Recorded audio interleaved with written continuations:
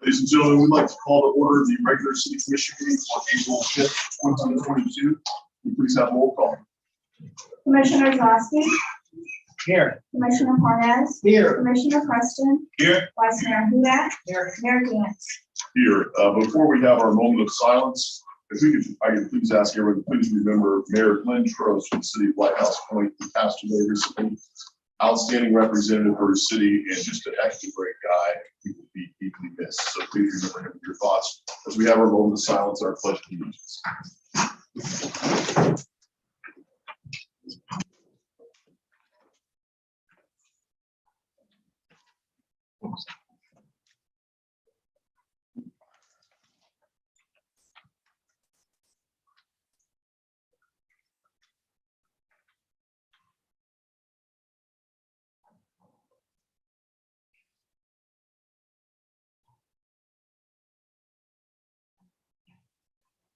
Pledge of allegiance to the flag of the United States of America and to the republic for which it stands, one nation, under God, indivisible, with liberty and justice for all.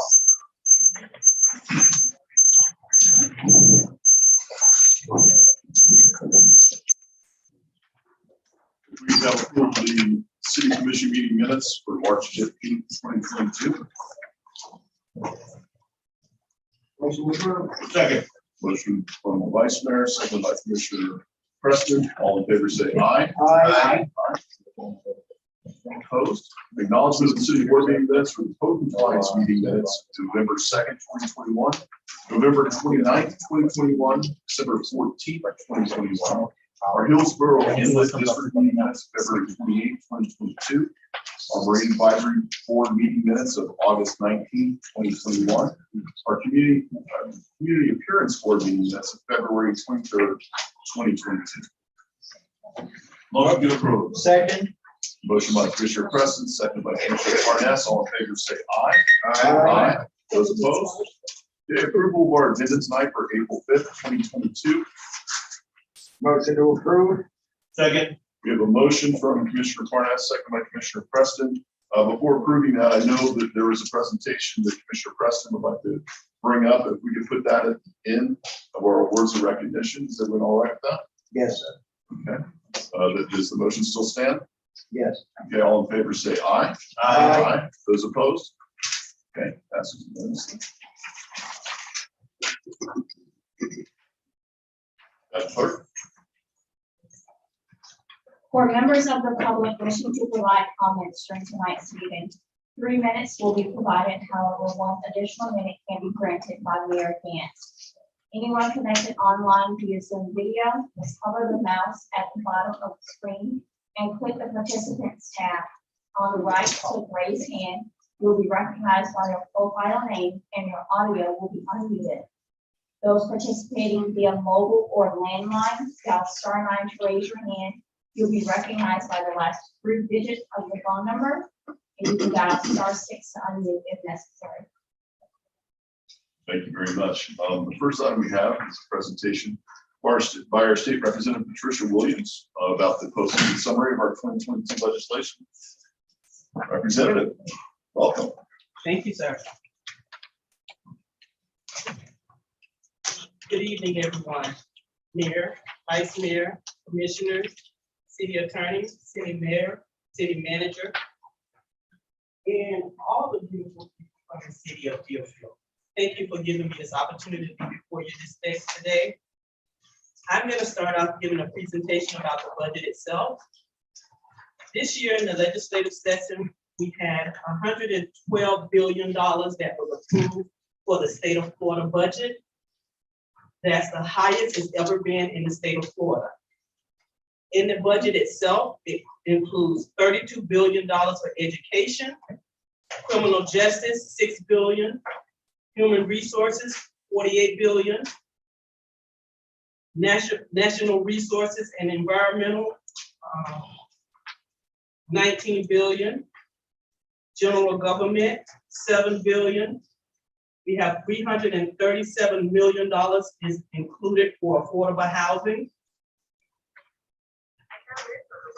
I was personally able to secure $2 million for small business loans, $241,000 for Broward Health. Former Representative Gwen Clark Reed started working on this. And this is for every woman in Broward County for breast cancer. We also have $402,000 in for Lauderdale Lakes. Mentoring Tomorrow for the schools, we have $500,000. Crockett Explorers, we have $350,000. Summer enrichment programs, $315,000. The city of Fort Lauderdale has $1 million also included in the budget.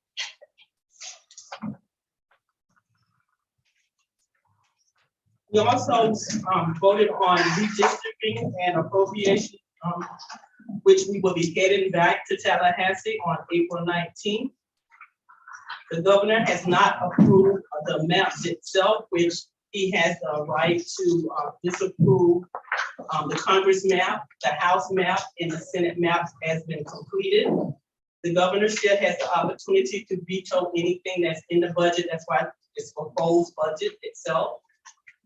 I worked on an item that I'm very proud of, which is House Bill 859, which will actually give a reading achievement for children in high school and also give the high school students the opportunity to earn funds if they are actually helping elementary school children to read if that's on a lower level and not able to achieve at this time. We also have House Bill 1011, which was a task force for missing children in out of care or foster care program. I don't know if it's going to be approved yet, but it has been put forward. We also had House Bill 7065, which will help any children that's in the welfare system and also as fatherless. Any church members that are interested in working with these kids, that money is in the budget if the governor approves it. It has several controversy bills that went forth: House Bill 3, House Bill 5, House Bill 7, House Bill 3, which would actually make up a police force for the governor himself. They also have $500 million in there for such form without an oversight committee. You have HB 5, which will, we call it the abortion bill, which is if someone finds themselves pregnant after 15 weeks, they're not able to have an abortion. House Bill 7, which is freedom of speech, where they actually try to tell you when and what to say and how to say it based on the bill itself. I have copies of everything that I have mentioned in a package on the side that you, if anyone would like to pick it up. My telephone number and address of the office is also included. If you have any questions or concerns that you may think that I can help you out with, my doors is always open. Thank you so much, Representative. Really appreciate it. Thank you for all your hard work. Tallahassee for us. Thank you for giving me this opportunity. Absolutely. Thank you.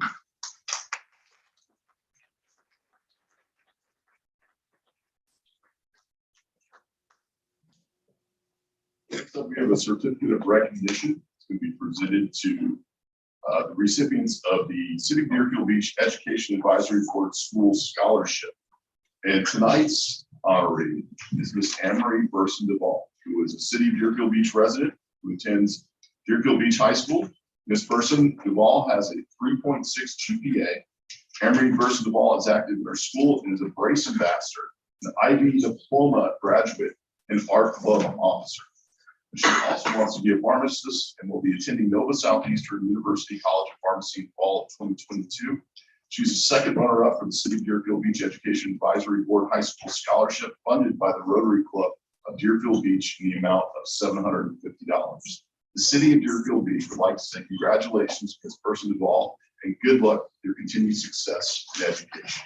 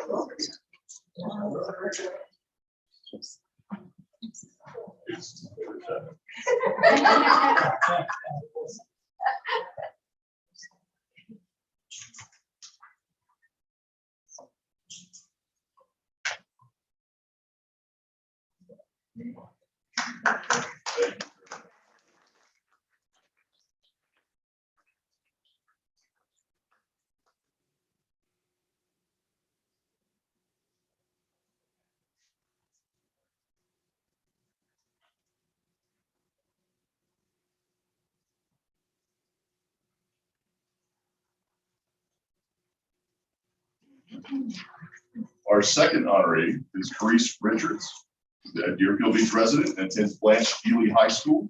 Ms. Richards has a 3.8 GPA. She's dual enrolled as a student at Broward College as well. Ms. Richards is very active in our school as a member of the First Priority, Blanche Ely National Academy Foundation, the National Junior Honor Society, the Poetry Club, the Queen's Leadership Club, and participates in the Blanche Ely Marching Band.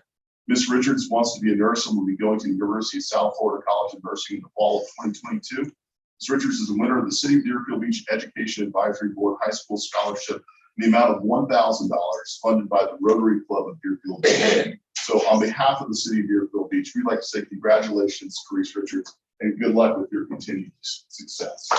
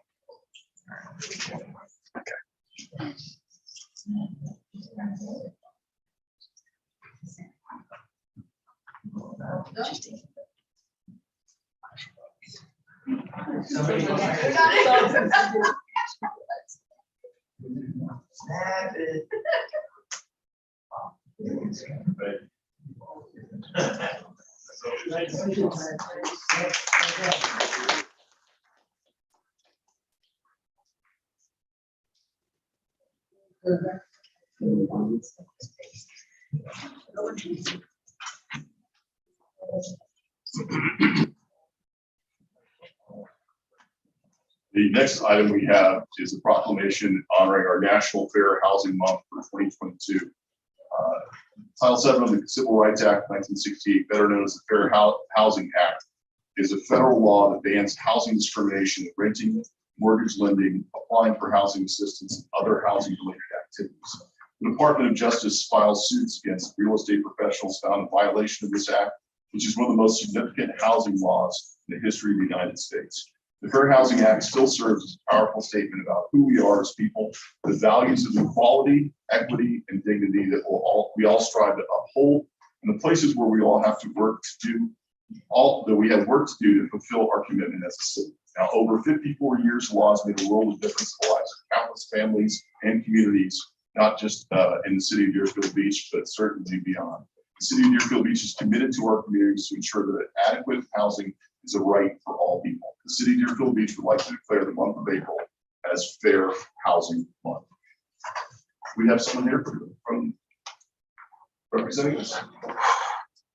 We do not. Excellent. Thank you.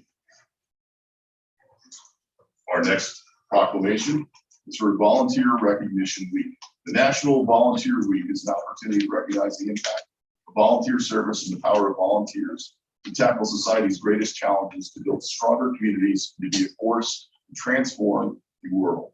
Each year, we shine a light on the people and causes that inspire us to serve, recognizing and thanking volunteers who lend time, talent, and voice to make a difference in our community. Our city volunteers strengthen communities, improve social challenges, and enhance the overall quality of life for Deerfield Beach citizens. The service of our volunteers has provided a foundation for a safe and united community by dedicating countless hours mentoring our youth, serving the elderly, providing food and services to those in need. The city of Deerfield Beach will celebrate National Volunteer Week, April 17th through 23rd. I look out there tonight, there are many volunteers here in the audience, whether it be Rotary, the Women's Club, all various walks of life. I want to thank all of you who serve our community. So thank you very much for Volunteer Recognition Week.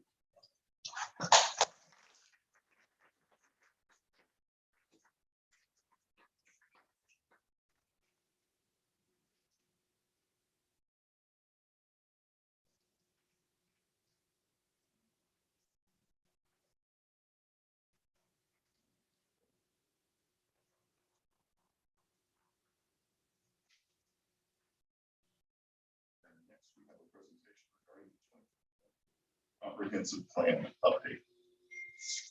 Santucci. Good evening, Mayor. Thank you for this presentation. I have our Director of Planning and Development Services, Mr. Power. Good evening, Eric Power, Director of Planning and Development Services, City of Deerfield Beach. Go to the next slide. Tonight we have a presentation for you related to the update of the comprehensive plan. The comprehensive plan, as you can see, is it possible to move the images, the video? Apologize. Thank you so much, Heather. The comprehensive plan is a requirement of the state. There are 15 states in the country that have a comprehensive plan. Florida is one of them. And every 7 years, we have to update. So what happened, if you recall, you go to the next slide, what happened, if you recall, last year, April 6th, last year, we did what was called an evaluation and appraisal report, which is really the update to the comprehensive plan, in which staff determines what changes, if any, are necessary for the update. That went to City Commission, was brought forward to the state. The state returned its comments and gave us until May 12th of this year to actually update the comprehensive plan, which we are on time to do. The comprehensive plan is not just an item of the planning department. It is really comprehensive in the fact that almost every single department for the City of Deerfield Beach works on this plan to help us update it. Environmental services, scale and management, our IT department, our public safety departments, parks and recreation.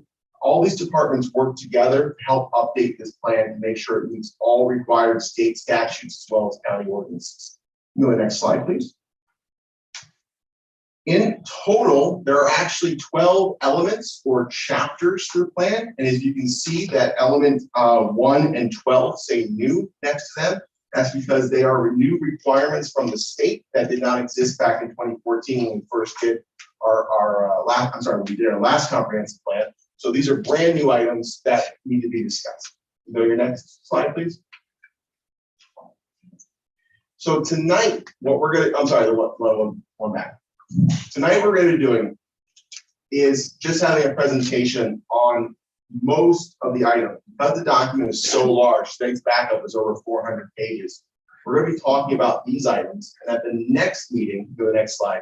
At the next meeting, we'll be talking about the following items. So tonight's presentation has already been reviewed and approved by the Planning and Zoning Board. And then this Thursday will be the next Planning and Zoning Board meeting, in which they'll be reviewing those next elements and they'll be coming forward to you. All right, next slide. Okay, so the first one we're going to talk about is the property rights element. This is a brand new element, it's just from this year. And essentially what happened was the Florida legislature required that property rights be part of the comprehensive plan. If you recall, a couple of years ago, they also required that property rights be part of the property appraisers direction as well. So now this is also included with the comprehensive plan. Go to the next slide.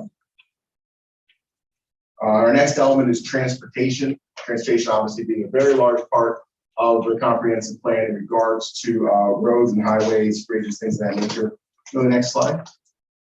And essentially elements that were changed, that we updated the data analysis. Of course, a lot of things happened within 7 years. New businesses, new residents, actually new roads. So a lot of things changed. So we've identified all of those, including updates to public transit and the like. Next slide, please. Utilities was our next element. Utilities obviously being things like water, wastewater, stormwater, things of that nature. So the next slide. So updates that have occurred in the last 7 years. Obviously, we now have a stormwater master plan. We've updated all of our potable water and stormwater requirements. Again, when you increase intensity, as tends to happen in Florida, all these things do tend to change. The numbers change, the amount of capacity changes. Go to the next slide. Coastal management, the next element, obviously being a coastal city, we have a coastal management element, which everything is for our barrier island. Just go to the next slide. And his changes were the coastal zone, which is an established area now. You may be familiar with the coastal zone is essentially everything that's east of US 1. That's a requirement now for us to update and state where that line is. Dune restoration, an important element of what we do here in Deerfield Beach. And then, of course, our emergency evacuation plan, which is new. Go to the next slide, please. Conservation, an important element of the city. Next slide. Identifying the conservation elements that we have in the city and updating our maps, resources, and quality reports as we have to do. Next slide. Intergovernmental coordination, or ICE, as we like to call it. Essentially, that's our requirements to work with Broward County, the state of Florida, and our adjoining cities. Go to the next slide. And we did update this particular element to include our neighboring Boca Raton, Palm Beach County as part of our adjoining cities, and the new coordination language that was part of the state and regional Broward County government agencies. Next slide, please. Capital improvements. Actually, nothing really changes. As this, you guys know, back every year in December, we bring the capital improvement element to you. So no new changes to this item, with the exception of, go to the next slide. We did update the currency levels of service from transportation, because that was an element. So we updated those levels of service in our capital improvement plan as well. As you know, the capital improvement plan is part of the annual budget every year. So this particular item doesn't change at this moment. Go to the next slide. Schools. Broward County has its own school board, and we have an interlocal agreement with Broward County. We recently approved the third interlocal agreement with Broward County. And so this is now added to the aspect of the comprehensive plan. Sorry, next slide. So the third version of the interlocal agreement, which was approved by this board a few years ago, is now part of the comprehensive plan. And next slide, please. And then the climate change, which is the new element.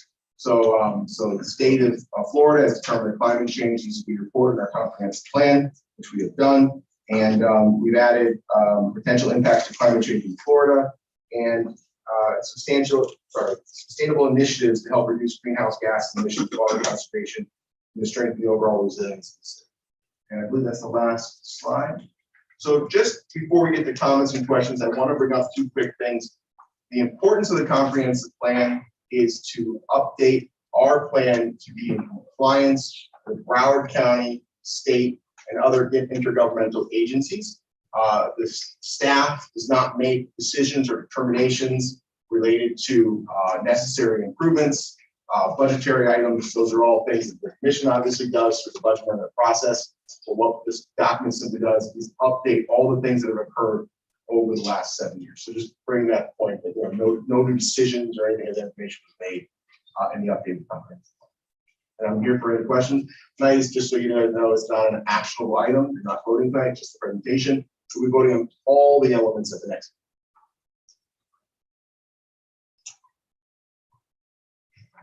Questions? What's your question? Sorry, Vice Mayor. You did, that's okay. One thing that stuck out to me is what we identified as affecting our city. So we identified the aspects that were related to the comprehensive plan. So all the items that are in the comprehensive plan are updated for the city. Unfortunately, because this is a new aspect or a new element, no studies have been done from the comprehensive plan on what any of those items are. But we've updated the elements to include those things if we have to do that. So if it comes forward in the future.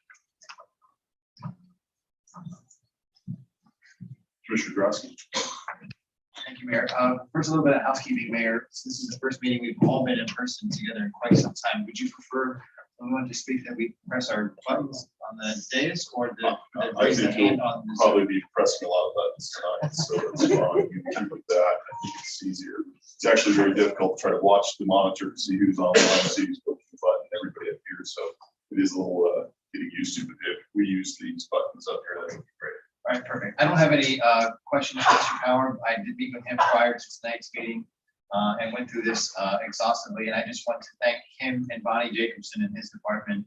As he alluded to at the beginning of his presentation, this is a massive document, almost 600 pages. And they update that, internally here at the city themselves. So it's a yeoman's effort. And so I just want to thank, Mr. Power and Ms. Jacobson for the effort that they do, because it requires countless man and woman hours to put that together. So I just wanted to point that out because it's time that was well spent. Thank you for doing that. I thank you, and while it was a huge effort, not just for Ms. Jacobson and all the city, I do need to point out that we did have a contractor, Lake Current Associates, did help us with a lot of the data. They're here tonight. They were a big help to us.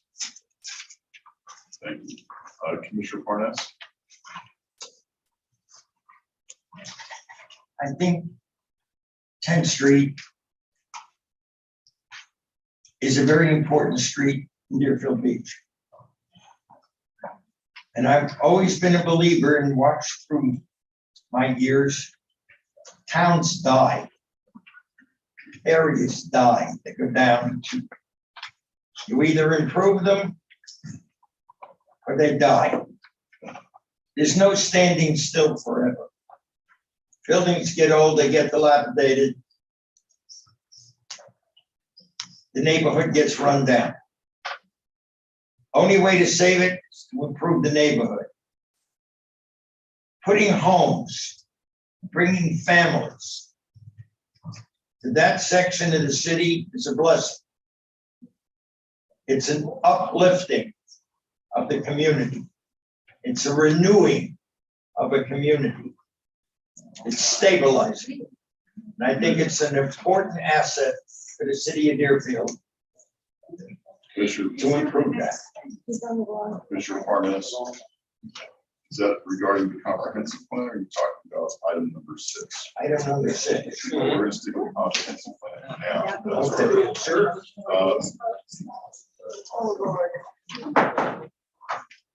So we'll thank you, Mr. Powers. Appreciate it.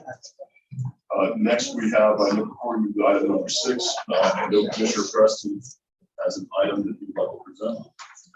Yes, I'm really happy and proud to share with you that we have a program in the city of Deerfield Beach that is a joint effort between BSO and Florence. It's called the SEED program, and that acronym stands for Skill Enhancement and Employment Development. Now, what is that program? That program is when we take young people, a select group of young people, that actually go through classes in how to interview. This is the second annual part of this program, and what they do is it's like basically 5 weeks. The first week is like an overview of all the things that they're going to be doing.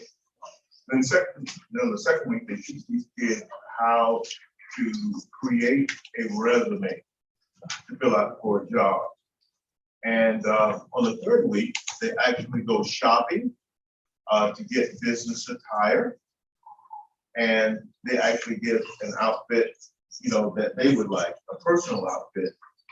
And then on the fourth week, it all comes together, all the things that they've done. Again, preparing these kids how to go out and to get a job. And then on the 5th week, they actually graduate. Again, this is a project between BSO and our Kiwanis.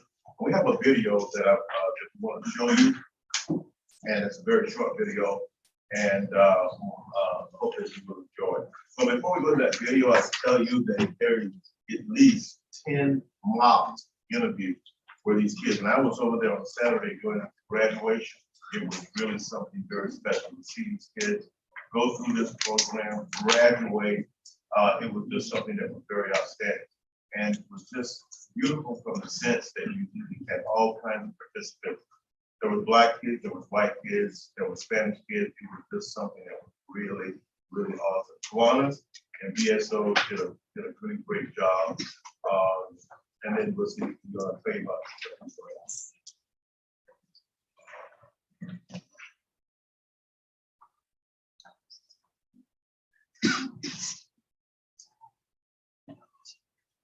The SEED program, which stands for Skill Enhancement and Employee Development. It's the second year for the program, run by the Broward County Sheriff's Office, which helps junior and seniors getting ready to enter the workforce. The idea came about when community officers from BSO were talking to students and learned they didn't have anyone to help them apply for jobs. The students felt unsure about where to start, so the Broward County Sheriff's Office stepped up and started this program. For 4 Saturdays, the students learn how to create a resume, go shopping for interview outfits, and go through mock interviews. During the first year, 3 of the students landed a job while still in the program. When they decide that they're at the age where they want to start making money, they either want to buy stuff for themselves or their family, we're giving them the proper tools so that they can make the right choices on how to make money, how to enter the workforce, how to get a proper job, instead of making alternative and potentially bad decisions and ways to make money. One of the students came up to us and said, yeah, I was able to actually apply because I finally had a professional outfit that I can wear for an interview. So it was amazing to see so instant gratification from this. Fantastic. BSO saw a problem and found a fix, created a solution there. That program is sponsored as well. For more information, you can visit BSO on how you can get involved or help take part. I want to also tell you that, make sure that everyone knows that Kiwanis was very involved with that. They have really embraced this program. And Joe, if you will come up for just a second, Joe LaMonaco, we give special thanks to him. He did such a good job with the program and the kids. Thanks to him for a couple words about Joe. Thank you, Joe. So that is why we started this program, was to give kids an opportunity to make the right decision. And a special thanks to Kiwanis. We went up to them with this idea. The first year we had to kind of piece it together, just little donations here and there. And this year we went to Kiwanis, we pitched it to them. Within seconds, they unanimously said, yes, 100%, we want to be on board. And not only did they monetarily sponsor this, but they also provided all the volunteers, and they made it their signature project, which means that for the foreseeable future, it's going to keep happening. And they're going to sponsor it every year, which is amazing. So we get to bring positive interaction for these kids' lives for some years to come. So I just want to thank Kiwanis for being a part of that.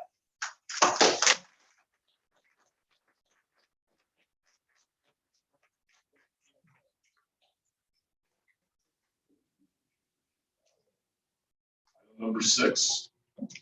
Thank you, Mayor. Anthony Soroka, City Attorney. For the record, item number 6 tonight is an ordinance of the City Commission of the City of Deerfield Beach, Florida, rezoning approximately 1.59 gross acres located at 341, 351, 381, 421, and 441 Southwest 10th Court from Business Community B1 to Residence Multifamily RM15, application 21-R-64, approving the applicant's request for the allocation of 18 flex units, providing for a maximum of 18 townhouse dwelling units, providing for severability, conflicts, and effective date. This is first reading. I think the applicant is here, as well as the applicant's representative. They want to come up for the presentation.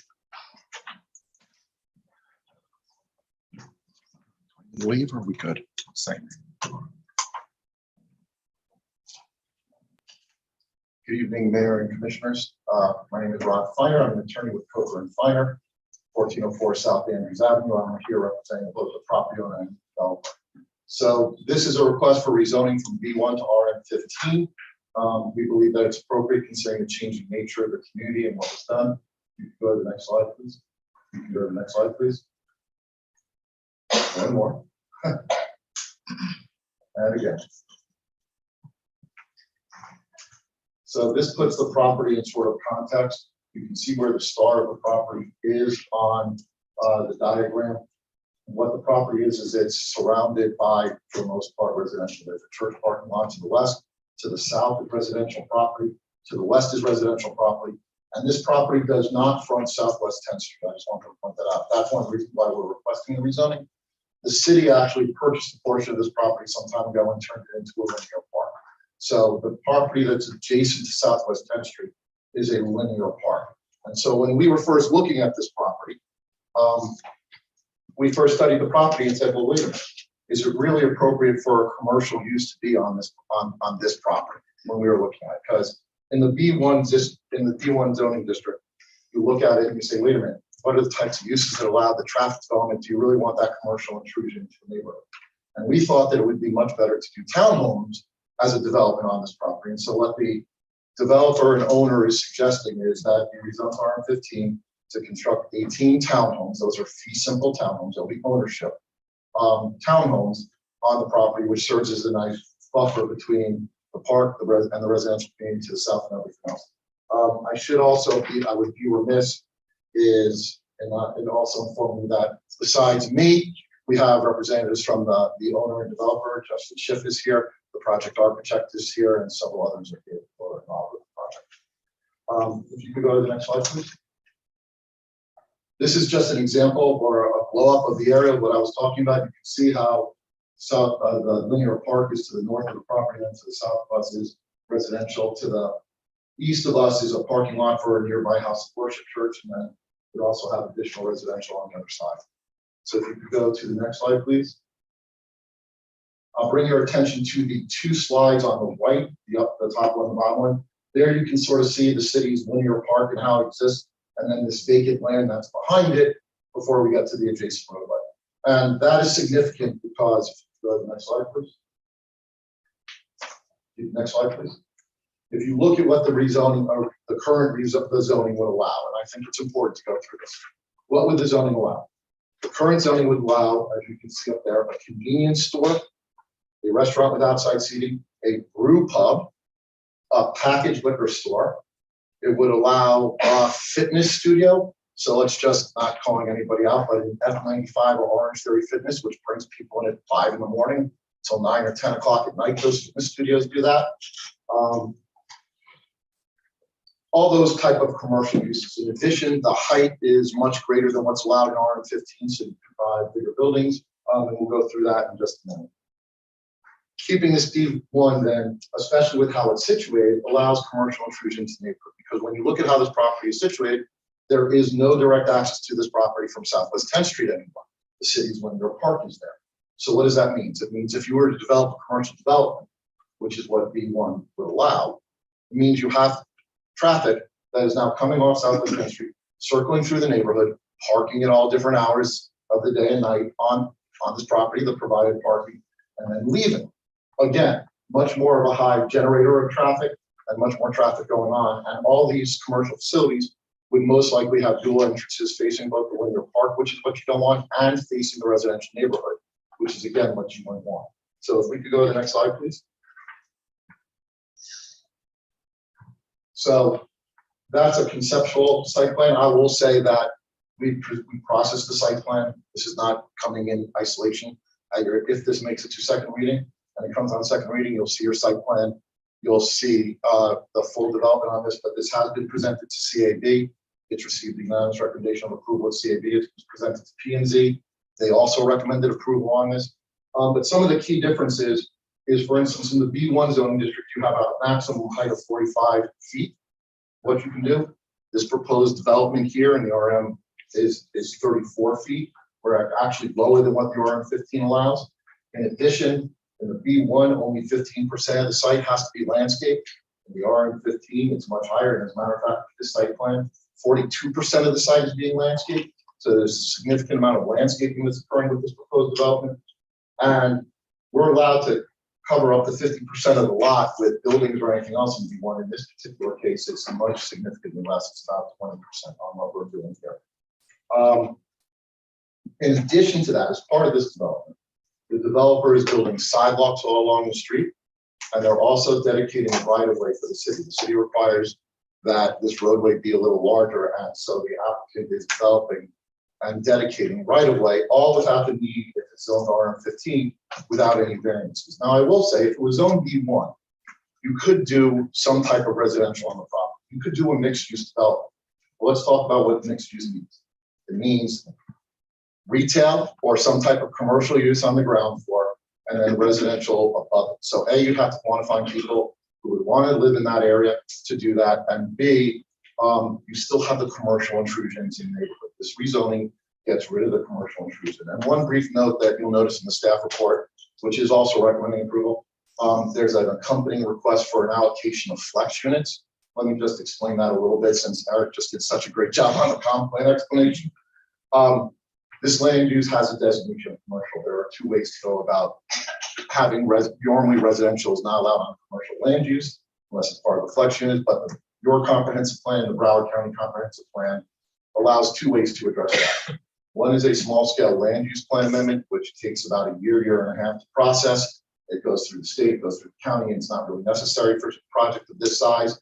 The other one is to allocate what we call flexibility units. That then allows the residential use. You're still in compliance with the comp plan.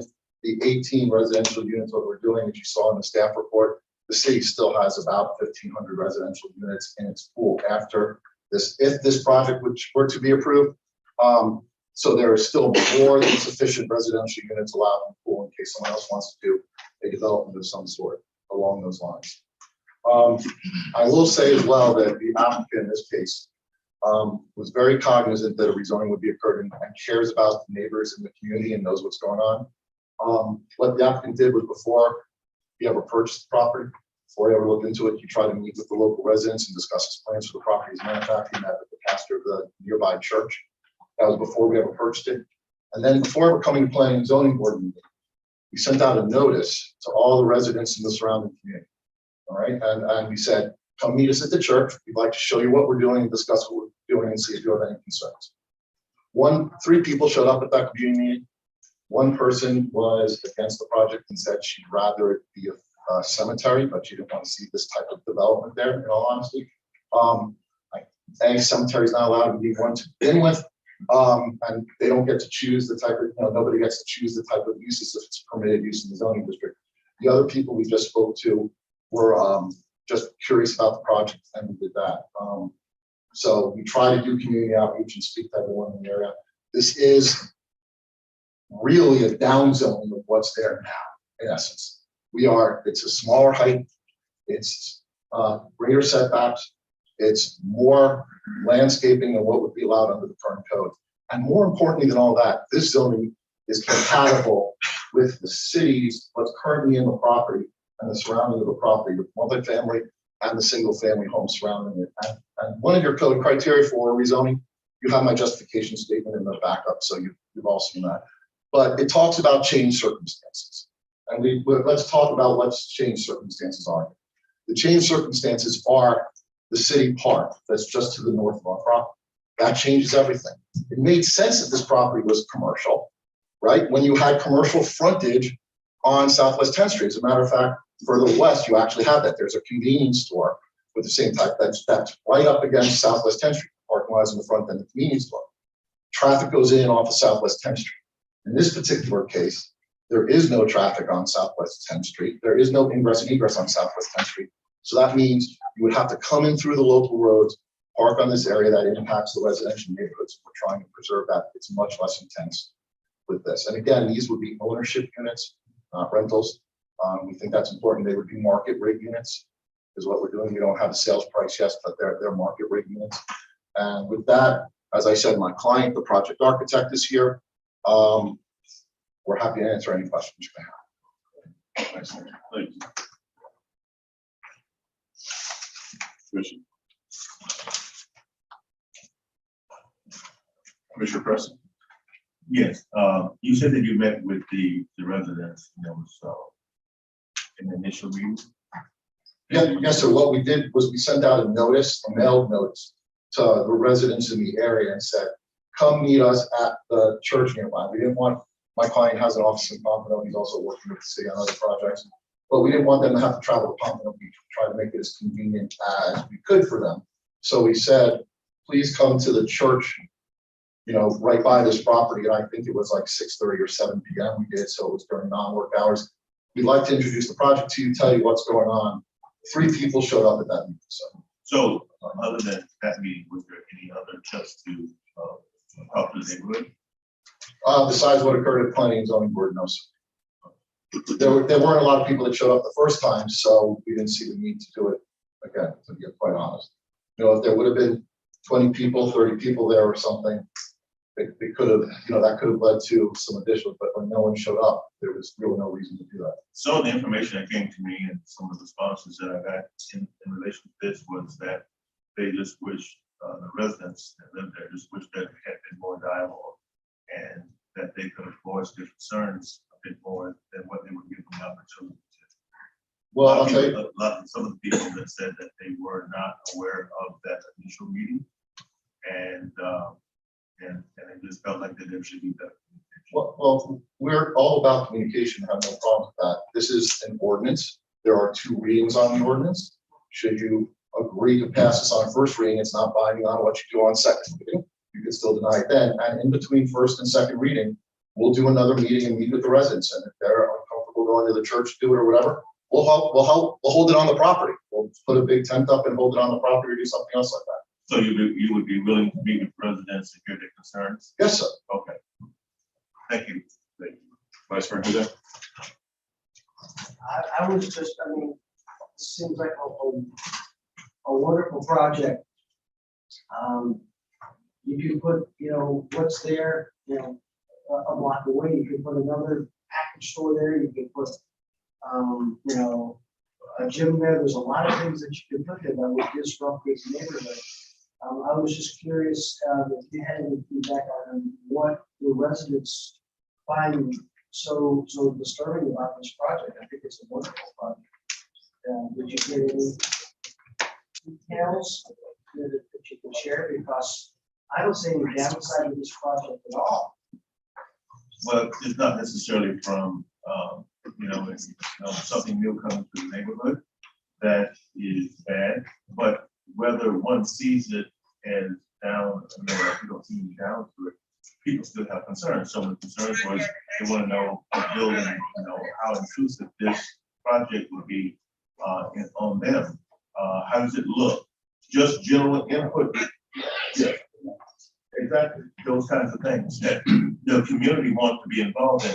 I think there's 2 ways a developer can bring a project. On one hand, you can bring it in the sense that we want you to be involved. We want you to know what we're doing. Help us with that. That can be done. Or you just do what you want to do. And that way you don't have good neighbors. I think that the neighborhood understands that the property is owned, but they want to live there. They already have been living there. They just want to know as that project comes forward, can we have some input about how it appears in our community and how that adjustment will take place. And I think that's completely reasonable. So do I, sir. We try to do that, and I've committed today, and I'll do it again before this comes back for second reading, that we will do that stuff. I can't guarantee what's going to occur out of those meetings, but we're always willing to talk to the residents. Yeah, my colleague, did they answer questions? Thank you. Any other comments before we turn it over to the public? Commissioner Grassi. Yeah, I just would like to remind my colleagues that we're just being asked to do the rezoning tonight. The devil's always in the details. When you come back for site plan, that's when we're really going to grill you. I appreciate you being proactive because even though it is a rezoning, we always tend to ask site plan questions at a rezoning. So I'm glad you were prepared and had your team here in case those questions came up. But I would just also like to emphasize that in that B1, to the residents that may have concerns to this project is what the alternatives they could have had there. And there were some of them that were in the presentation, with some of the conditional uses as well.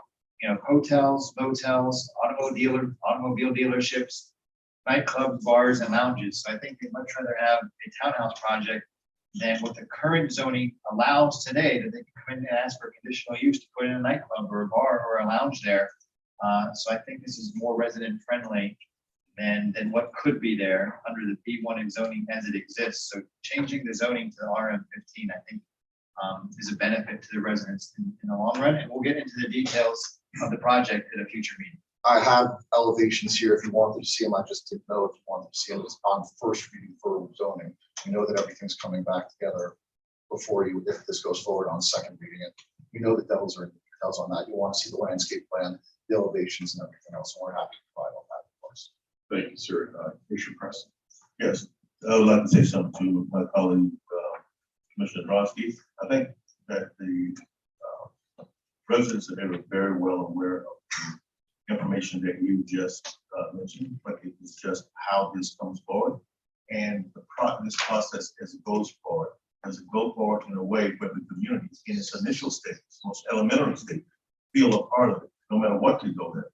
You know, so am I a part of it? Do you consider me? Do you know who I am? That's the right thing to do.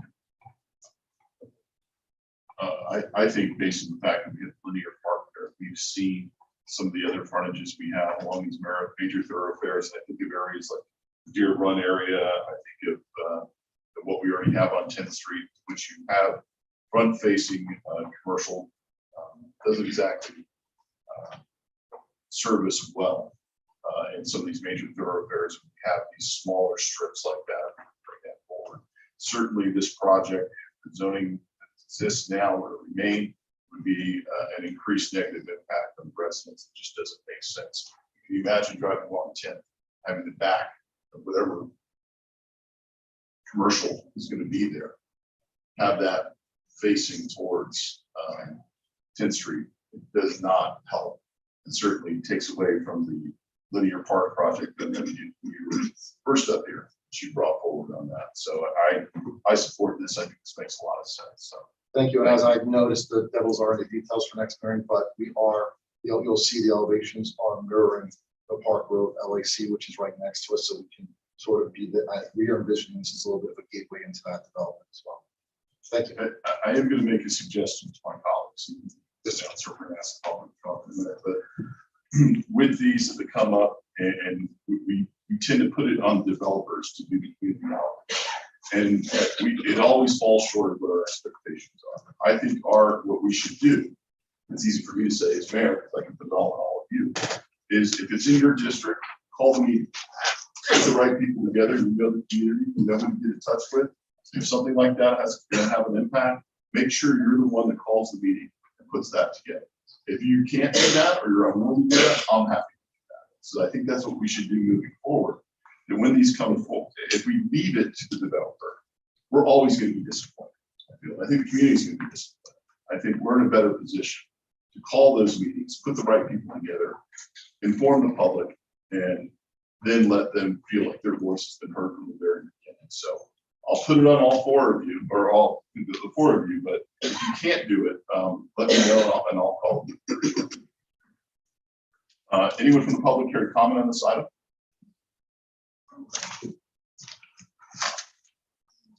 Terry Scott, 180 Southwest 3rd Avenue. You know, it's real easy to say something when it's not in your district. Real easy. Because I've been in many commission meetings when you have said, we don't want a few people to decide anything. So with 3 folks being there, that was a little unfair. Those was the 3 that got the notice. The other ones got the notice the day after and the day of just a few hours. How unfair for that. It's easy to say something when it's not in your district. The thing is, this community understands development is coming. It is not that we are against development. It is not that we do not want something there. We want to be heard and included in what is there. In District 1, you wouldn't ever build anything without that community. In District 3, you would not. I've been in many commission meetings when this community of those communities has been heard. And all we're saying, when you come to District 2, let us have a voice also. We understand that something is gonna be there. We are not saying don't build anything there. But give us a chance to be heard. Don't come with your arrogant self, just telling us that something is gonna happen. It's unfair. Let us also have a voice in this matter, because it's gonna affect all of us. That's all. We never said we don't want anything. Don't think when we come up here, we are just against it. No, we're not against. Just let us be heard. Let that community be heard. That's all we are saying. If townhouses is coming, let it be known townhouses is coming. If you're gonna put a drugstore there, let it be known a drugstore is coming. But let the community be heard on it. Don't let a lawyer that came up here that wasn't at the meeting give you this fluff. Because how unfair also. This community, mayor and commissioners, just want to be heard. That's all. We just want to be heard, a part of the decision that is being made there. Those are those folks' homes who's been there for years. Just want to be heard. Can I please have that extra minute? Sure. Thank you. They just want to be heard. That's all. Spare them that much to be heard. Do what we have did to many other developers. Make them have 2 and 3 meetings with with that community. Just not one. He said we only have 1. We got 3, so we thought it was unnecessary. How arrogant. We thought it was unnecessary? No. Go back and do it again. See what we can get out of it. Because we did have a community meeting. And they did come. They did come. So that means if he would have went back and gave proper notice or walked the community, like we have seen many others do in this city, walk the community, because why? You want partnership with the community. So that's all it takes. And I believe people would have been as humble to come again. Please, hear us. Thank you. Can I ask you a question with all of that? Are you for or against this? You want to be heard, now's your chance. I am for development coming when the community is included. Are you for this developmental change? You sat here. I am for developmental change when the community is included. Now, Mayor, if you all tell me that you want to say to this developer, go back and meet with this community, then I'm for change. Okay. Anyone else from the public here to comment on this item?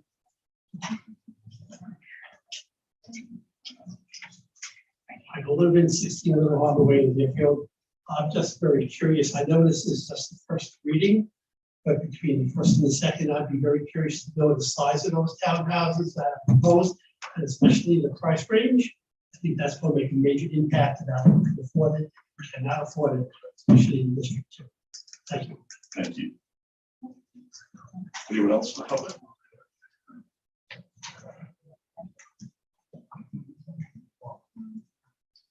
Good evening, Mayor. Gwendolyn Cloughery, 1430 Southwest 6th Way. Yes, I understand there was a meeting with the community and only 3 people showed up. I also understand from the residents that they're very concerned about this development coming. It's not that we don't want development to happen in District 2. And if you look at the radius, the area where the notices were to be sent, a lot of it included the Sandpine Preserve. So when you talk about getting out to the community, you really have to look at who's receiving the notices in that community. Now that area, yes, it is rezoned, it is zoned B1, but across the street is residential. So I would like to know if the developer ever thought about having it rezoned residential and building some homes, some single family homes on that property. So that is my question, Mayor. And also to say that we're looking at the linear park, and we're looking at how that development impacts on the linear park. Then the traffic, you're talking about the traffic in that area. That street isn't very wide. And as I heard the attorney say, well, you're going to give some of the land so that the road can be widened. But that is going to bring a lot of traffic. 18 townhomes, how many bedrooms? How many families are we talking about? We're talking not just 18 people. We're talking possibly a lot more than that. And the amount of traffic that that's going to bring into the area.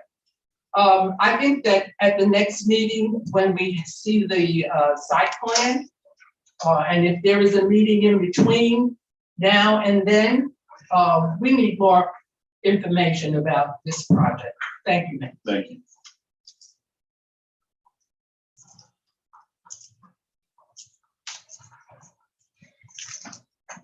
Good evening, my name is Jerry Caldwell. I live 1101 Southwest 4th Terrace. Me and my mother been living there 50 years when it was dirt road on the other side. I'm not really against the project, but the thing is, well, they said that they sent out a notice, and my mother 78 years old, and a lot of elderly people around there, they didn't get this notice, and a lot of them can't really read, so they have to wait till the kids come home to, to read them. And she didn't get the notice. They say the preacher down there was saying this is gonna have a meeting. He said the meeting was not wet, but the other preacher down there, they don't get along. At Bethlehem. So the dude said that they didn't want nothing to do. Bethlehem ain't want nothing to do with it. So, but my thing is, it needs to be a traffic light there on 10th Street, because I've done a short survey. Took me 30 minutes, me and 4 friends, just to turn off 10th Street like 5 o'clock. And then with 18 units and 40 cars, it's gonna be 80. So you're gonna have a mess. Fire's gonna be busy. They're gonna have multiple accidents. So they need to look into that. Thank you. Thank you.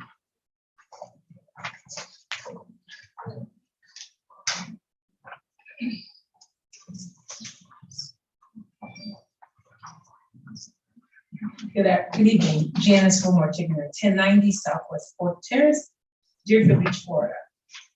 I was one of the 3, well, total of 4, because it was a couple, and the pastor and one of his parishioners, along with Mr. Schiff and the other 2 others from his company that came. We did get the notice 1 day ahead of time. Everyone was not properly notified. Even got a little comment that, hey, could we bribe you with the donut? You can't bribe me with anything. First of all, I've been living there for almost 30 years. We have no desire to be, not that a matter of saying we're locked in, but don't just come and impose and drop something on us without us having a say so in it. I'm totally against it. I think we need to be heard by, the community needs to be heard at large. There needs to be a meeting held. And yes, I was the one that knocked door to door and on churches and left notices if you didn't answer on your door with a site plan, with documentation of the letter that I received from the city, from planning and zoning, so that every one of our neighbors in that area around that block got the information. And we turned out 21 people. And those people came, and our residents came, even the family members of the elderly ones that cannot come, that do not live right directly there, their children came to support. That strip down the street where the Brazilian market area is on 10th, I don't see where the traffic is such a bad thing there. I would rather see single family homes 1 level. And if you're gonna buy there, then I think that you should live there. Don't come there and 6 months later, like it's been happening in our area, sober houses popping up, they're saying it's not happening, re-entry homes popping up, they're saying it's not happening, and it's there because we see it. And our elderly people, it's not safe. Once you put those walls up of those townhomes up in 18 townhomes, the children are gonna lose place to play. You're gonna lose the traffic. They said they did a traffic calming study. That is not true. That was not done. The traffic is horrendous coming through there. People bend my stakes in my yard every time they bend that corner. If you're standing in your yard, you better back up because you're likely to get hit. So that's not true. That study was not done. So we need, you need to come and really sit with us, and yes, put a tent out there with some chairs. And let y'all come to us. Don't make us come to you guys. Come to us. Let us tell you how we want things and respect where we live, because we pay taxes there. We bought our homes there. We don't want any and everybody, just the snowbirds coming and buying a place, renting it out, putting it on Section 8. We don't know what type of safety is gonna be there. If something happens to us on the other side of that on that linear walkway, no one's there to see you, to protect you. It's gonna be crime, it's gonna be traffic, and it's gonna be accidents. So we better think hard, we better think long. And you guys need to come straight. You need, thank you. And you need to also come correct when you come into the neighborhoods, because like Mr. Scott said, you will not just walk the streets and do it anywhere. So I think that we have definitely been treated unfairly in this situation. And I thank you very much for that. Thank you. Thank you.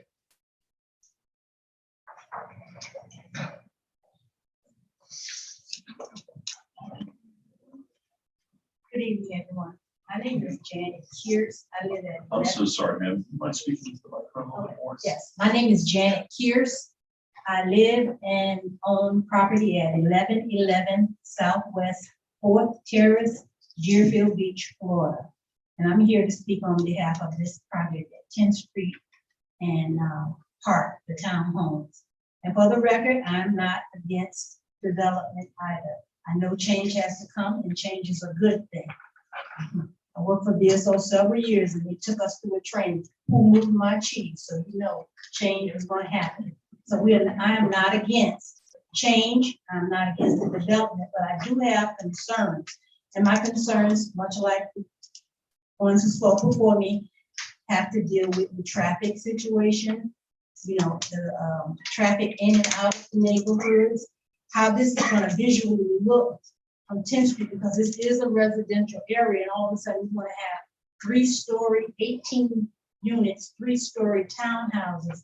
And the reason I know this is because I was at the meeting and they did have a picture of the proposed townhouses, and they're beautiful. I didn't have any objection to the way they look.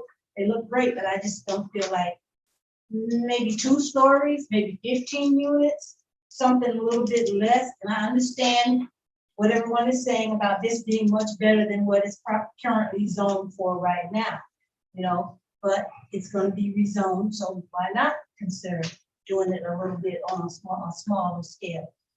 One of my other concerns is, as Janice raised up, renters. These properties, yeah, they're going to be bought and people are going to own them, but eventually people do rent out these properties, and then how's the upkeep going to be? How's that going to affect the neighborhood? And also I'm concerned about the construction itself. I've heard nightmare stories about previous communities that have had to deal with construction, with it tearing up the foundations of their homes. These things need to be addressed as well. Okay. I do realize that this type of thing could be political in nature, and I realize that this property is going to be developed, just like everyone else said, would like to have a say so. I'm simply asking you not to move forward on this tonight. Let us meet with the developers and then take it from there. Thank you. Thank you.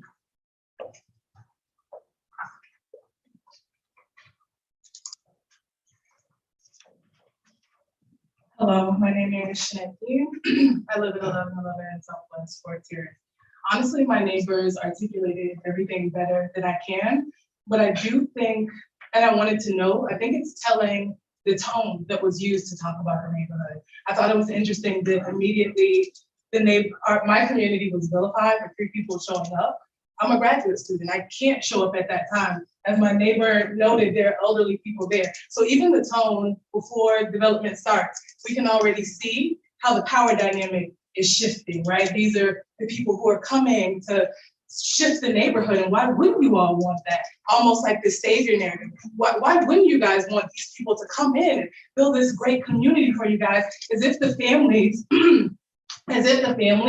and communities there, particularly their voices, are important, and I wanted to note that. And I also wanted to thank the guy who spoke, as well as everyone here, because the way that we can frame this community, my community, and talk about changing the very nature and fabric of it, when we've noted there are families who lived there for 50 years and more, everyone knows each other, and we can just kind of talk about it very casually. It makes me honestly activated, and I want to join up with Terry, because maybe we need to change the nature and fabric of meetings like this. Thank you. Ma'am, can I ask you a question? Are you for or against the zoning change? As my neighbor stated, development is coming. I just want to have a voice, and I want the tone to change with how we're regarded. So you don't have an opinion at this point? No. Okay, thank you.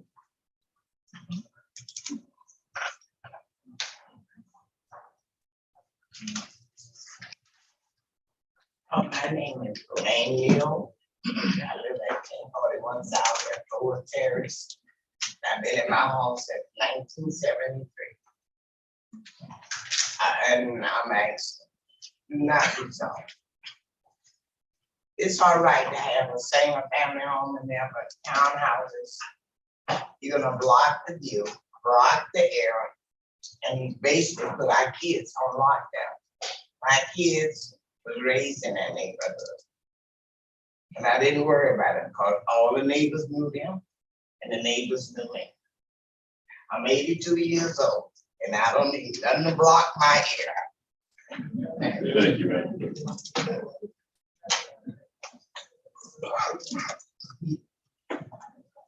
Good evening. My name is John Williams. Address 114 Southwest 7th Court, which I own multiple properties in Deerfield. Born and raised, been at Bethlehem Missionary Baptist Church since I've been born.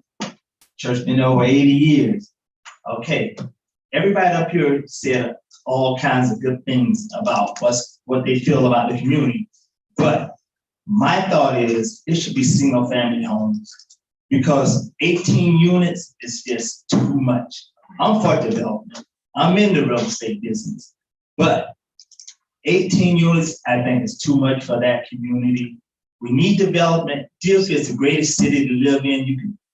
But that's why we're so great. And I know that you all are going to vote. No, do not vote tonight on that, because we need to communicate more. We need to talk. We want this development. Matter of fact, maybe I can do some business in this. But anyhow, I think we need to not vote tonight, and let's get the developer, and of course we can get something done. That's how I feel. Yeah. Excellent. All right. But I'm for change, but not 18 units. I don't think. Lesser units or single family homes. Okay. Thank you.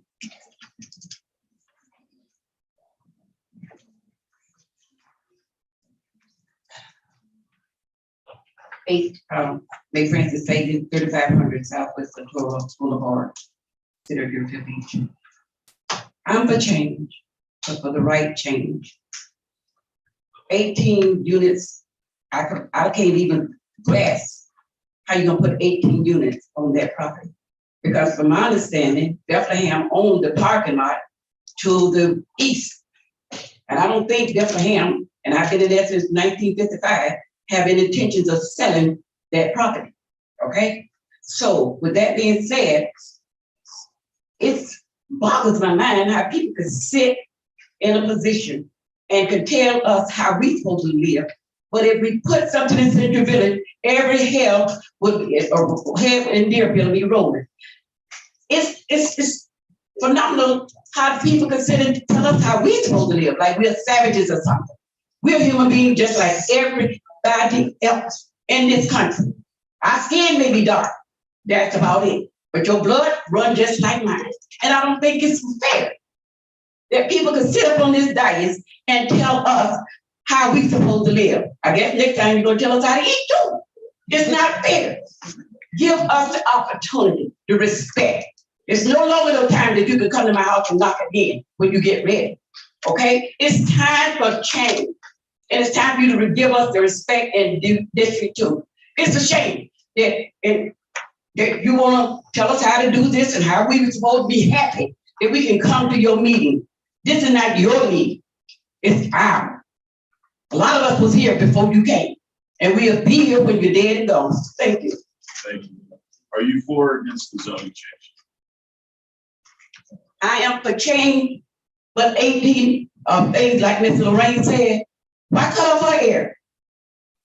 It's not fair. So it's about the units. It's if you put 3 stories, Thank you. it's going over their house. Thank you.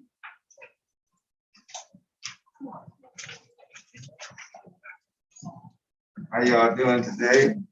My name is Jackson, and I grew up in that neighborhood. Mr. Jackson, I need your full name and your address, please. My name is Richard Jackson. I grew up at 114 Southwest 12th Court, just down the street from the property that you guys are planning to build on. But I was forced to move from that property and sell to the church because of the zoning. And now I live down the street again at 671 Southwest 12th Court from that property. Now I want you to know that I'm not against change, because if you stand at 10th Street and look down 2nd Avenue, you'll see that that neighborhood needs change. It's been like that for 59 years since I've been there. So my thing is that, like the young man said earlier, we just want to be heard. I'm hearing there's going to be 5,000 calls and RV and the B and whoever. So that means that strange people are going to be hanging around. We need to look out for the children because of the traffic. You know, there's a lot of things we got to consider before we start this building. You know. And we just want to be heard. We just want to know what's going on in our neighborhood before you just come crashing through with your machines and telling us what you're gonna do and not what we want. Okay? So that's all I gotta say. We just want to be heard. Are you for or against the zoning change? I'm for change. I'm for change. This zoning change or in change in general? I'm not sure about the zoning because, like I say, I was forced to move out from. She was forced to sell our property. My grandmother was a farmer, and she paid for that property. And as I was a little boy, I remember her paying for that property, and she used to tell everybody around the neighborhood, "Do not sell." But most, which the older folks died and their children sold. So I'm not with the zoning, but I am for change. Okay. Thank you.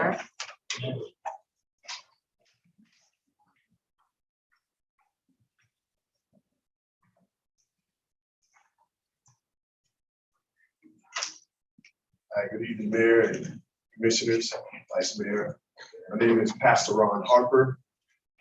I am the senior pastor of Lion Kingdom Ministries at 432 Southwest 10th Court. And I believe that my name or my location was brought up several times. I was going to sit back and not say much, but I think it's just relevant that I get up and say something. The first thing I want to say is that I'm in a peculiar position because, number one, I serve this community. Okay, and number two, I'm totally for development and I'm for the project. Okay, but at the same time, being here, I hear the hearts of the people that are in the community, and I understand their concerns. At the same time, my thought on it is that yes, come back, meet with the community, hear them out. I don't think I heard anyone say that they're, except for maybe one, even that anyone is totally against the project. They just want to be heard. So I think a lot of things can be solved if we just hear them out. One of the reasons why I'm totally for the change is because where my church sits, right now, most of the time there's kids using that field for dirt bikes. And the noise and the dirt and the dust that kicks up at the church, they even come into my parking lot sometimes. They make skid marks in the parking lot. So I don't see it getting much worse than what I have to experience on a regular basis. Like I said, I'm for the change. I was actually looking at purchasing that property I've been in the community now for 10 years. I've been serving the community, but I've been a part of that community years ago. My grandfather used to have a farm there. I picked beans in that community years ago when I was a child, before I knew it was work. And once I found out it was work, then I kind of left. But anyway, I'm for the change, but again, I just, and I also have a good relationship with the developer. I know his projects. I've seen his projects in the city of Pompano. We met just prior to him building and purchasing that property. And but I'm not one-sided in this. Like I said, I have to serve this community, whether you guys approve it or not. I still have to serve this community. So, and like I said, just my suggestion to the developers and to everyone else involved, set up that meeting, hear them out, and again, just in my closing, I am for the project. I am for, and I understand the 3-story unit in order to put parking underneath that. The parking underneath the bottom eliminates cars on the streetway. So it eliminates the traffic, and having to go around the cars to get there. So I get why it has to be 3 stories. So, but again, that's my take. Thank you, sir.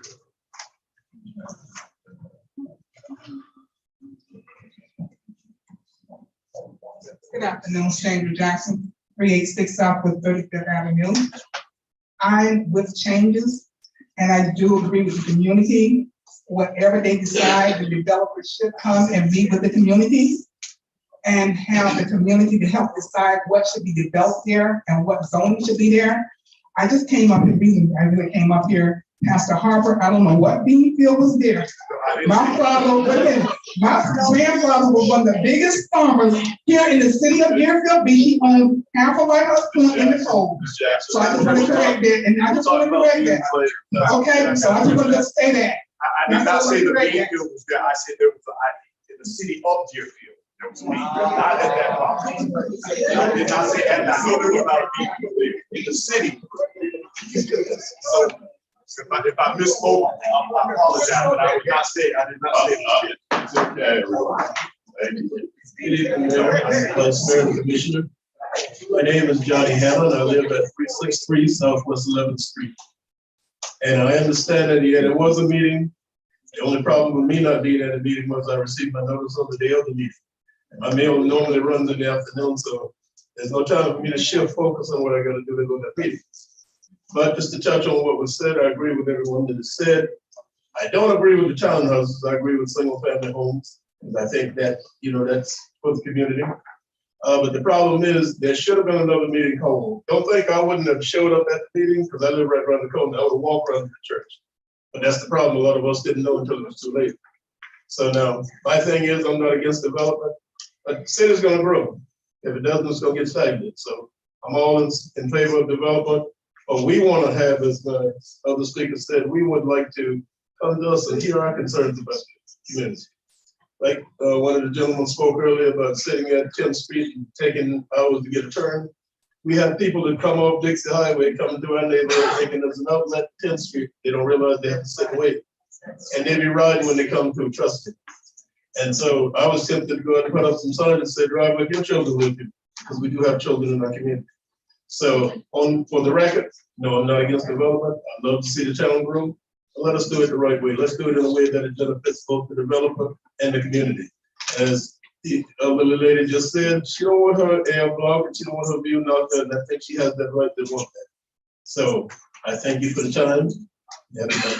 Thank you. Is there anyone else from the public in person here? Let's see, we check online. These hybrid meetings. Katie Freitag. Good evening, Commissioners. Katie Freitag, 418 Southeast 2nd Street. My whole thought is obviously when the guy first said that only 3 people showed up to his meeting, obviously that should have been a red flag. Definitely should have scheduled a second one after that. I understand, and I also see, because my house isn't very far from that neighborhood. I also do see a lot of the kids on dirt bikes riding up and down that particular piece of land. Maybe the city can look at giving the kids another place to ride their dirt bikes on with this project moving forward. I also agree with a lot of the people, 18 is really way too many to pack into that small neighborhood, that small street. Garnering that 18 equals no less than 50 to 55 cars between those 18 locations, those 18 townhomes. Each townhome is a 2-bedroom, looking at 2 to 3, even 4 people living there with vehicles. That's going to be a given. If you put single family homes in or townhomes in, you are not going to be able to stop people from renting them out. There are so many Airbnbs all around my neighborhood that are all single family homes. You are not going to be able to stop that. And I don't think it's right to say, well, just because it's a townhome, it's going to be rented out. Well, people are renting out regular single family homes all around me as Airbnbs, VRBOs, the whole 9 yards. The one thing that I do want to make sure that the developer is understanding is because of that being on one single city street, there is not a separate way to do an entrance and an exit for the construction. So there's going to need to have some special attention to be paid to the construction on that street, knowing that there are a lot of houses right on the, 15 feet, 20 feet away from where the construction is taking place. So I definitely hope that the builder will take that into account, find a way to be able to be as easy on the residents across the street from them as possible, and make sure that there's plenty of space for parking. And maybe the city even needs to look at addressing the fact that there should be no city street parking on that street on either side to keep all of the parkers, all the extra cars taken care of in a proper manner. I'm for this development. I am for this rezoning because you do not want a bar. You do not want a car dealership facing you. You don't want that. You would rather have residents who will take care of their property and become your new neighbors. And that's how it needs to be addressed. And I hope that's how things are moving forward. More meetings, more involvement from the community, but this is a development that is moving in the right direction. So I this as well. Thank you, Derek. I'm done. Thank you. Anyone else? If you'd like to speak, you gotta come up to the mic. Okay. Mr. Mayor, may I just have 2 minutes? Not yet. Still open to the public, so public knowledge. Okay, not seeing anyone, I'm going to close it to the public.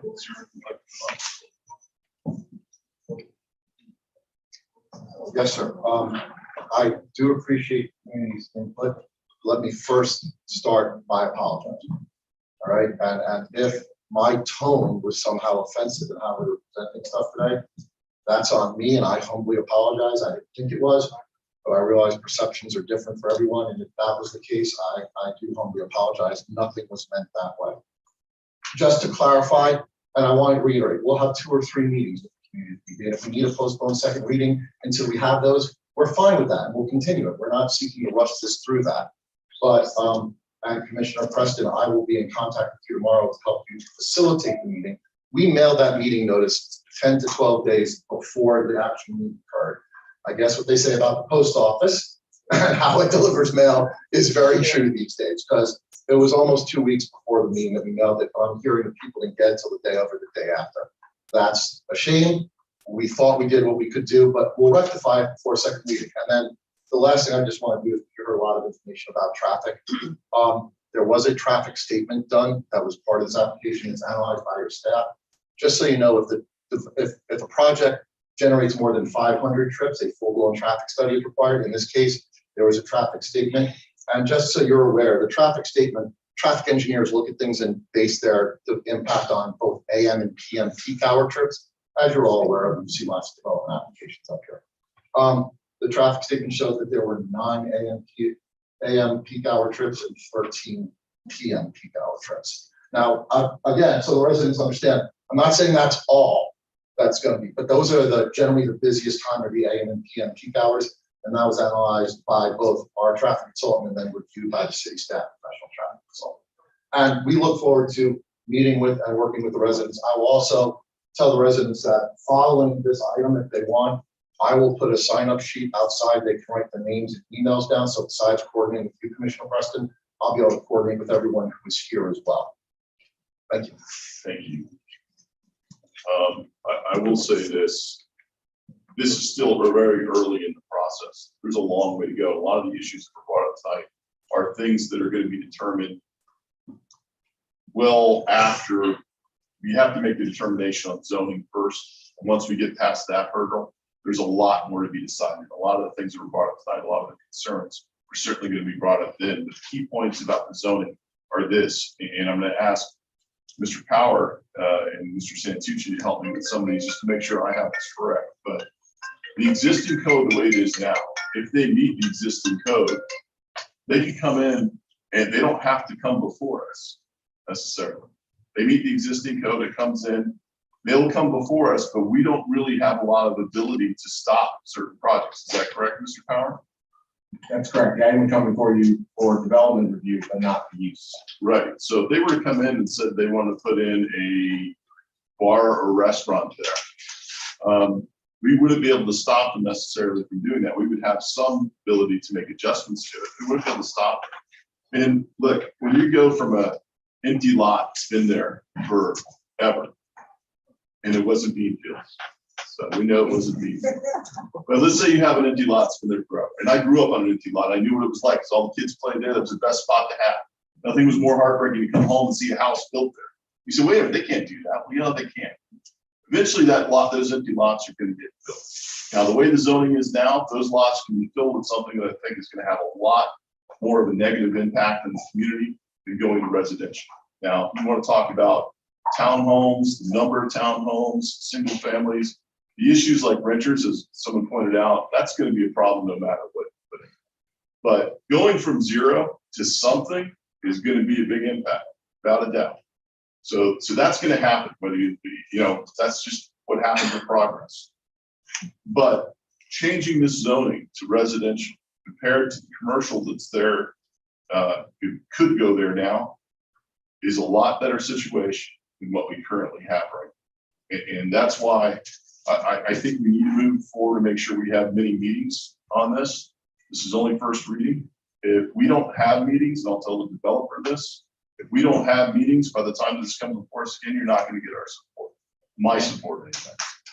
But have the meetings, find out what everybody wants. And I think you guys will do a good job with that. Do not trust the mail system to get anything out. I am getting stuff for things that happened in February last week. So that's a lot of fun. So don't trust the mail system on that. But I think the best way to do is work with the commissioner, community license, whatever it is, we can make it happen and get everybody together because everybody wants to be heard. And I think once everybody understands what's really happening, and look, correct me if I'm wrong, but right now zoning allows for it to go to 45 feet in height. Is that correct, Eric? That is correct, sir. Okay. So we can go to 45 feet right now. 45 feet with the zoning that exists right now, if they were to come in. And we wouldn't be able to stop that, could they? Because it would meet the code, correct? That's correct, sir. That's correct. This changes it and goes down to 34. We can hash that out, whether you like 34 or not when it comes into it. But you have to change that zoning because something else can come in there and be 45 feet. And that's a big problem. And you don't want that. So we're at the early stages of this still. I think there's a lot of work to be done. But I think we'll get there. So, you know, however the word got out to you tonight, I hope we use that same system because you all showed up. So thank you for doing it. Commissioner Parnas? Motion to approve? No. Okay, we have a motion. You mind holding it while we have a communication with everybody else? Sure. Okay. Commissioner Preston and Commissioner Gross. Thank you, Mayor.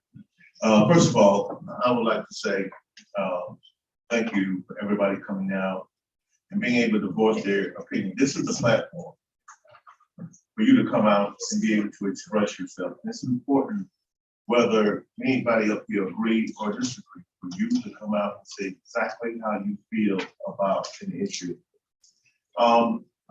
I will say that if you talk to Mr. Schiff, you will find that he is a good person. He is. He is also a reasonable man. And I will tell you that he will listen. I am confident in that. There were some questions about townhome versus single family homes and, rental. Single family homes is how you build a community. It's the stability of any community. But I will tell you, there is a lot of homes, like in my area, that are purchased, that are being rented. People bought the property, they purchased the home, and they're still being rented. So the rental idea will not go away. 18 units, the reason that there's 18 units there, let's face it, he'll make more money than building 4 or 5 homes. He just simply will make more money. And which is nothing wrong with that, because that's what he's in business to do, is to make money. Whenever you introduce a plan to a community, whatever the project may be, there are 3 considerations I think that ought to be there. One is residential consideration. What is it? What is it that the residents want? And I think that if you would have listened to everybody here, you didn't hear people here saying, I'm against this, no, blah, blah, blah. What you heard more is I just want to be a part of how you come into my community. And there is absolutely nothing wrong with that. So residential consideration is a good thing. If you get residential consideration, I will guarantee you, you will get community buy-in. There is no doubt you will get community buy-in, because there is a platform then for communication. Somehow in the process, it was error.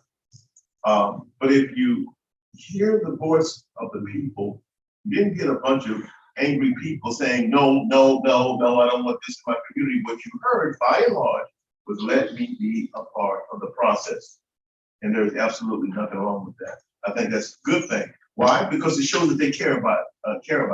And more than anything, when the project comes into the community, they're going to help it. Community buy-in. And when you see a person like Pastor Harper come up and give his point of view, he's a person that has been involved in that area. He's been there for the longest, and his integrity is stellar. He's a good man. He cares about that community. And so it's a matter of everybody communicating for the betterment of the community. And I think that there was a general consensus, Matt, and I've been assured that Mr. Schiff and his team is willing to meet with the community.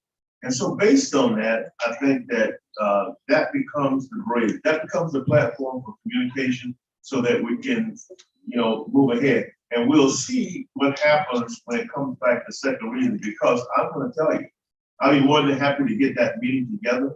But if it does not happen, the people are going to tell me. And then we'll have some issues, because there's a promise now on the floor to work with the people. There is nothing better. There was a project here in Deerfield, a rather large project, like it was larger than this one.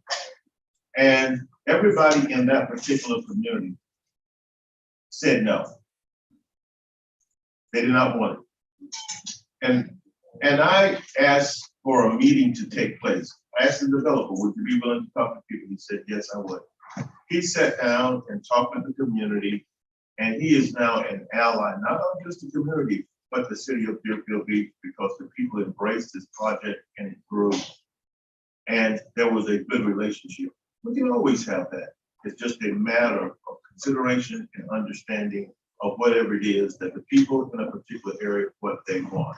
And I want to just say this to the people that spoke, people that live in the district, my constituents. I am happy that you're able to come out and voice your opinion. However unpopular it may be, you have the right to do so. It's a good thing, but you also send a message that you're not against progress. Just want to be a part of the process, and there's nothing wrong with that. Thank you, Mayor. Thank you. Commissioner Drosky.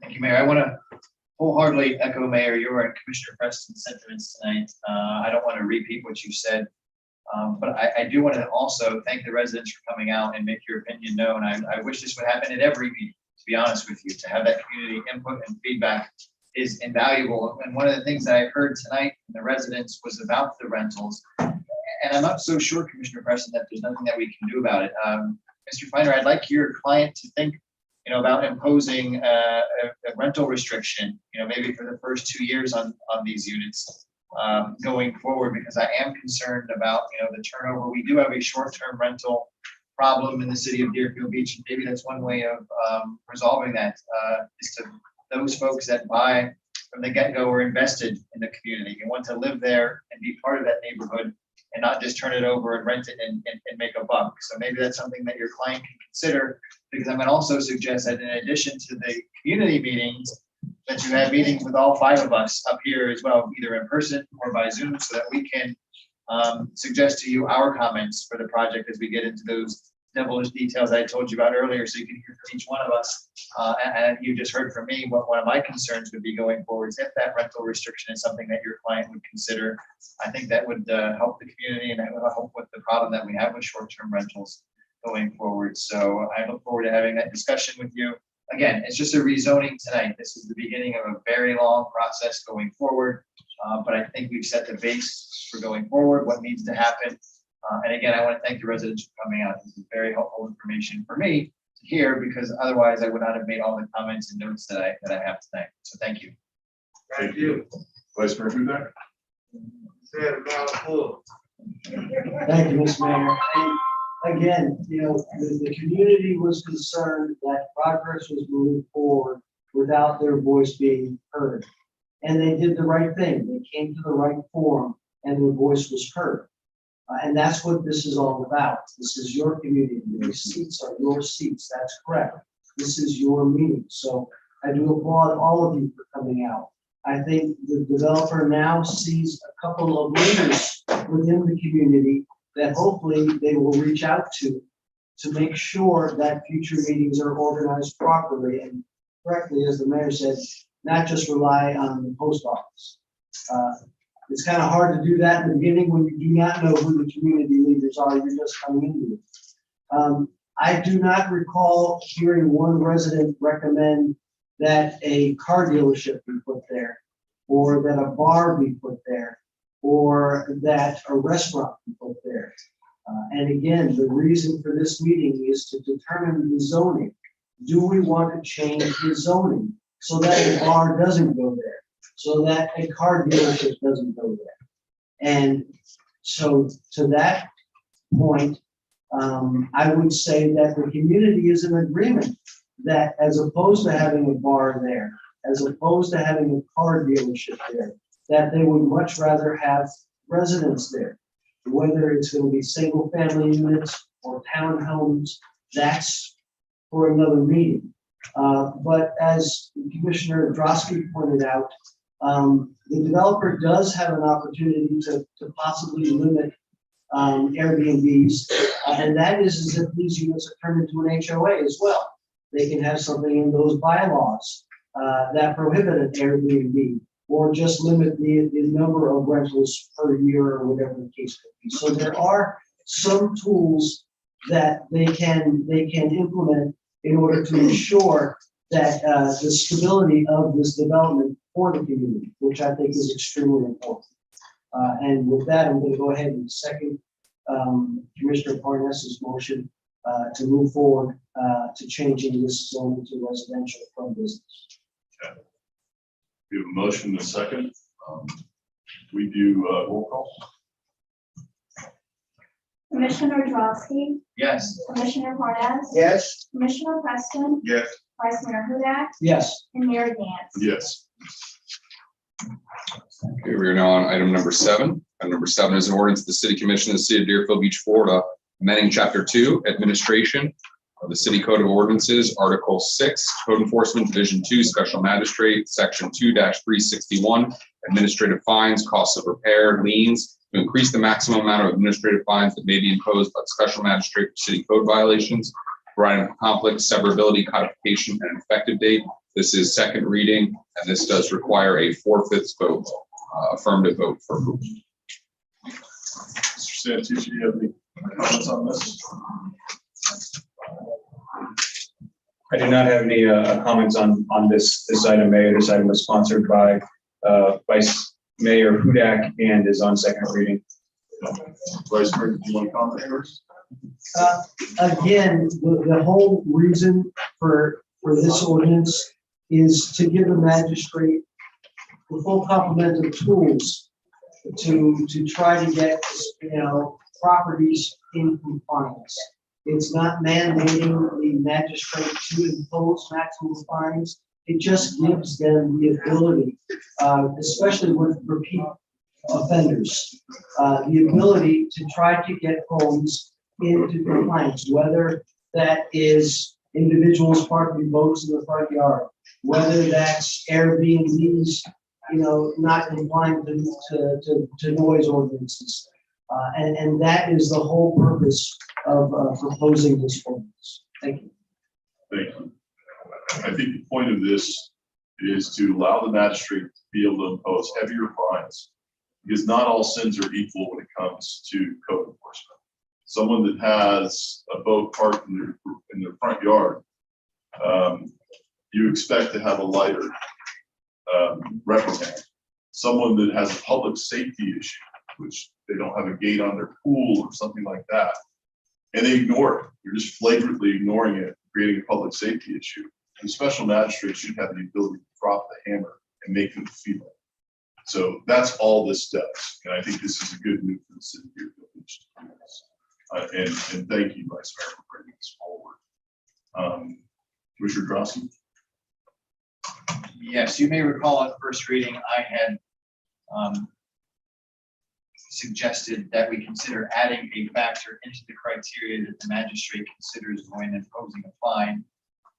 I played some mental gymnastics with the city attorney since our last meeting, and have decided not to include the additional criteria that I wanted, which is, whether the violator is the property owner or a renter or not. The factors and criteria that we have in our ordinance now mirror the state statute, and I think that we should stick with those, adding an additional one. While I can justify it, I can also justify it the opposite way as well. So I just wanted to follow up on that conversation. I'm not moving forward with that suggestion tonight, to leave the ordinance as it passed on first reading, and I'll be supporting it for the reasons that the mayor stated as well.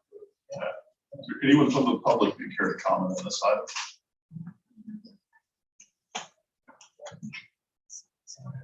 Not seeing anyone. I'm going to close it to the public. Motion to approve. Second. Motion from Vice Mayor Hudak, second by Commissioner Parnas. We have roll call, please. Commissioner Drosky, Yes. Commissioner Parnas, Yes. Commissioner Preston, Yes. Vice Mayor Hudak, Yes. and Mayor Hans. Yes. Item number 8 is an ordinance of the City Commission of the City of Deerfield Beach, Florida, approving an amendment to section 3.04, elections and terms of the city charter to modify the term limit restrictions for the City Commission, providing requisite ballot language for submission to electors, calling a special election on the proposed amendment to the city charter to be held on Tuesday, November 8th, 2022, providing for submission to the electors for approval or disapproval of the proposed charter amendment, providing for requisite ballot language, providing procedure for balloting, providing for notice, providing for related matters, and providing for an effective date. This is second reading.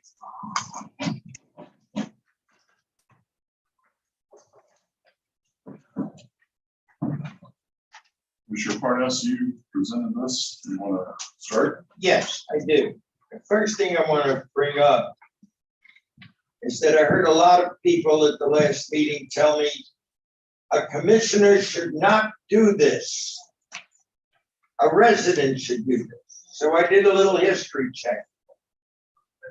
They also had the dates a little wrong. They talked about 2006. The amendment putting in for the voters, changing from no terms to 2 terms, was first introduced in 1992 by Commissioner Trachtenberg. The first reading was on the 15th day of December 92. That will make it 30 years ago. And was approved January 5th, 93, signed by the mayor, Gene Brock, and attested to by the city clerk. Fact is, the change that we're talking about was introduced by a commissioner. Let us also not forget that all of us sitting up here are residents. We did not give up our rights as residents when we became commissioners or a mayor. I've lived in this city for 32 years. This is my home, and I love it dearly. And I don't look at just one district, I look at the whole city. My whole life, I have been an advocate when it comes to decisions to leave it up to the voters. Now, why did I pick November that's in the ordinance to be rather than any other time? Well, let's look at saving money and votes. If we did it during the primary season, all of the independent voters and non-party affiliates would not vote. Only Republicans who have 2 candidates or more, or Democrats who have 2 candidates or more vote in primaries.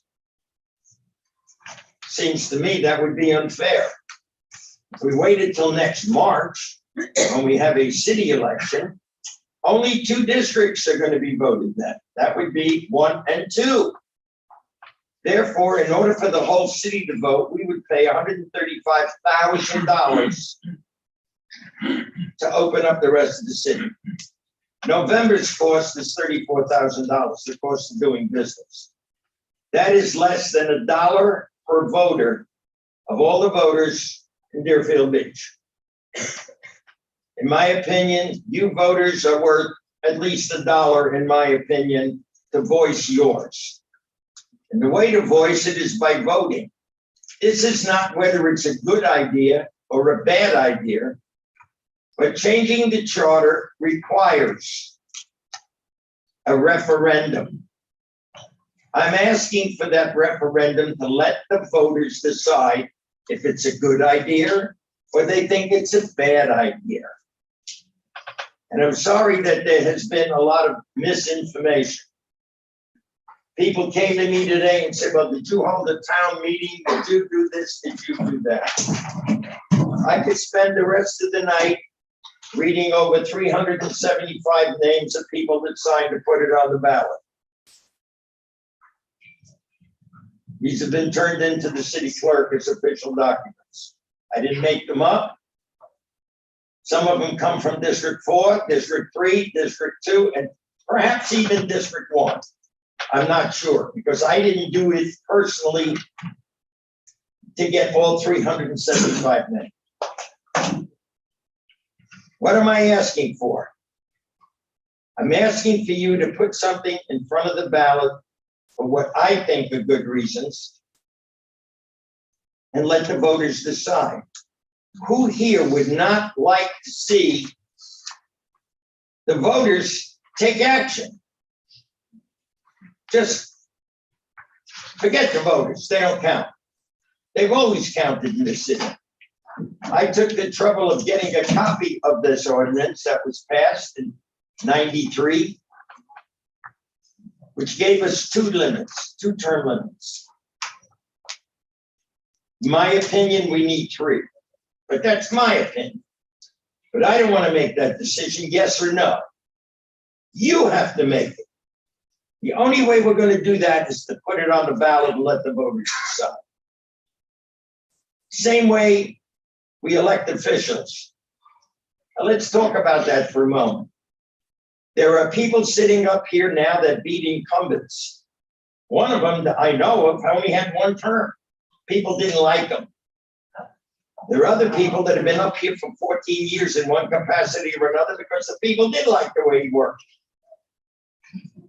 So I'm not asking you to throw out all the rules, but next couple of years, our budget is going to get very close to $250 million. And I'd hate to see rookies handling that who may or may not be competent. I've heard comments, well, we could find, who if we could find people that are competent? Anybody in this room or anybody in this city? that isn't a convicted felon, as far as I know, and some probably, even though if they are a convicted felon, can run for an office. Their competency is proved after they've been in office. If they fail, they don't get elected again. Who suffers if the whole commission fails? The city. Experience counts. 3 of us up here have been fighting for 10th Street for 10 years, 7 years, excuse me. I'm holding a meeting in Century Village on the 25th. I've invited FDOT to come to voice our objection that they haven't kept their promises to Deerfield Beach, and that we will not move forward. We will do everything in our power to stop it until they live up to their promises. And even then, if we don't like it, we will fight them. If all 3 are gone, who's going to fight for us? Who's going to fight for the city? Who's been involved? I just want to say, no comments from the peanut gallery. Show each other respect. If he's talking, let him talk. When you come up here, he's not going to interrupt you. Please, no comments. As I said, right now, 3 commissioners. 1, 2, and a mayor. I've been battling for 7 years against a superhighway that would adversely affect the life of a good many citizens in Deerfield Beach. So Parkland can get to work 15 minutes earlier, we would suffer. The businesses on the south side of 10th Street would most likely be moved or go out of business. To me, that's not a very good deal. I've attended almost every meeting I possibly could with our group to fight it. Yet 3 of us very possibly be gone within 3 years. Who's going to pick up the fight? The voters should decide that. That's all I'm asking for you to do. Let the voters decide in November. You think it's a good idea that we have a 3rd term? Vote for it. You think it's a bad idea? Vote against it. But this is your decision, not ours. It belongs to you. We talk a lot about neighborhoods coming up here. We want them to consult. Somebody asked me tonight, did you hold a town hall meeting? I heard some town hall meetings had 30 people. 275 people think it's a good idea that the voters decide. And that's been in a short period of time. Imagine if I had another month, I could double it or triple it. I've had people go out and knock on doors. I've knocked on doors. I sat in front of one restaurant in Century Village on a bench, and people came out and talked to them. They said, no, the voters should have a say in this. Fine, give them the opportunity. That's what I'm asking for, the opportunity for this commission not to take away your vote. You count. You live here. You should make this decision. And at the ballot, not at a meeting, not at a community meeting, but where it counts. There are rules. For instance, we can't sell city property worth over $750,000 without your permission. Did you know that? Would have to be a referendum. This is a referendum. To make a small change, either it's good or it's bad, the decision is yours.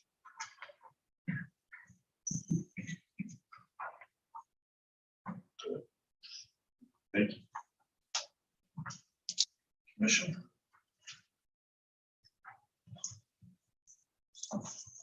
Commissioner Preston. I can appreciate the enthusiasm and zeal of my colleagues, I still ask myself, why are we dealing with this? When you say let the voters take action, the voters already did take action. They've already decided what they want, and it was in place. This is not a movement that was born from a massive group of people out of District 1, District 2, District 3, District 4, saying we would want you as representative of our district to put this on the ballot. That was not that type of movement. This was born, the idea, this concept was born from the dais itself, was born from my colleague. And tonight we have to vote on this. I had a district meeting, and it was very packed, very well attended. And I asked this very question: how many people want to see the term, the limits extended? There was 2 votes for. One of the people that voted yes was not from District 2. There was 1 District 2 voter that said yes. Everybody else said no. So, you know, I'm challenged with this because, again, if the people was filling this chamber and saying, we want to see this on the ballot, then you could say, let the people decide, but the people have already decided. And I think that you know, to change the city charter, I don't know for what reason we would be voting to change it. It's in place, it has been working, and there is not an issue. And for the idea that, you know, we're gonna have a complexity with city budget, but there are other areas that can be complex as well. I think it's important to allow the process to take place to elicit new ideas from new people. People that will come with, you know, a multiplicity of ideas, imagination. When you do 8 years, give somebody else a chance. You know, let them come in. Let's see what they're thinking and how their ideas can actually help the city. One thing I can tell you is that whoever runs for office ought to have a passion. You ought to have done research. You should have gone through a lot of challenges to be able that when you're sitting here, you can actually say that you're representing the people. It's important because they trust you to be able to do that very thing. And whenever they speak, we ought to listen. It's important that we listen.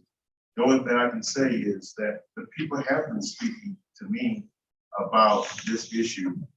I have on this phone so many letters, but not one single letter is in support of this. Not one. So the people did speak. And it makes me think that it goes a little bit deeper because everybody is thinking this out. And they're saying, no, we do not want this. I have not received one letter in support. That makes me think about this. Citizens of Deerfield Beach give their name. They give you their phone number. I have talked to some, and they are emphatic, no. So, thank you, Mayor. Thank you, Commissioner.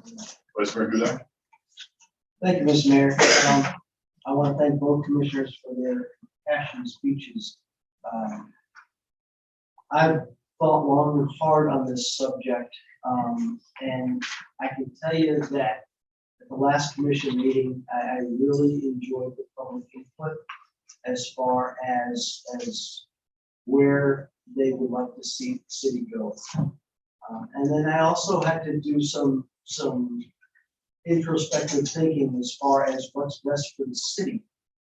I can tell you 3 years ago, I wouldn't have run for office if Joe Miller did not turn out. I like Joe Miller. think Joe Miller did a very good job at representing the district very, very well. So I wouldn't have run for office. I'm kind of glad he was turned out because I'm enjoying the office. I'm enjoying representing the community. So I have to look at, my experience as well. And it takes time to grow into this position. It takes a good 3 years, realistically. There are a lot of people that you have to meet, a lot of relationships that you have to build. There's a lot of stuff that you have to digest. It's not just a couple of hours on a Tuesday in order to do this job properly. It's closer to a full-time job. And if you embrace it, you can do wonders for the community. And it takes special people in order to embrace it and do wonders for the community. But after 8 years, I think it's time to pass the baton. And I think the community evolves and improves with new leadership, with new energy. And if that person doesn't do a good job, well, I can always run again. There's a lot of institutional knowledge that'll leave when our mayor steps down. He has, worked for this community even before he was elected to office. But when he steps down, it doesn't mean that he's going away. He's only a phone call away to whoever the next mayor is. Changing my order. We'll talk about a vote soon. The point is that just because the person leaves office, I still call Joe Miller all the time. Just because they leave office doesn't mean that their knowledge is gone. I speak to Ms. Peggy Nolan a lot as well. She makes sure that I stay in line, and I appreciate it. And so after all the soul searching, and I know that the community still has to speak, but my position is one that I think 8 years is enough. And new ideas are important for the community. Thank you. Anyone else before we open to the public? You already spoke. Mr. Crossan wants to- After the public hearing. Okay. I will say this, because I do want to hear from the public what they say. When I heard this was being originally presented, I thought we would never even be at this point. This was going to be a dead issue. This was not going to go anywhere. And I did have a problem with the fact that it seemed to be coming from an elected official sitting up here who was going to be trembling it down, like myself and others. So I had concerns with that. And I never thought it would get to where it is now. I have been blown away at the last meeting that it was as close as what I thought it would be. That, to me, you might have a few, but the majority is going to say no. We didn't have. I've been very surprised. I've been surprised at what I've heard out to the public. I know there's been a lot of misinformation for sure. I've heard public statements made by Commissioner Parnas, and I'll even ask him here tonight, that this was not something that he came up with, that residents came to him with. And if that's the case, that changes it a little bit, because that's what the public's supposed to do. You go to your elected official, says, I want to see something change, you bring it forward. I don't think I would have done it the way you did, because it does come across that way. And quite frankly, it adds a level of distaste, I think, on this subject matter because of that. I don't think you should be faulted for carrying out, if what you're saying is correct, that this was originated from residents. They didn't originate it, certainly coming to me talking about that, except for people that were joking around, quite frankly. But now that I see it, it's very different. I've heard from a lot of different people out there, and it's surprising how close this is. Now, there's been a lot of different arguments about this. I mean, the bottom line is, this is not about the city commission granting themselves extra terms. It allows the city commission making a decision to put it on the ballot, let the citizens decide whether or not an extra person can run for an extra term. Now, for those of you who think it's easy to stay in office, it's not. I've been really blessed. 16 years in office, when I am done, I've been really blessed. If you look at the history, since I've gotten in here, 2019, District 1, we had Joe Miller, who served 2.5 terms. We had Mike Hudak, who served 1 term. District 2, well, actually, D1, we started with Pamela Tillo, who served 1 term, 2.5 for Joe Miller, Hudak 1. District 2, Sylvia Portier had been there. And then we had Commissioner Preston for 1, we had Commissioner Bowell for 1, and we have Commissioner Preston again for 1. District 3, you had Commissioner Popelski, who had been there for a little while, Rosenzweig for 1, Parnas now for 2. And in District 4, it's a little different. You were stuck with me for 2 years, and now you've been stuck with Commissioner Drosky for 2 years. So it's not a slam dunk to be able to run these consecutive terms like everybody says. Certain districts, it flip-flops year to year. So it's not a slam dunk. It's not easy. You still have to earn it. And if you're doing a bad job, the residents are going to let you know, for sure. I don't believe you should sit up here for life. Now, Commissioner Parnas, you brought up the fact that in '93, that was voted on, that was passed. Guess what? They didn't stick to it. Zal Capolini sat up here from 1993 to 2009. So something happened in between there. I think one of the residents who spoke out against this last time suggested that, said, hey, something happened. And I don't recall exactly what it was, but they certainly didn't stick to term limits. And I'm sure there are people in the room who will be able to educate us on what exactly happened. But and as far as 10th Street, you know, Commissioner Preston, you said previously, if it's not broke, don't fix it. Well, the issue is we don't know if it's broken or not. This will be the first time we're in a situation in which you have 3 potentially completely new people sitting on. I believe this is the first time. And it just happens to fall into the worst case scenario in which you have a project that's very contentious. It's been very difficult, and the 3 people that have spent countless hours in these meetings will be gone. Yes, we will still be there around to participate. No, I don't think any of us, not as much time as I put in this sucker, I'm going to go away on this one quiet. The truth of the matter is, when I'm not sitting up here, I won't have the power that I do now. I'm not going to be able to call FDOT and say, Jerry O'Reilly, I want you in a meeting right now so we can explain what's going on. I won't have that power. I won't have the ability to fight and debate like I do at the MPO or anywhere else, because I won't be on that board anymore. I won't have the ability to be able to make those arguments. No one's going to have the history.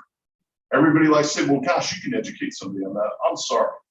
I can sit there with somebody, but I have been in every meeting for 7, 8 years.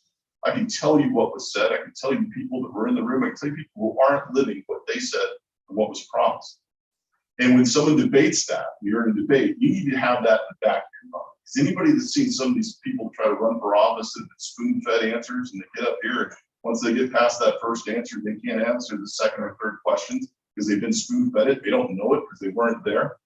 I've been there. I know they're not pulling anything over on me. I'm not the smartest guy in the room, but I'm smart enough to know who is. I usually ask them, and I know what's going on, and I have the history on it. But the truth of the matter is, that's just 10th Street. There's always going to be 10th Street. You add an extra term to where we're at now. I get if I run for another term, I get elected. Commissioner Drosky, Commissioner Parnas. When that term's up, we're gone. So you're still going to have that. So you're always going to have the scenario of 3 of the 5 gone. You're going to have that. This doesn't eliminate that problem. It does have, 10th Street makes it an interesting argument. It certainly makes it an issue. But we don't know if it's broken yet, because here's the flip side of the coin also. People are happy with the job you're doing, you're robbing them, having the ability to keep you in office. That becomes problematic. And I've seen some of the people that have attempted to run for office in this town.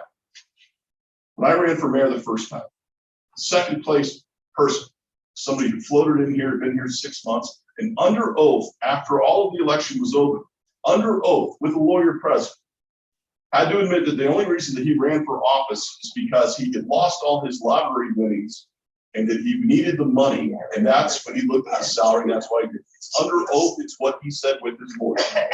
That's the kind of people you have running for office at times. Now, none of us should be up here forever. Turn limits should be in place. And I firmly believe that when it's this close, and I'm waiting to hear how many people, where they're at tonight, because it's been interesting. I sat at Commissioner Grossman's meeting, and he just kind of said, he didn't pick a side. He said, what do you guys think? And I got to hear it there. I have not had this dramatic influx of people saying not to do this. And that, to me, makes me feel like I'm missing something, and I'm not really understanding what people, I'm surprised by this, to be honest with you. So I'm really curious to hear what everybody has to say on it, to see where this goes. This is something that I'm not comfortable with voting on, because it does affect me if I decide to stick around, if this goes through. But it's not something, in my opinion, the biggest issue we have tonight, what we're deciding is, do we want to spend $30,000 to let the people decide? That's the only issue. Otherwise, if it was cost-free, you guys tell us what you want. I'm fine with that. To the argument that says, well, the people have already spoken. The people spoke 16 years ago. No, 16 years ago, when it first got, when they first truly did term limits and did the staggered terms. I believe that was in 2006, we were told at the last meeting. Is that correct? That was 2006. That's a while ago. Keep in mind, back in 2000, just look at my notes. 2011, we voted. The board voted to move the Deerfield Beach Fire Department to BSO. In 2011, we voted. I voted against us even considering that, because I felt like the referendum had just happened in 2007. It was 2011. The people that spoke, that was a short time period. We didn't need to be doing it. I lost that vote. Eventually, I voted for us doing it because you had to vote on it at that point. But even getting to that point, I was against. You were for that. You were for that. And that was something that had a short window. 2007, 2011. We changed what the referendum had decided, and we decided up here. It's just us. 16 years, things change. Populations change. City has changed. City has grown. They have different feelings. Nobody's a real big fan of politics. Nobody's a big fan of politicians. Nobody wants them up here forever. That's not what's being asked. But in the end, you can destroy this. You can, if it goes on the ballot, you guys can destroy this if you want. Say, we don't want this. It's an loud, clear message.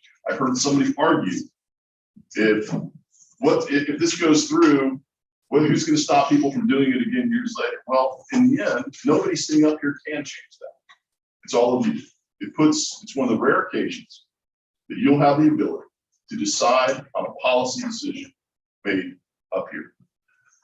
Most of the stuff comes up here, we're left to make that decision. If it's close, we still in the end have to make the decision.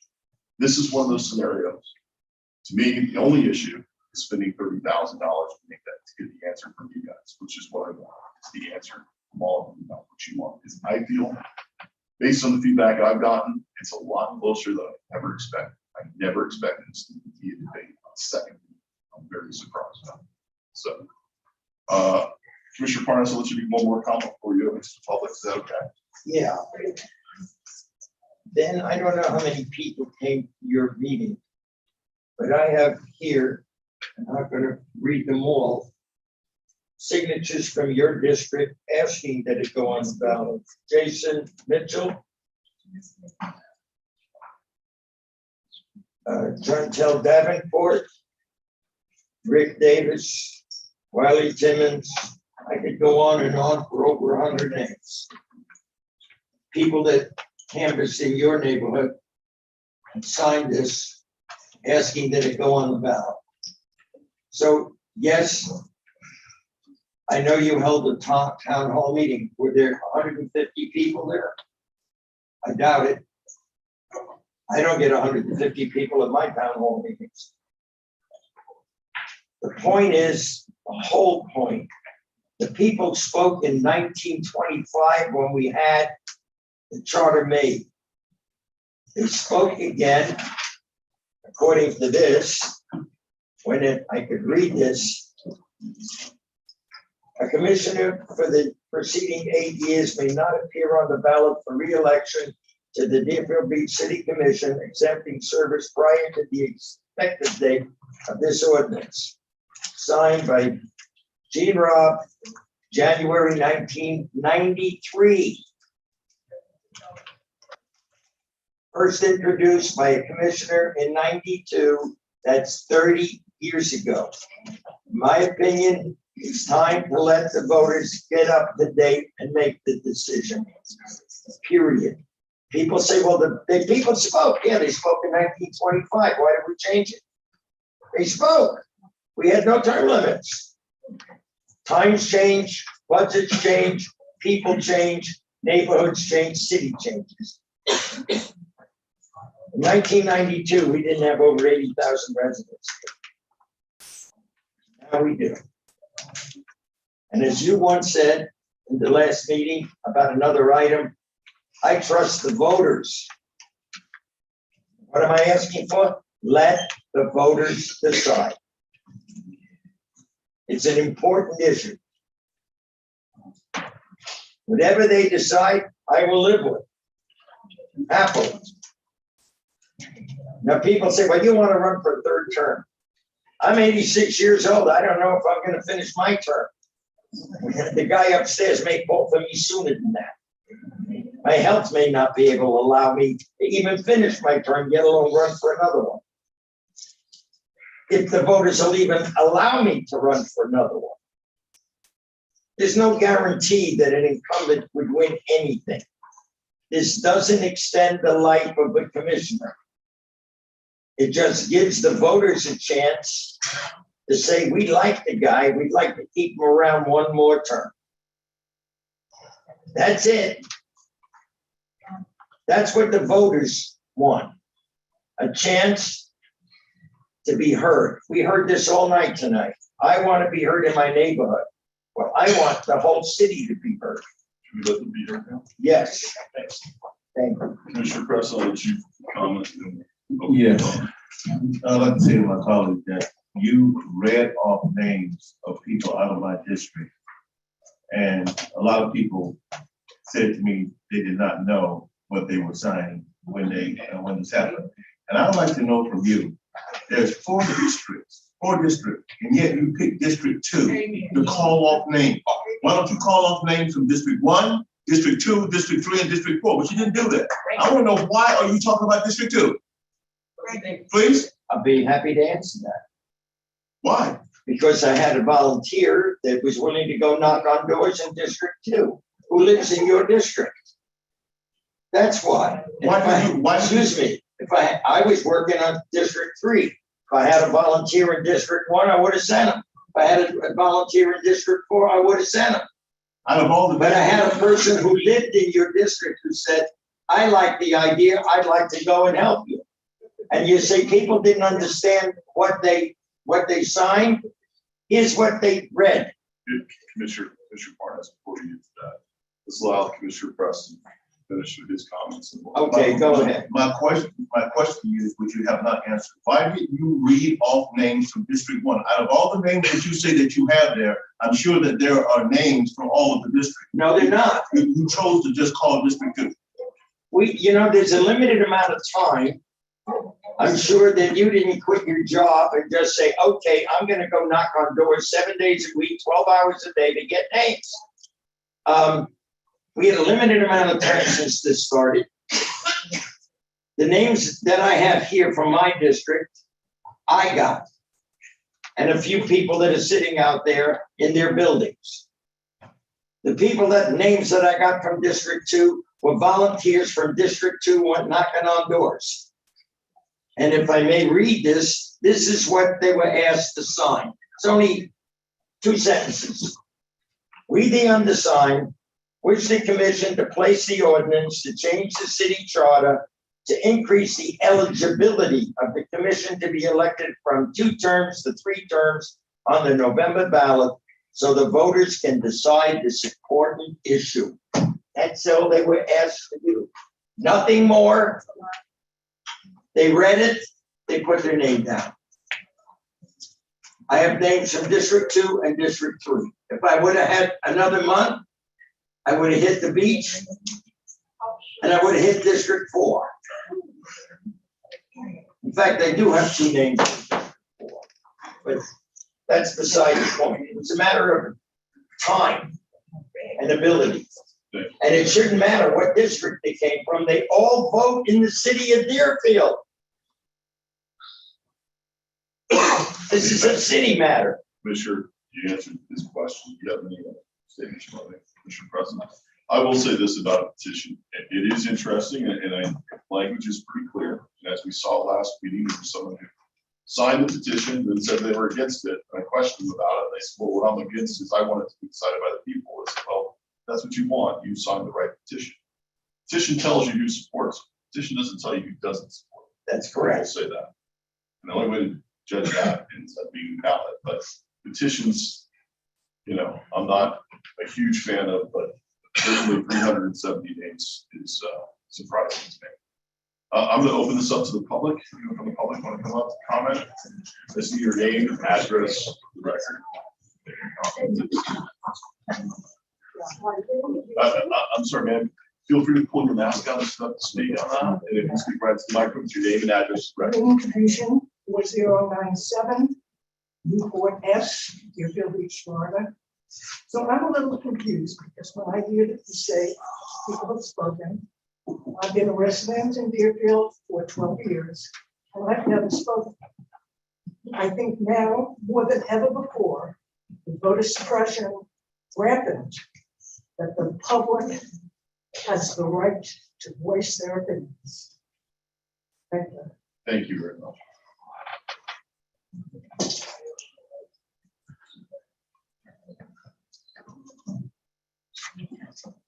Good evening, Mayor and Vice Mayor and Councilman and the audience, everybody that took the time to come to this very important meeting. Need your name and address for the record, please. Yeah, my name is Melvin Mass, and I live at 3081 Oak Ridge View. Here, I'm a resident of Deerfield. I also am happy and privileged to serve, just incidentally, on the City of New York Marine Advisory Board. And just incidentally, we're looking for additional. I would stick to the subject matter, please. With regards to the very important matter here, we've heard Michael Hudak say that it takes 1 to 3 years to get up to speed. I don't want somebody here at this commission, you folks have spent so many years in many cases, and you built such a great knowledge and experience. I need you to make the decisions.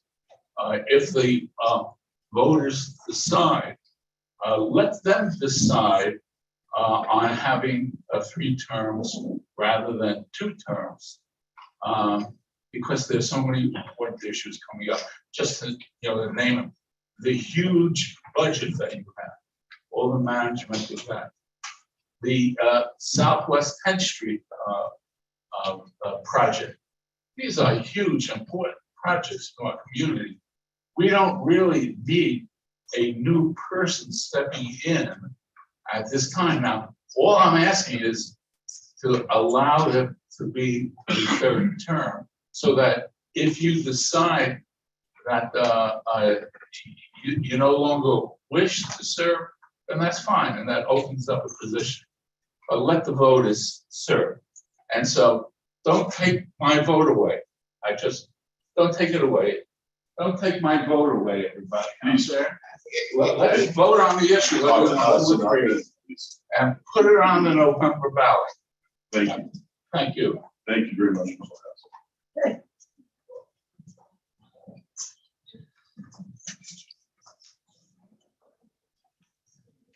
Swenson, 810 Southeast 7th Street.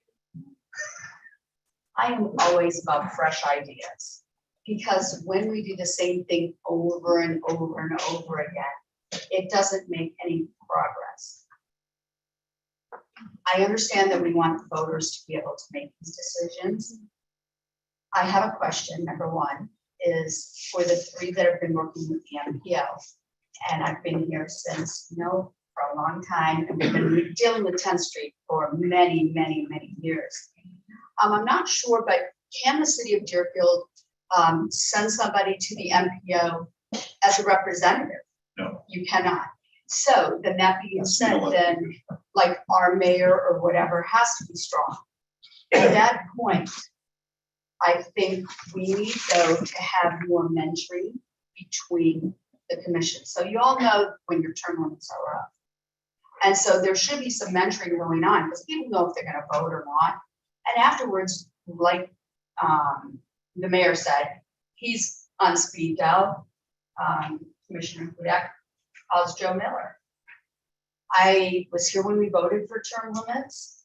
I still think they're a very good idea in order to get fresh ideas in. I don't necessarily think that another term is going to change anything for where we are. I mean, you're giving another person another term. Then what happens after that? I don't think that enough people in Deerfield were talked about before this. I didn't even hear about it until I read it on Facebook. Okay. So no one that I know even talked about it. So at the $30,000 mark that we are going to be having to pay for this election, it's not during a big election, correct? If I'm not, are we talking about November? November. So we always know that when people vote and it's not a presidential year, less and less people vote. So I don't think we'd even get a real turnout of voters on something because people don't necessarily turn out then. So now we're spending $30,000 to put this on a ballot in a time when people don't typically vote. So, I mean, I can only defer back to the commission, but I think the $30,000 could be well spent in other city things that we need. And I think we need to cross the MPO and those issues as a mentoring and keep going on with the current commission, talking to the next commission and keeping those doors open. Thank you very much. Thank you.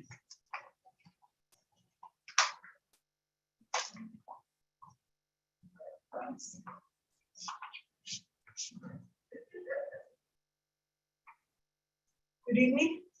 My name is Pam Cantor, and I'm struggling with my mask here, so bear with me. That's okay. I live at 4041 Lyndhurst J in Deerfield Beach. I wanted to be so that the people will be able to vote on this change. Please put this proposal on the ballot. Whether you like the idea or not, let the voters make the decision on the term limits. My background is nursing, and I know what happens at shift change. And a lot gets lost at shift change. And lots of things go down that shouldn't go down. And I think that, I just seriously think whether you like the idea or not, the voters should make the decision on the term limits. Thank you.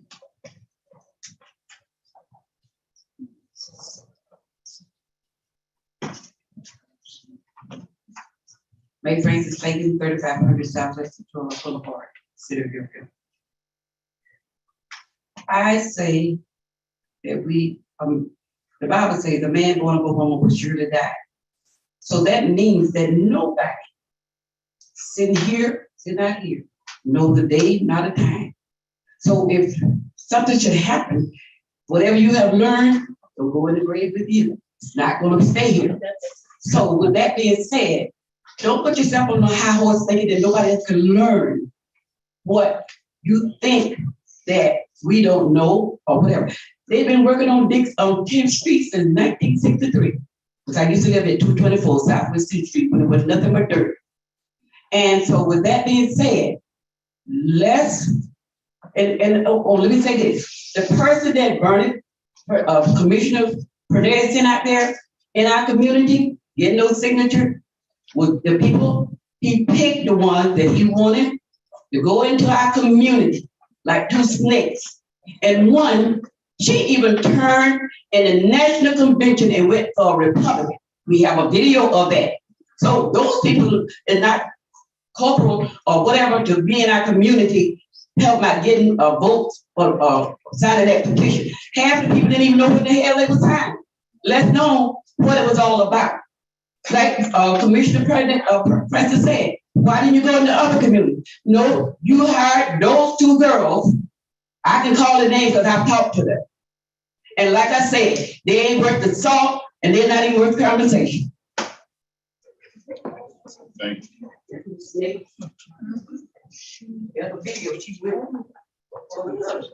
Go ahead, sir.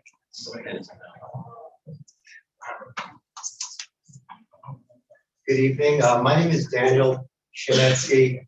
I've been honored to be a resident of Deerfield Beach for over 20 years. Oh, my address, I'm sorry, 34 Keswick B, Deerfield Beach. I'm a believer in term limits, but I strongly believe that 3 terms or 12 years is a very important option to give to the voters of Deerfield Beach for them to consider. Now, as the commissioner brought out, since 1925, the inception of Deerfield Beach, the term limit question has been voted on at least a half a dozen times since 1925. That's almost, I would say, every generation. The population of Deerfield Beach has examined that question and they adapted. Either they voted for it or they voted against it to expand or giving options. The last time that this question in terms of term limits was brought was 2006. That's a generation ago. I think it's time for this new generation in 2022 to examine this question, give us an opportunity. Now, since 2006, when it was brought before the ballot, there's been a tremendous explosion in terms of population. We, in the census of 2000, 65,000 people. Now, 2022, we have about 87,000 people, and it's growing. Going into the 21st century, out of about 30 municipal city governments in the Broward County, Deerfield Beach is only one of a small handful to still be constricted to a 2-term limit. I think we need to go into the 21st century and give us other options, and I think a 3-term limit is something that's very feasible that we should examine as voters. Now, the city commissioner's responsibilities have a myriad of responsibilities: the budget, direct new projects. The Deerfield Beach voters' responsibilities are to give them the tools, the resources, and one key resource or tool is time. So I believe that with these projects, you need time to conceive it, to nurture it, to listen to feedback until finally you do the ribbon cutting. You need a 10-year, I would say, window to really appreciate these projects and bring it to the people of Deerfield to understand. I'll give you some example. Now, we're saying $30,000 for this election if it's put on the ballot. Look at some of the capital projects. City Hall renovation, $2 million, that comes from FEMA. The Johnny Tigner Community Center, $9 million, that project. The Center for Active Aging, and also the facility that's for childcare, $11 million. The new infrastructure, may I have a minute? Thank you. The new infrastructure money that's going to hit the City Bridge in Southeast 13th Avenue, that's $1 million. Also, the East and West water treatment plants, $3 million. A lot of these projects, a lot of money, $30,000 for a voter initiative for us to examine, for these commissioners to do their job is something that's very important. In closing, I want to say in 2001, when 9/11 hit, I was a New York City resident. Mayor Bloomberg coming into the city said, listen, we need to rebuild the city. I need 3 terms, but I want to give it to the voters of New York City to decide. And he brought it to the voters of New York City, and they voted him for a 3rd term as well as the New York City Council. I think we should have the same opportunity. Thank you. Thank you.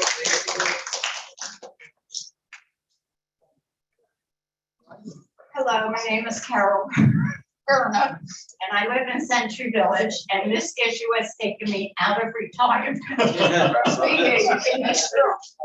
So, having been in this room for so many years, I know how many people who are sitting on the board, whether this one or one before, who never even came to a commission meeting until they decided to run.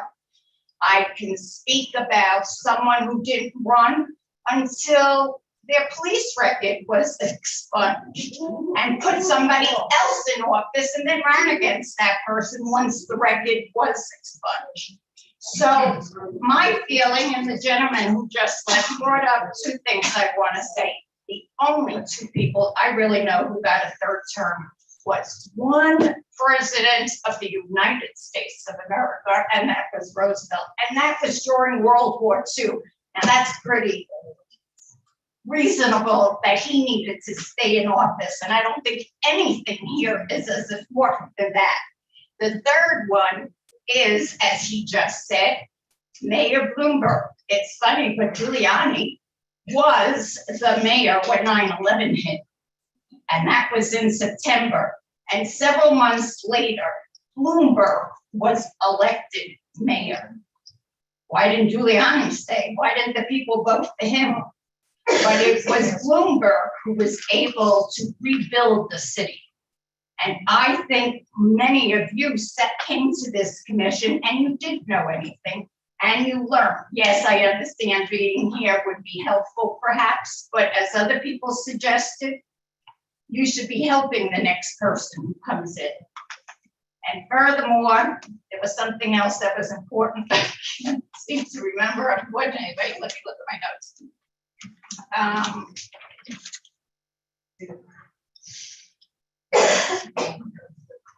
I don't really unfortunately have it, but it was really important. And what I'm going to say is, oh, I know what it was. It is important.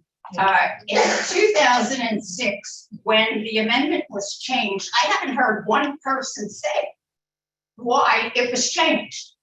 Now, I would like you to remember, those who know it, it was changed because they wanted staggered terms. And why did they want staggered terms? So that when people sat on the dais, it wasn't 5 new people. It would be staggered, and that was done. And it's still viable to go that way. And I really think this is a crime. Thank you.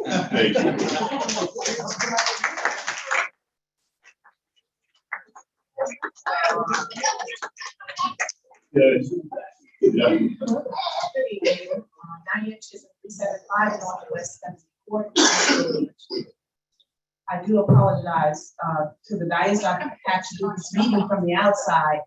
Had a little bit of an asthma issue and I didn't want to kill coughing in the back of my neighbors. So I stayed outside. But Commissioner Parnes, I would like to say to you that I was one of the people that signed your petition. And I would also like to say to you that I've changed my mind. Okay. There are at least maybe 5 names on there that I would say you can certainly discontinue. Commissioner Preston, I just like you to know as my commissioner that I do not agree with this change for extended terms for a couple of reasons. There are a couple of you up there on the dais that are highly respected. And if I had to make that decision just based upon some of you, my commissioner being one of them, I would have no problem at all. Just based upon your character and the way that you carry yourself, you lead me to believe that you would do the right thing for the communities. But there are others who I feel that can't do that or wouldn't do that. And for that reason, I think that we would I will agree that terms, I think, is a good idea sometimes. There are times when it would make so much sense to extend it, but that's just not the way it works. So for that reason, I would say no to the extended terms. And that's just my opinion. Thank you. Thank you.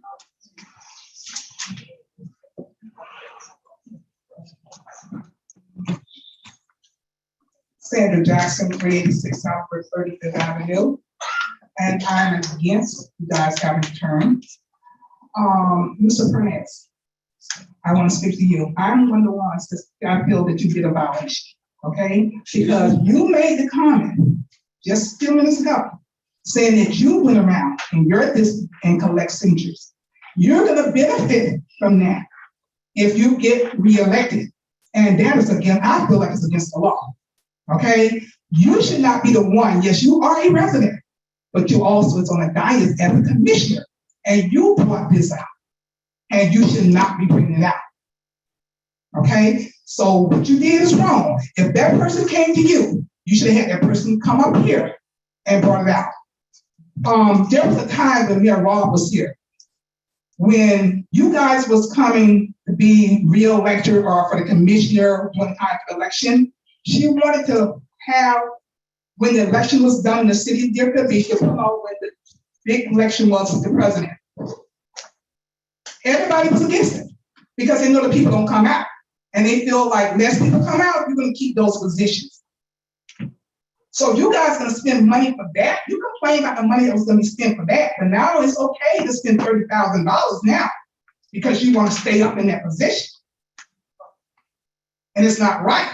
As we know, Central Village is not strong like it used to be. You guys used to run the city because you had the votes, but District 2 is very strong. I don't live there. Todd Joyce is my commissioner. I have no problem with him. And he know that, okay? But right is right. Right is right. So make sure you know what you're doing, because I just feel like you just violated that law. So you should have no business bringing that up there when you're gonna benefit if you get reelected. You can take it how you want to take it.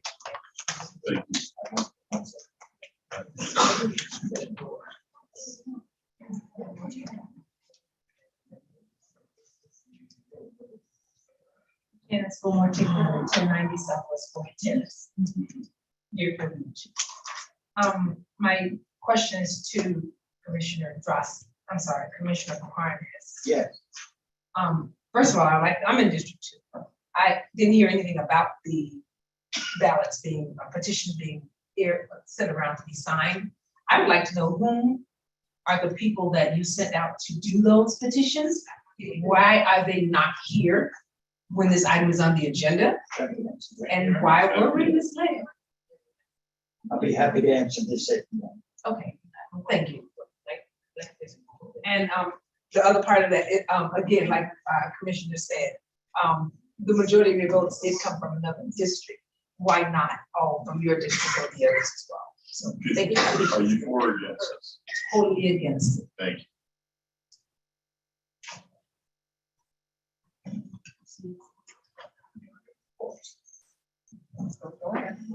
Terry Scott, 180 Southwest 3rd Avenue.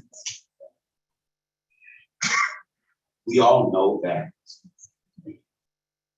this is totally unfair to residents, because we are right now looking at going up on the water, on utilities, but we don't mind spending $30,000 on an election. Well, we already have term limits. We already have term limits. 2 consecutive terms, 4 years. It's already there. What more? And I don't want anybody to think that someone else can't come and do the job. It happens all the time. When you all got there, you was not experts. You was rookies.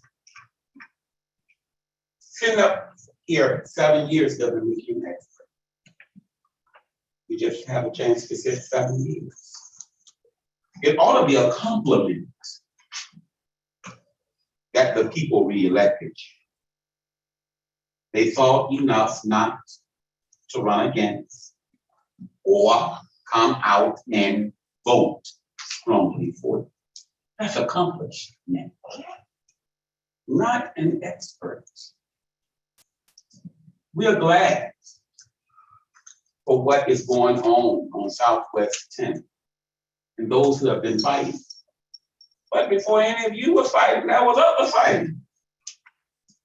Trench and Terry. Fighting. Many others phones. So it's not that the job can't be done. Carol just brought it out. The stagnation. To keep everybody from being brand new. Because that was unfair. And don't tell me that Commissioner Hudak and Commissioner Preston can't help other commissioners if they come in office. Don't say that the mayor, Commissioner Barnett, Commissioner Todd can't help others if they came into office. It's your job to help one another. So we are able to, I understand the issue. I will understand the issue. We understand, okay?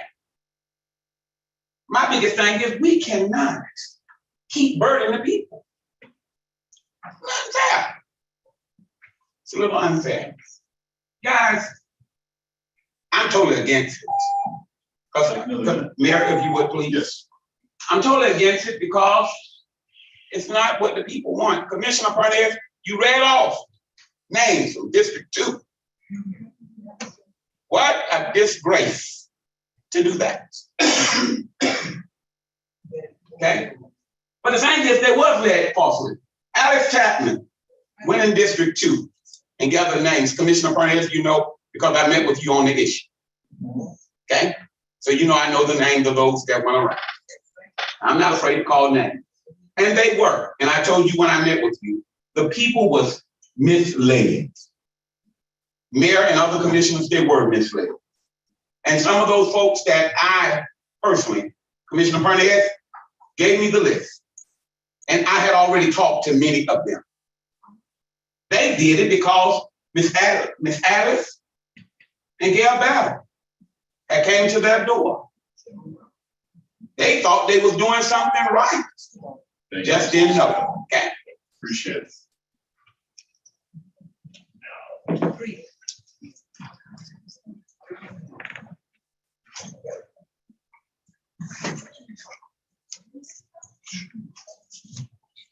Gwen Clark Reed, 1430 Southwest 6th Way, Deerfield Beach.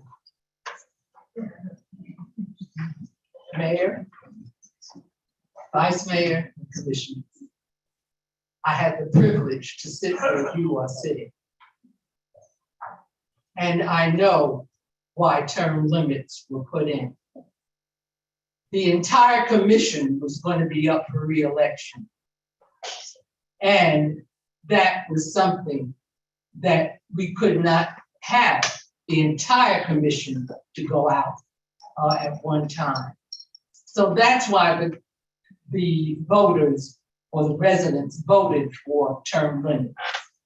Staggered terms. Staggered terms, yes, staggered terms. And then again voted for term limits. You know, yes, I sat on the commission. I sat there for 12 years. Yes, I did. But I sat there for 12 years because the people signed a petition for that last 4 years that I was there. And that's how I got to sit on this commission for 12 years.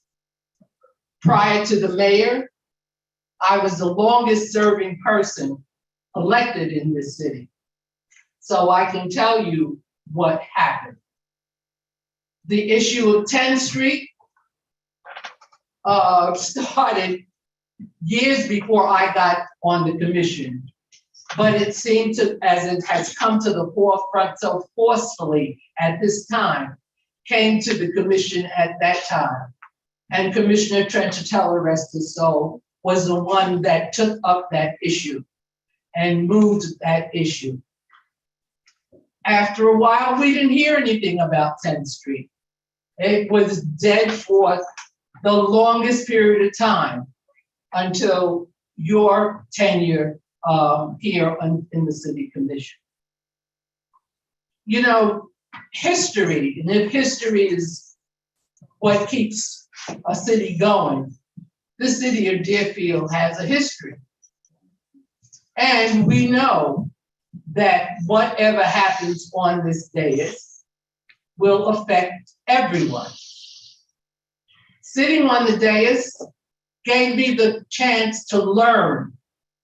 After the 8 years that I was there, I was ready to leave. But the residents asked me to stay, signed a petition.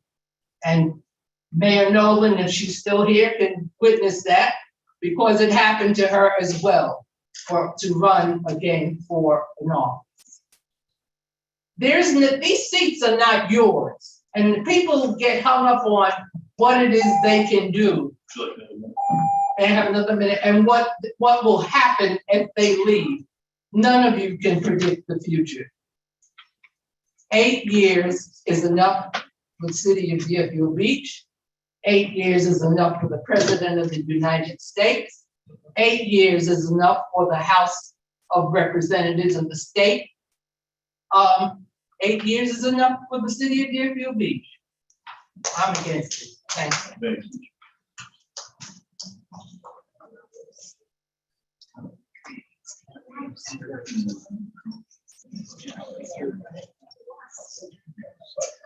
Hello, my name is Dan Hurst, 330 Southeast 19th Avenue.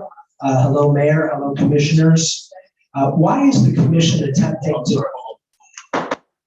Please let the gentleman speak. Sorry. Why is the commission attempting to change the charter?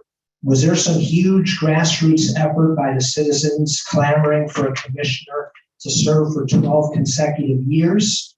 Why would the commissioners vote to add this charter change onto the November ballot? This change would indirectly benefit the 2 commissioners from District 3 and 4 who are term limited out after 2025. Either one of these commissioners has the option to run for mayor in 2025 and extend their time on the dais. That is the fair way, the correct way to try to stay in office. While the commissioners are allowed to put this question on the November ballot, what kind of perception will this leave in the minds of the citizens? You are voting on something that you will indirectly benefit from.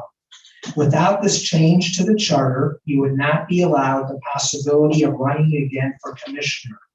If you truly believed that changing the charter was for the benefit of the citizens and not your own political career, you could exclude yourselves from a 3rd term if the charter amendment passed by adding wording that this change would go into effect starting in 2027, thus eliminating the perception that you are voting on something that can indirectly benefit you down the road.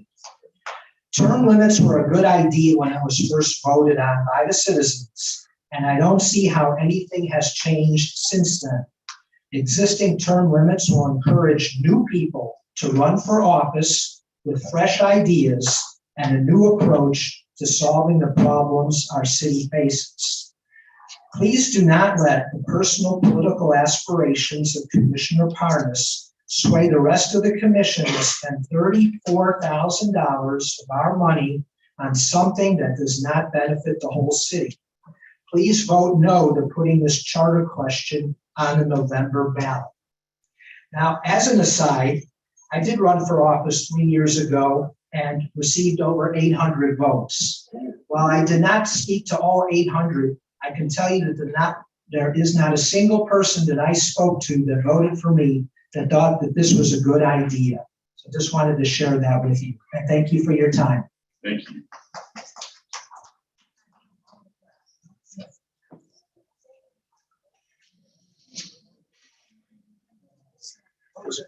Good morning. Good evening, commissioners, the mayor, the city manager.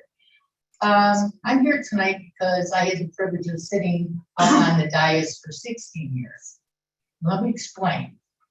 Commissioner Reed, or State Representative Commissioner Reed, alluded to it, that after the term limits were installed and passed, okay, that there was to be 2 terms. There was a glitch or a little loophole that we were allowed to get 10% of the registered voters in our districts signatures, and they had to be registered voters to be able to be put on the ballot for a 3rd term. Okay, then once that happened, we got to run, and it was changed that it could never happen again.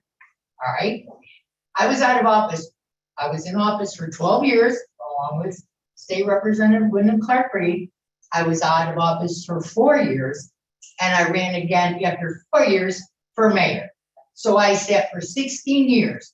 So any one of you, excuse me, can be out of office for 4 years and run again. You can run for another 8. So I believe the people spoke, and I know it went before the residents of the community, and it was put on the ballot. But I really agree that I knew nothing when I first took office. Al Capolini said to me, you're gonna get a book on Monday and Tuesday, a first and third Tuesday of the month, and you're gonna have to vote on those items. I'm going, oh my God. But you know what? You learn. You have a city manager, you have a city attorney, you have city employees that are gonna help you and guide you. So please don't think that, Mike, like you said, you came in here and you're a wet guy in the ears, and you had to have a lot of, help from other people. And that's what we're supposed to do. A lot of the elected officials or people that ran for office ran away after elections, or ran away when they were no longer sitting up here in the dais. Mark my words, Wyndham Clark Reed and myself are not going anywhere, because now I have 9 grandchildren that are out in those parks, that are out playing ball, that are in the schools, that are in the city doing things. And it's my duty as being a former elected official, not to give up on this city and make sure that things are being run right and help everybody here and voice my opinion to you commissioners and the mayor. So please do not vote for this. I really don't think it would be beneficial for any of you. I think it possibly would hurt y'all, because I think the people in this community would get up in arms and they would go out and they would protest against it, and they would tell people not to vote for it. That's just my opinion. Thank you.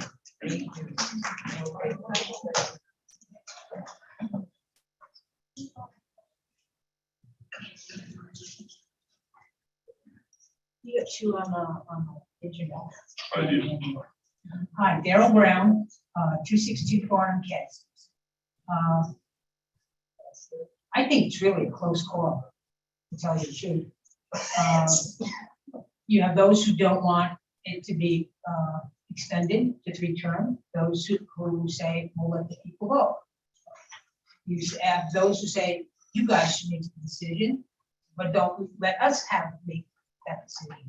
And I'm thinking, why aren't we making that decision for you? So you don't sit there and make the decision. I think the people should vote. There's enough people in the city to go to the polls, to the ballots and vote, locals. We should be voting whether it's a local election or it's a national election. And I think this is worthy of the people of Deerfield Beach to get up and go to the ballot on November and vote for this, whether they want it or they don't want it. Sorry, man. That's it.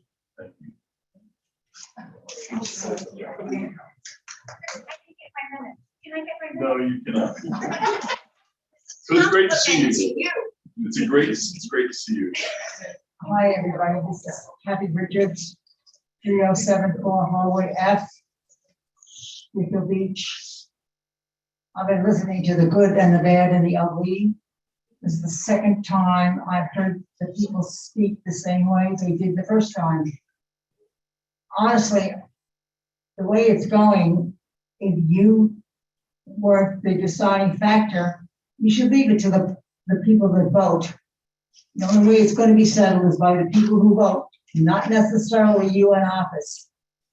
That doesn't mean that you're going to get a 3rd term to begin with. You can take Ben Preston, who 12 years ago won 4 years. Then he lost second term. After that, he came back for another 4 years, and now he's running for another, so that would be 12 years. That would be his third term. That's fine. Nobody's complaining. That's the glitch in this whole system. But I really think that it's time to cut this joke out. Let the people vote. Go to the ballot. It is a big election in November. It may not be for the president, but we're voting for a governor and a lot of other people. So we need to think about it seriously. People have done a good job. Why not stay? Just bring coffee next time.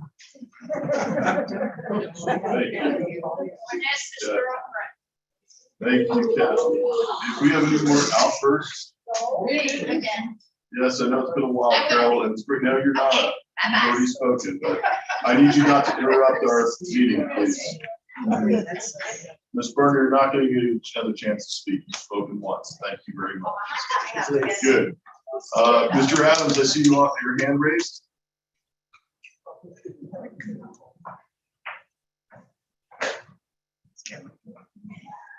Mr. Adams, you're up.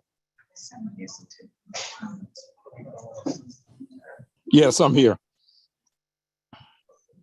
Yes, your name and address for the record, please. Yes, can you hear me? Yes. Okay, Wayne Adams, 1431 Southwest 5 Terrace. And I just want to read a prepared statement that I wrote.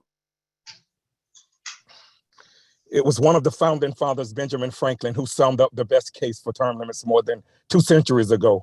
Franklin said, in free governments, the rulers are the servants and the people, their servants, their superiors. In the early 1990s, there were grassroots efforts to limit the terms of elected officials in various public offices across the nation.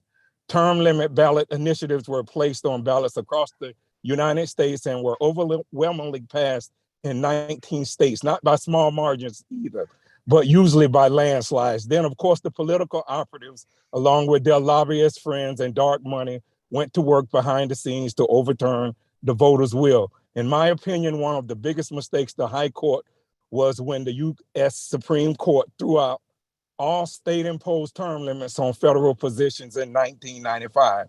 But the term limits for state and local officers were left in place when politicians know they must return to their ordinary life and live under the laws passed while they were in government. At least some of them will think more carefully about the long-term effects of the programs and policies they supported. Their end game will not be re-election because that option will not be available because we have term limits in place.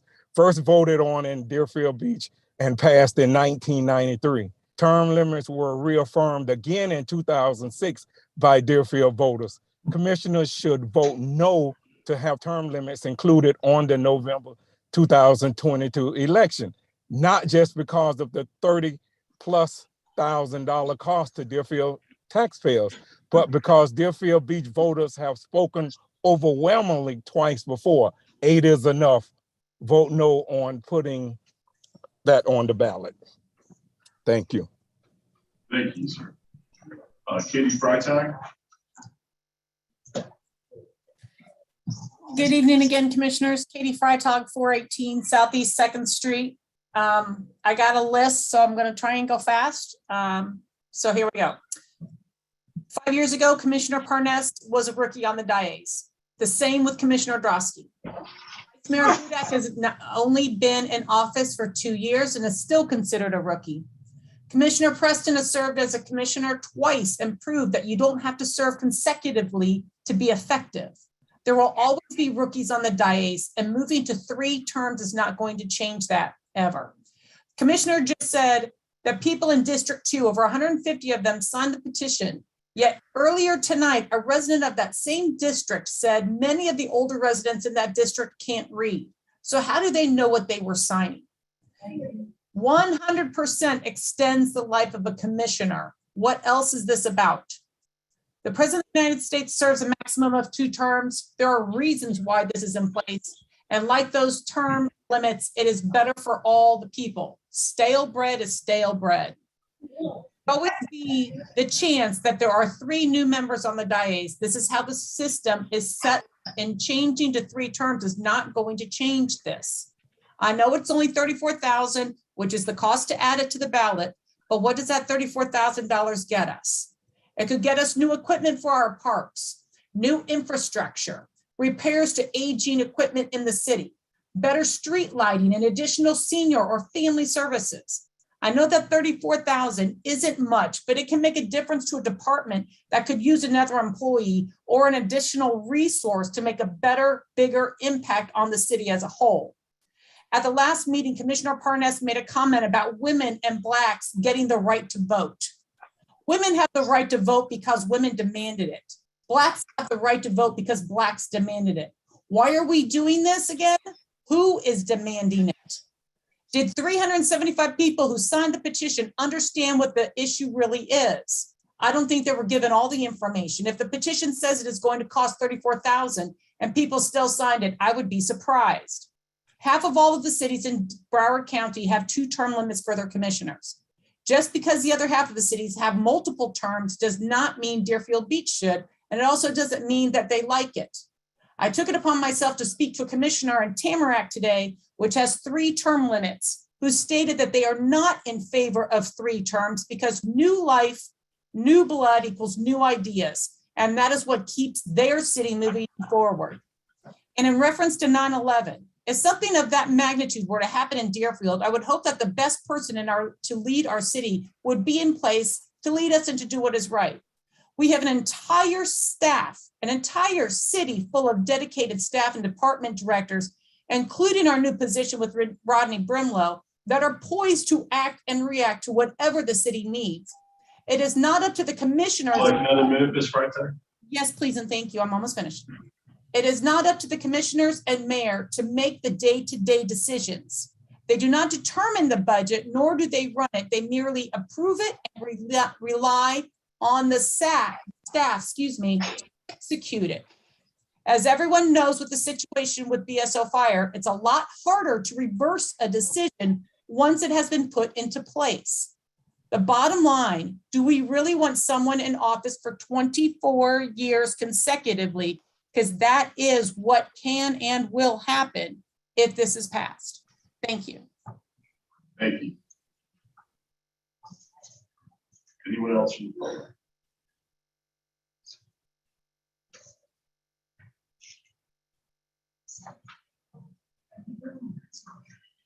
Are you coming up to speak, sir?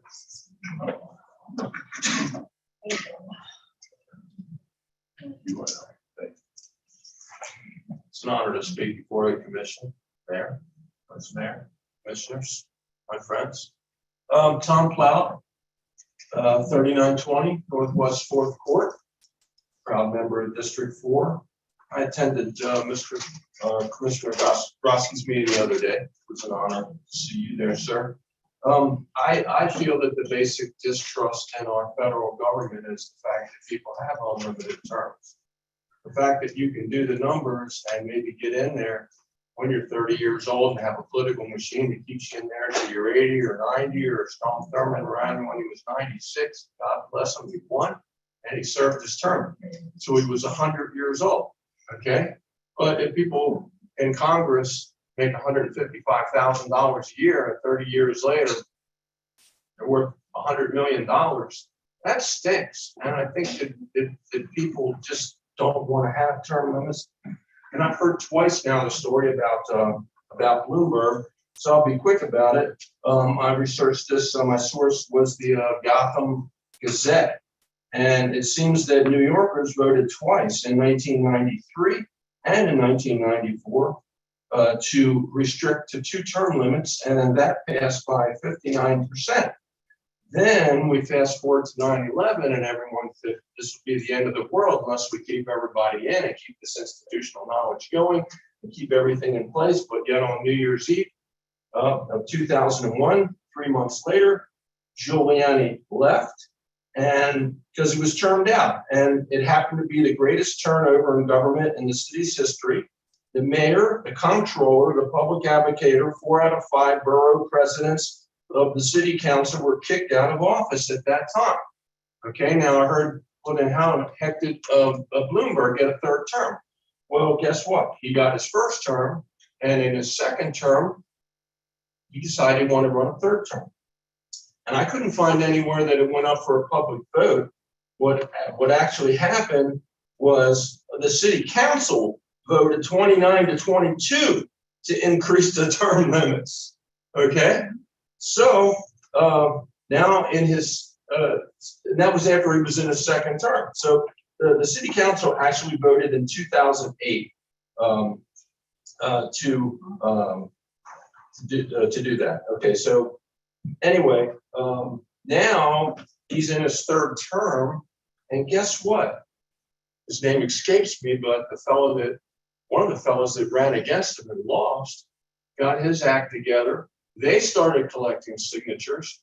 They had it put on the ballot, and on November the 3rd of 2010, in the middle of Bloomberg's third term, the issue was on the ballot, and the New Yorkers voted overwhelmingly, 79%, to limit the term to 2 years. And that's, may I have 30 seconds? Okay, and so that's where it is right now. They're all limited to 2 terms. So I just feel that people have a basic distrust in government, and it would be perceived. I see wonderful people that have been doing such a great job here to go out on a sour note if it's perceived that they're doing this for their own benefit. So that's all I have to say. Thank you. Anyone else from the public? Anyone else? I don't see anyone online. And close it to public. Mr. Carnes, you're Yes. Thank you. This is the official document. You're going to ask the mayor to give the city clerk and put it in the record. In '92, when the term limits were originally passed, the 2 terms, it was introduced by a commissioner by the name of Trachtenberg.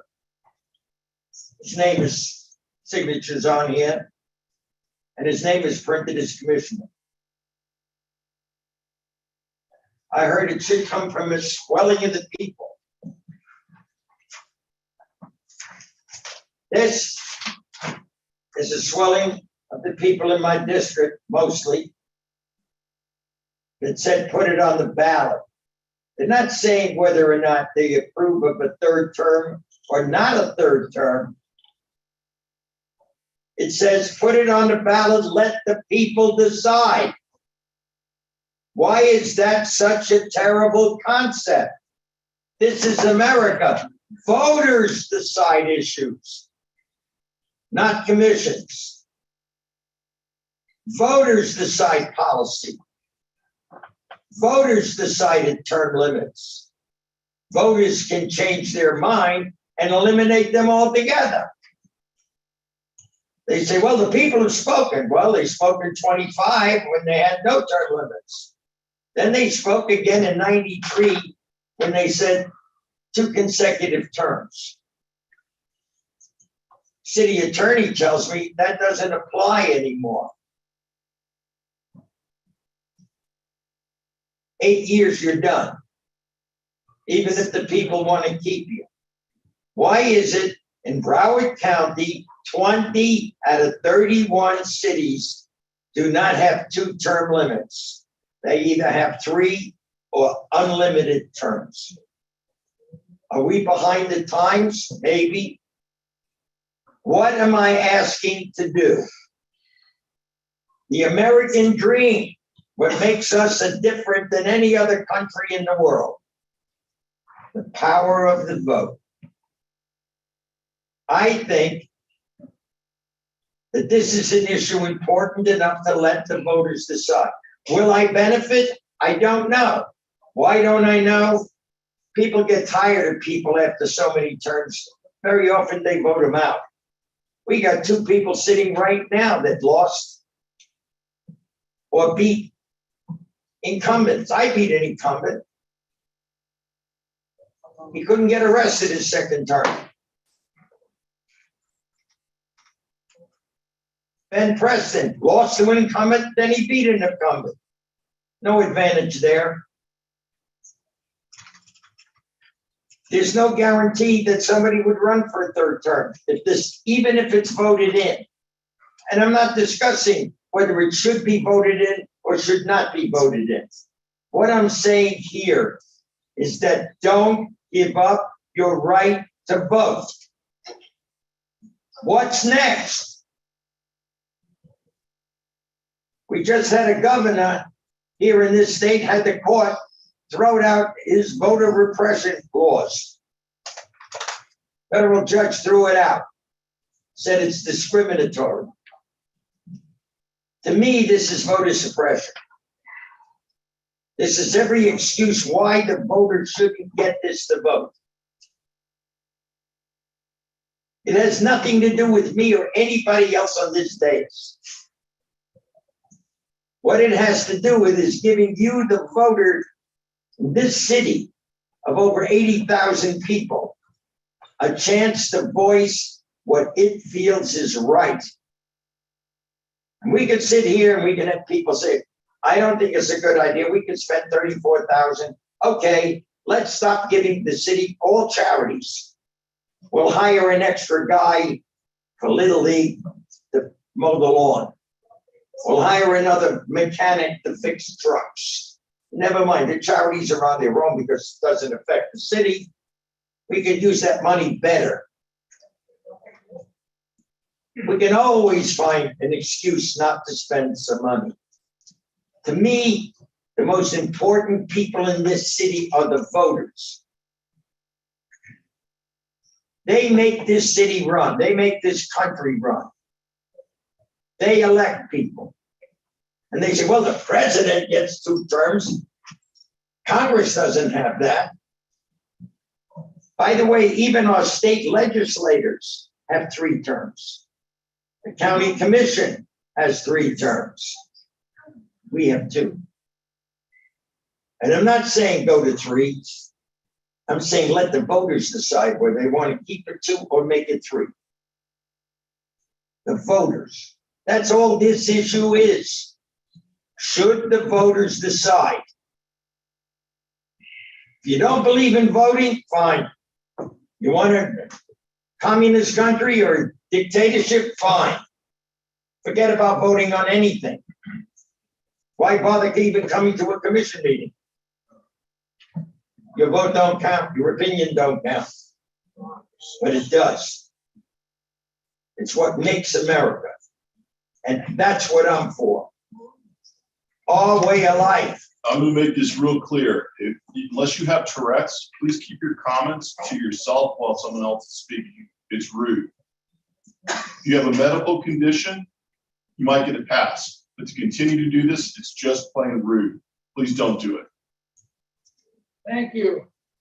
So I'm not asking to approve this or not approve it. I'm only asking that it goes on the ballot and let the voters approve it or disapprove it. Why is that such a terrible thing to continue our American way of life, of voting?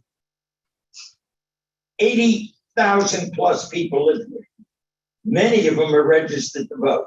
I incidentally instituted a voter registration drive in my district. And by the way, in District 2. Alice Chapman's name was brought up. She's operating a voter registration drive that is nonpartisan. Mine is too. People come and we check on their status because many people have been removed from the voter rolls. New people coming in, we give them the application, help them fill it out, where they mail it, and they get registered to vote.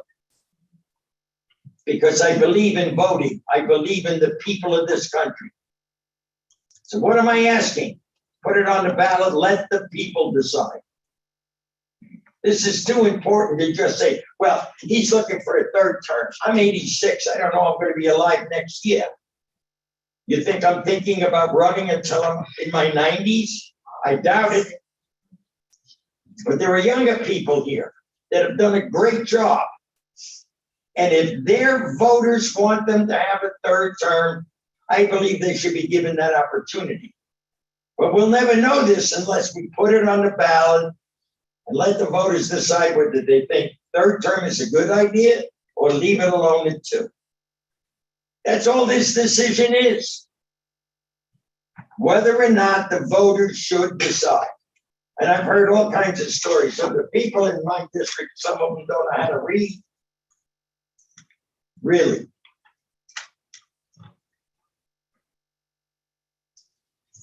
I got people in my, came from foreign countries and can't read English either. So does that make the whole area bad? No, of course not.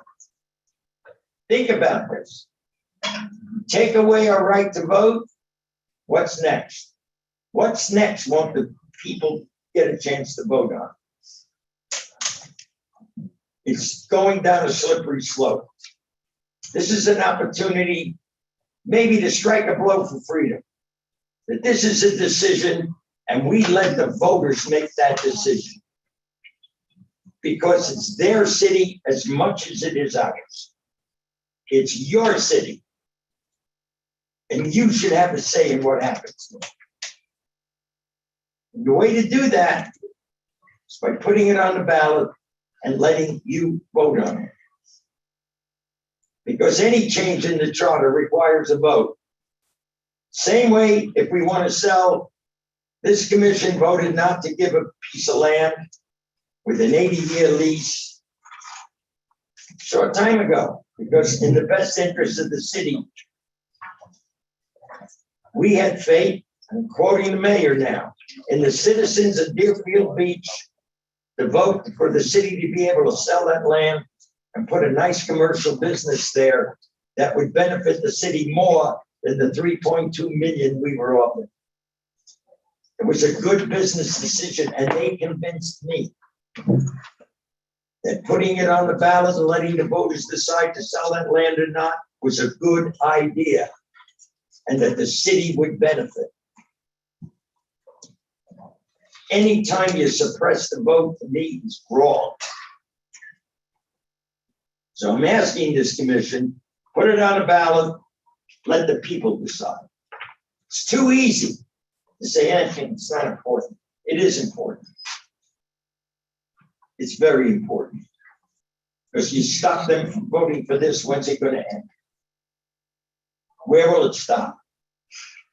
And as far as a small election, I've never seen a governor's race with senators involved.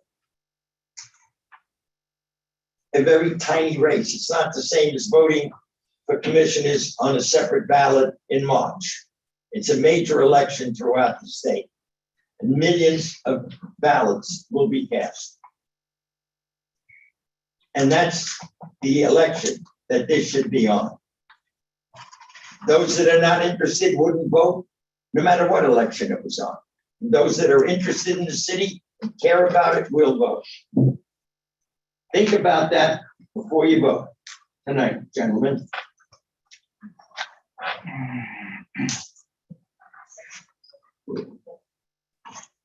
Commissioner Preston?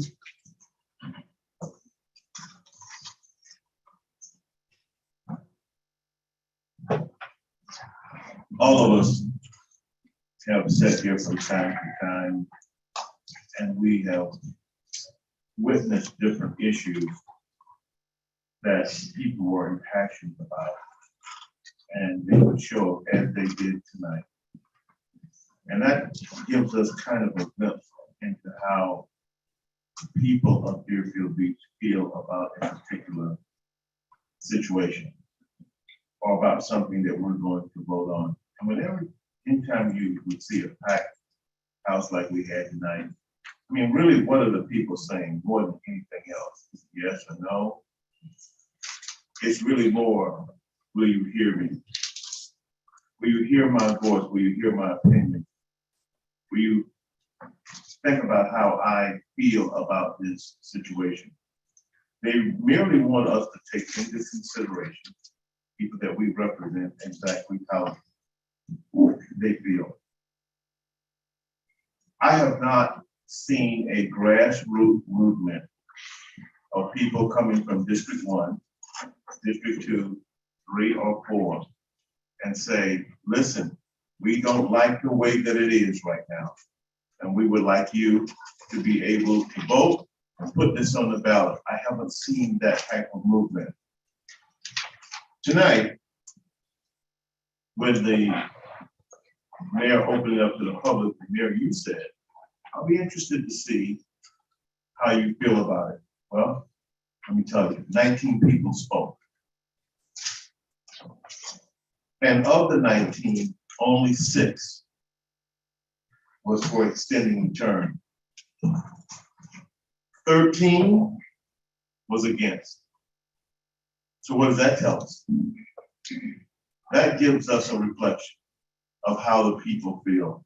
The gentleman was saying that, you know, the public can be somewhat suspicious of a politician that, you know, looks to stay in office. I don't know if that can be a fair assessment, but it can be that people can be a little bit skeptical about a person staying in office. But it's what we're all comfortable with, the standard. What are we comfortable with? I think by and large, people said tonight, out of the 19 people who chose to come to this meeting, people that could have done something else, people that came and shared their opinion, the American way. And this is a situation where the vote is not being suppressed, it's actually being welcomed. What's your opinion? How do you feel about something? Because it does matter what you feel. We've heard from previous elected officials, and we got their feel on this thing. And again, 19 people chose to stand up and come to that podium. Actually, 2 were online. But 19 people chose to speak on this issue. 19. 6 of them said we should extend the term. 13 said I'm against it. And either way, it's a good thing because the people had a chance to exactly express their feelings. That is the American way, and that's what makes us different. We have found out in the past few years in so many issues politically that we always don't agree. But what makes us great is this country allows tolerance. It allows people to say something that maybe not popular.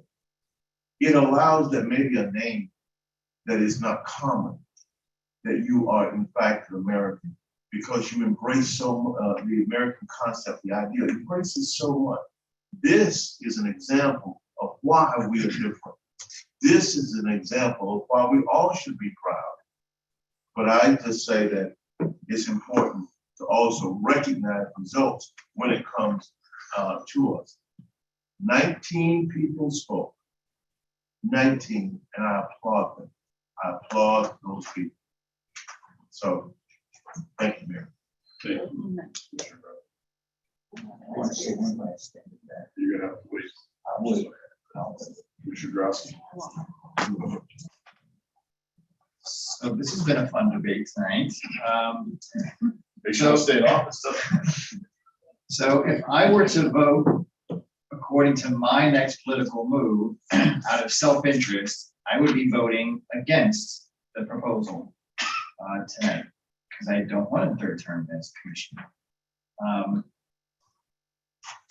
But it's a very interesting dynamic when you go out there into the public, because you'll quickly find out that the no's, people against this, are very strong no. And those that are in favor are not as vocal. It reminds me of when I was president of my homeowners association, that people would only come to the meetings when they had some complaint or a grievance. They would never come to a meeting when they're in favor of something. They always come when they're against. So it's extremely hard to gauge that yes vote or that maybe vote or that vote like I want to know more and decide on my own in November vote. It's really hard to gauge that vote because that vote is more quiet and they're not as vocal as the no vote. So that's why I asked for this 2nd reading to be postponed until early April, to give me the opportunity to go out into my district and to talk to my voters, to host a town hall meeting, and to see what District 4 had to say. And this is what I found out. So after the last commission meeting where we voted 4-1 to move this to second reading, coincidentally, I had already been on the agenda, not knowing this was going to happen. I went to 2 homeowners associations the following night, the Wednesday night, right after a Tuesday commission meeting. And I was completely shocked at the response that I received, because I thought for sure that there was no way that this was going to get any traction in the public. And the homeowners meeting that I went to first, there was roughly 40 people in attendance. The second meeting, there was 13 in attendance. I counted. And of the 2 meetings, 1 person spoke against the proposal before us tonight.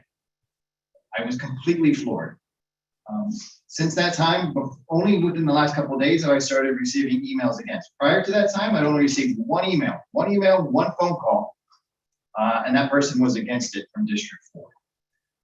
Then I went to a very large association in District 4, and the tide turned a little.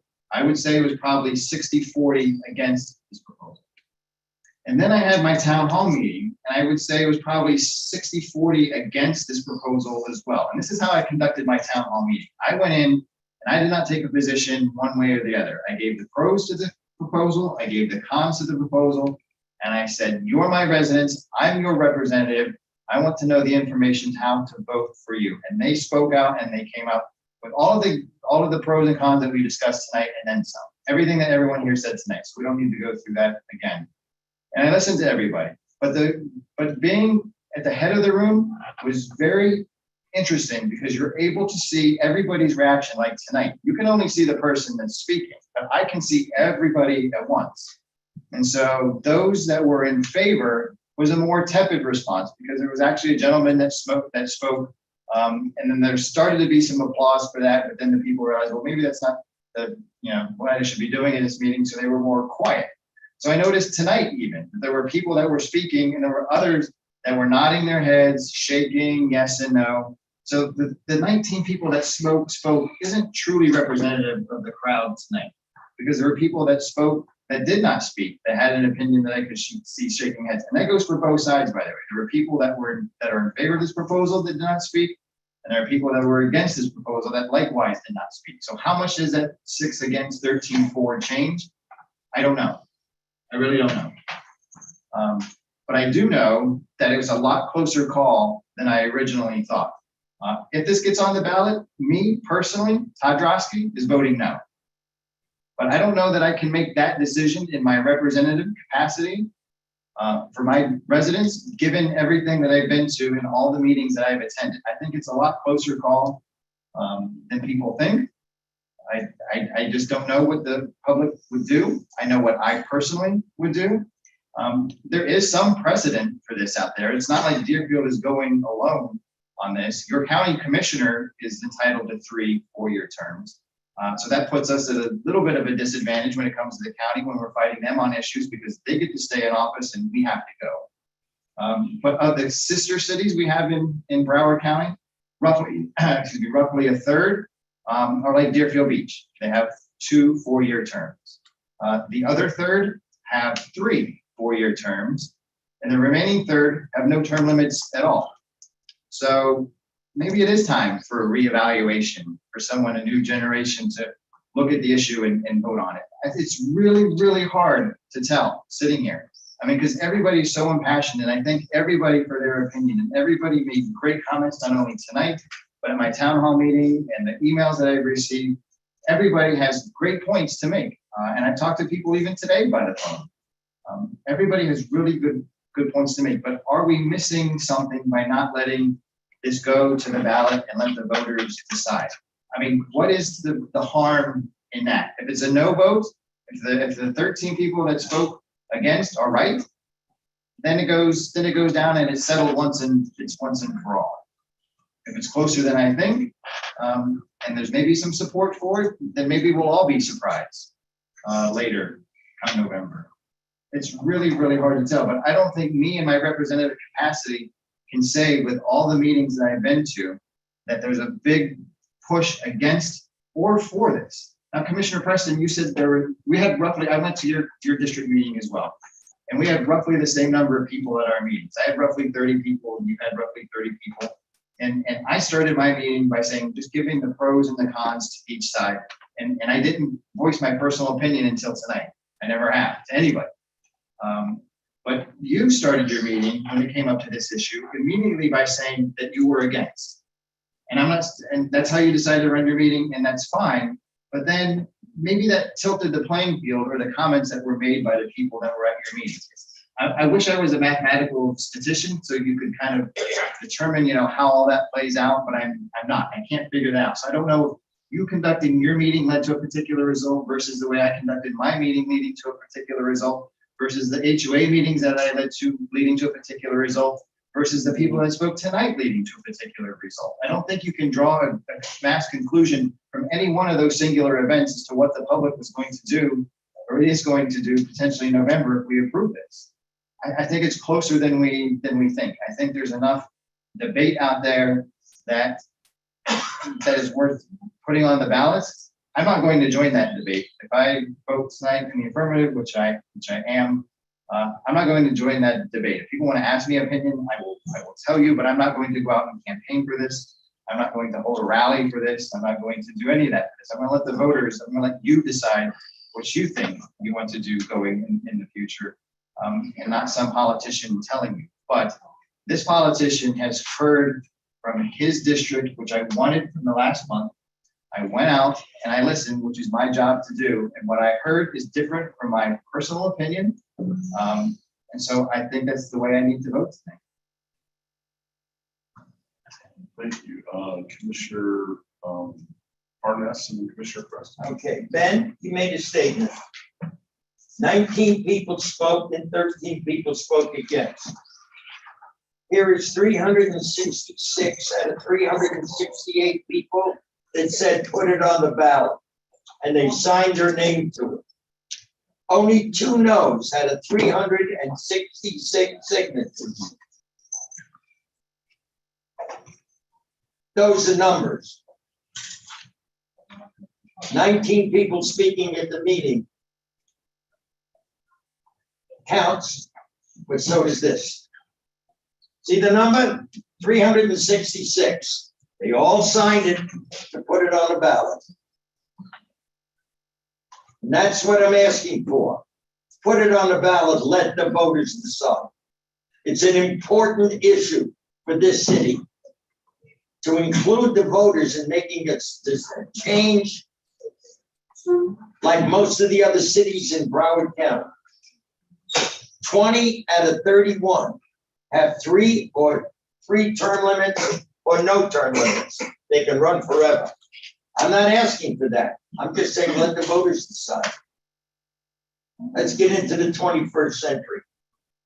Things have changed since 1992 when this was first brought up. We've grown a little bit. We have a different demographic.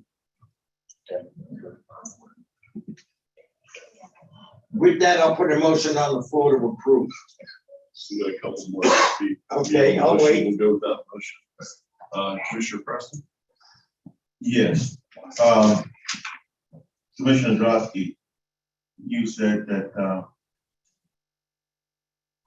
I began my meeting with telling the people how I felt, and I did. I think it's important for the constituency that I serve or anybody serves. Whether you're running for commissioner or president, it is important that people know how you feel about a particular issue. You don't need to dance around it. You tell them how you feel, but you're not telling them, and what you are not saying is I said, you have your own opinion, and I solicited that opinion, which is the fair thing. But there's nothing wrong with me telling the people how I feel. You did it one way and I did it a different way. Second, you said that the 19 people that spoke, and I said that 13 was against, 6 was for. You said, I don't know what that means. I don't know what that says. Well, let me tell you what it says. It says this. It says that if 1,000 people came out of, let's say, 20,000 and voted for a particular position, you can say, well, only 1,000 people voted. What does that really mean? It means that those 1,000 people wanted that person to be in that position.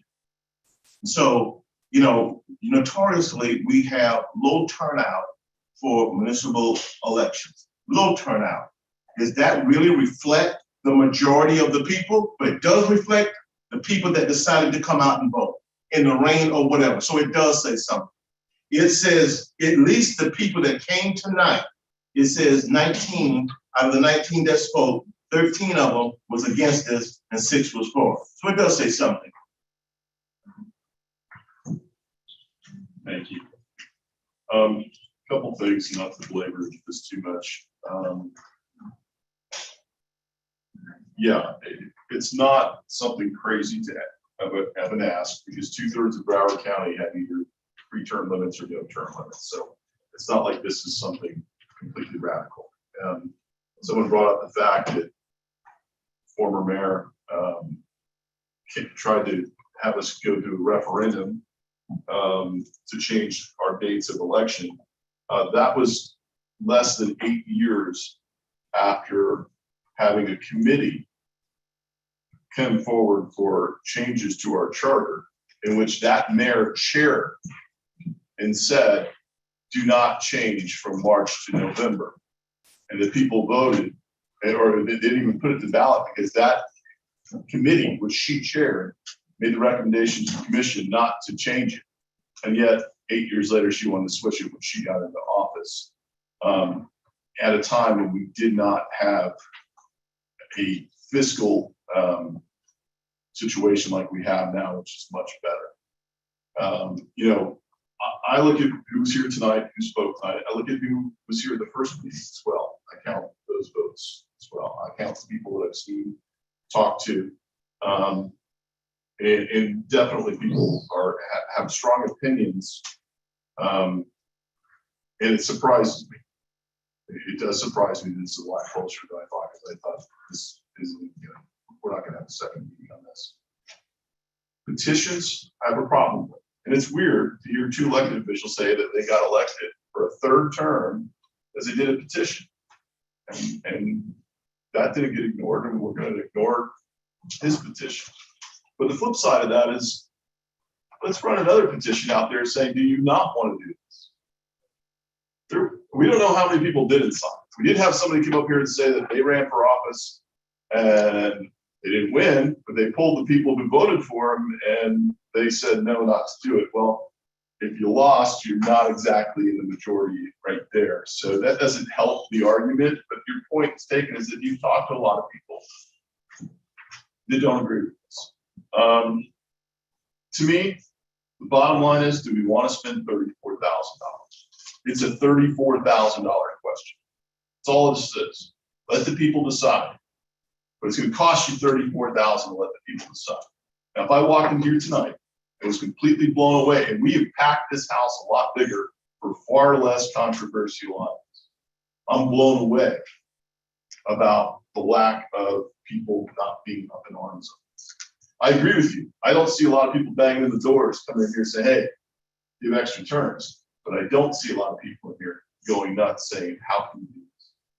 I see a few people out there that I know what their agenda is. They don't want it because they might not like some of the people sitting there. That's fine. Their vote still counts. But what's interesting is that, you know, it's $34,000. Otherwise, if it was free, we put it to the people, that would be a problem, right? We wouldn't care. So with all the things we spend money on, with all the things that happen, people say, well, you got water rates are enterprise fund, you can't take that money to go there, and it doesn't work. So it's not an apples to oranges comparison, so you can't really make that. But there are plenty of things at $34,000 to be used in the city. We have a budget, though, over $200 million in the city. So is it worth $34,000 to let the people decide? That's where our question is. I think I have a hard time looking at people that say, hey, I want you to do this, to say, I'm sorry, I'm not using your taxpayer dollars to give you the right to vote.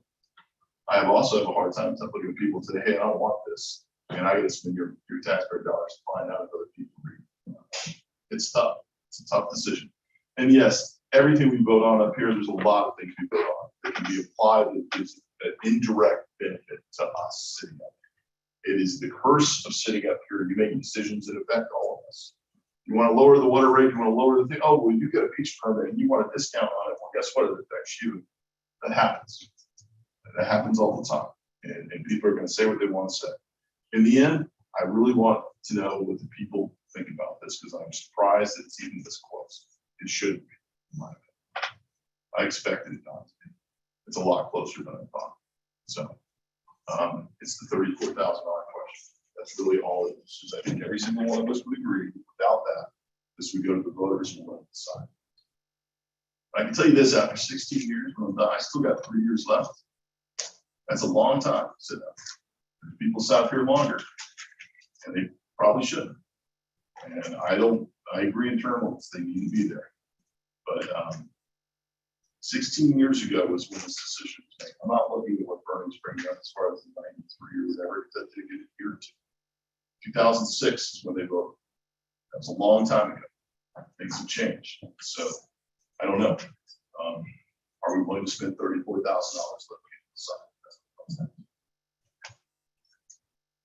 We have a motion from you. I have a second. I will second the motion. We have a motion from Commissioner Parnas, second by Commissioner Drosky. We have a roll call. Commissioner Drosky, Yes. Commissioner Parnas, Yes? Commissioner Preston, No. Vice Mayor Huda, No. Mayor Gantz. Yes.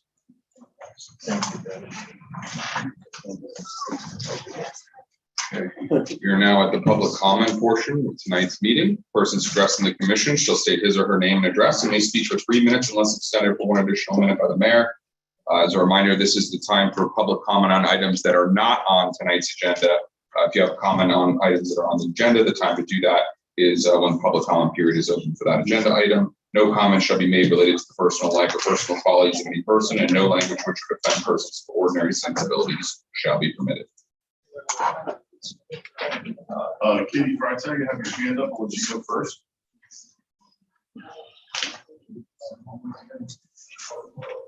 Katie Freitag, 418 Southeast Second Street.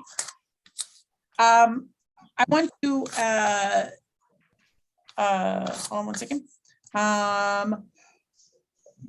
Say thank you to Commissioner Preston for making note of our seed project that Kiwanis did. It is a great project that we did and partnering with BSO. I'd like to see the city do more projects like this. And in addition to that, I would like the constituents to know, the residents know, if they have a project, something like this that helps the kids, it helps the community, if they could bring it to Kiwanis or to Rotary or to the Women's Club. We have volunteers that are ready and able to assist and help. And if they give us some ideas on other projects that they would like to see us complete in the community, that would be fabulous. Secondly,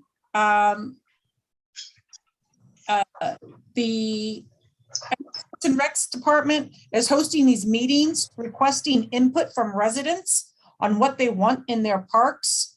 Again, maybe it's time when we ask them for a skate park and we ask them for a motorbike park so that the kids can ride safely and not on other people's property.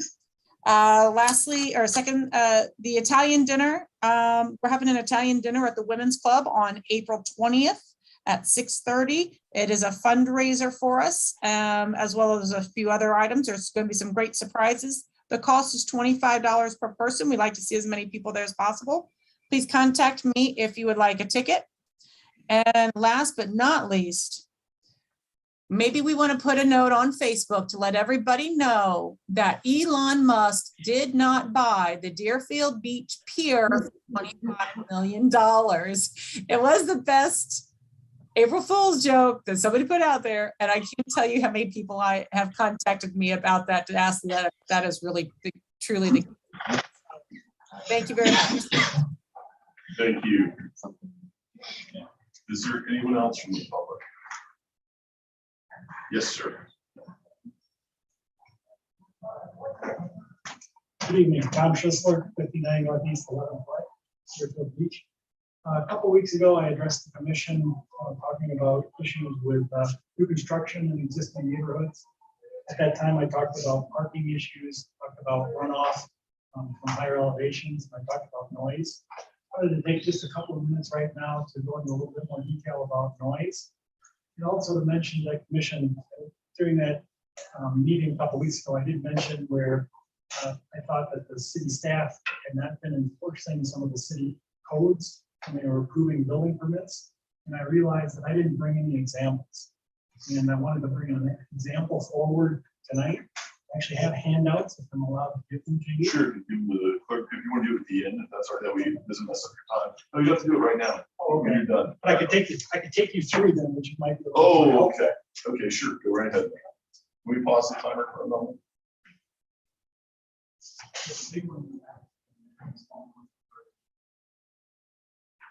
Dang. It's because I'm bigger letters. I did highlight the important pages for you. Bigger print. Exactly.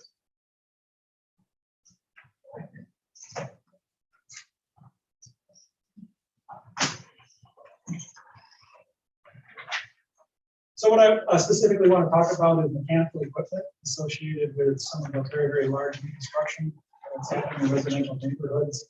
The first page here, I wanted to bring everybody's attention, the current city rules around noise in a residential area during the daytime, there's a 60 dBA limit, and now it's 55. If you take a look at the second and third page, that's in the small handout, and they're actually tabbed on your big deck. It's the actual application, and I did redact the house that it's on so that it doesn't become public information.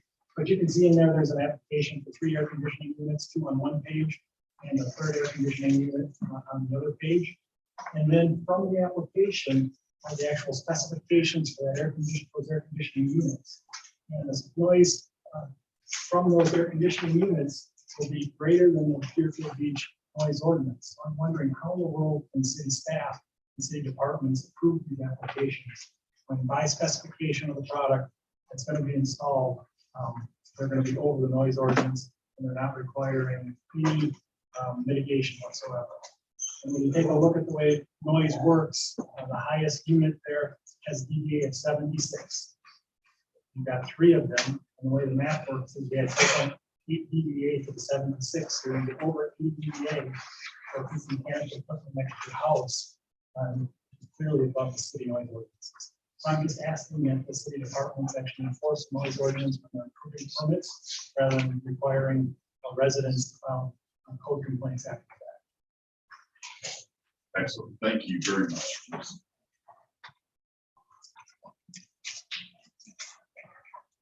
Anyone else from the public?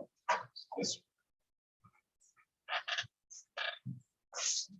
Good evening, Commission, well, Mayor, Commissioners, Hugh Fuller, 2861 North Oakland Forest Drive. Come before you this evening. We're up here in Deerfield Beach, from school in Deerfield Beach, love Deerfield Beach, work in Deerfield Beach. Unfortunately, some issues that I wanted to bring before you all to get some answers on some questions. As you know, I was previously an employee for the city of Deerfield Beach. One item that was passed for the Wyndham Hotel to utilize, to provide for their guests free of charge, beach amenity umbrellas and chairs. However, the last week and a half since they've started, they've been setting up some of their equipment on the city's property. When I was employed with the city, I had the task of managing the contract for the beach concessionaire, and I was tasked to make sure they were set up on the city's property. The question is, who's making sure the hotel's not setting up on the city's property? Sunday, they had a wedding. They quartered off their property as they usually do for a wedding, and they set their setups up on the city's property. Earlier this morning, I was out there just for giggles. I asked one of the employees, I said, hey, how much is it to sit in a chair? His response was, are you a guest of the hotel? I said, no. He said, well, you have to seek the other chair rental service. I said, okay. I say, well, what's the difference? He said, well, our guests, they can sit in the chairs for free for now. And then there's going to be a charge starting next month. I said, well, I thought it was supposed to be free because they were charging a resort fee already. But from what he's saying, it's supposed to be a $25 charge starting next month. So is that something somebody can look at in the city? Because it was said there were going to be free amenities to their guests that were staying at the hotel. The other issue I want to bring before is something I reported a while back down on the other end of the beach. The property address, I believe, is 948 Southeast 21st Avenue in front of the Suites. The previous contract, the Boucher Brothers, still operating on city property.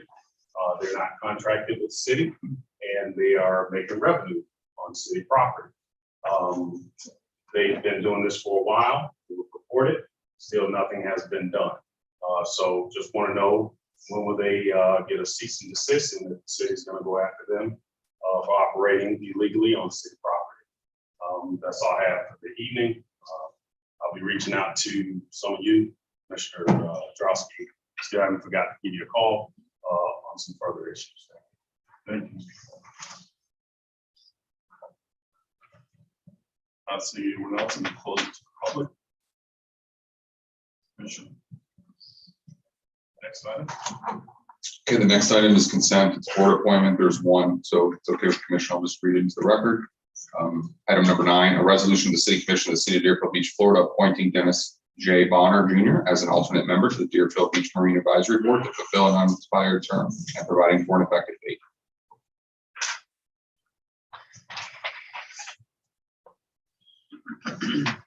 Commissioner, any comments on this? Anyone from the public care to comment on this item? I'll see you in the close it to the public. Motion to approve. Second. Motion and a second. All in favor say aye. Aye. Those opposed? Okay, passes unanimously. Okay, we're now up to, Item sorry. 10 through 15, we can do on consent. if that's the commission's pleasure, sure. Is there anyone who'd like to speak on either item 10, 11, 12, 13, 14, or 15? Just raise your hand. Are there any polls from the commission?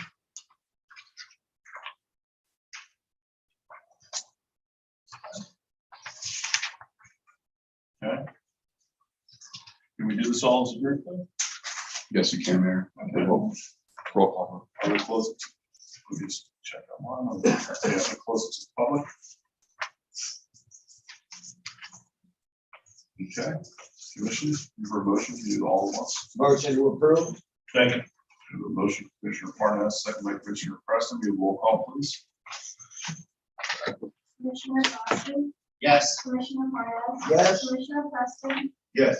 Vice Mayor Huda, Yes. Mayor Gantz. Yes. Item number 16 is a resolution of the City Commission of the City of Deerfield Beach, Florida, approving a quitclaim deed to Habitat for Humanity of Broward, Inc. for the lot located at 464 North Deerfield Avenue, providing for an effective date. Is there anyone from the public who'd like to comment on item number 16? Not seeing any other close it to the public. Commission. Motion to approve. Second. Excellent, thank you. We have a motion for Commissioner Preston, second by Vice Mayor Hudak. All in favor, say, actually, we will call them, sorry. Commissioner Drosky, Yes. Commissioner Morales. Yes. Commissioner Preston, Yes. Vice Mayor Huda. Yes. Mayor Gantz. Yes. Item number 17 is a resolution of the City Commission of the City of Deerfield Beach, Florida, approving an agreement with FG Construction LLC for the Southeast 13th Avenue Bridge Rehabilitation and Repair Project, an amount not to exceed $749,890, utilizing the terms of Broward County Contract PNC 2120885B1, providing for execution and an effective date.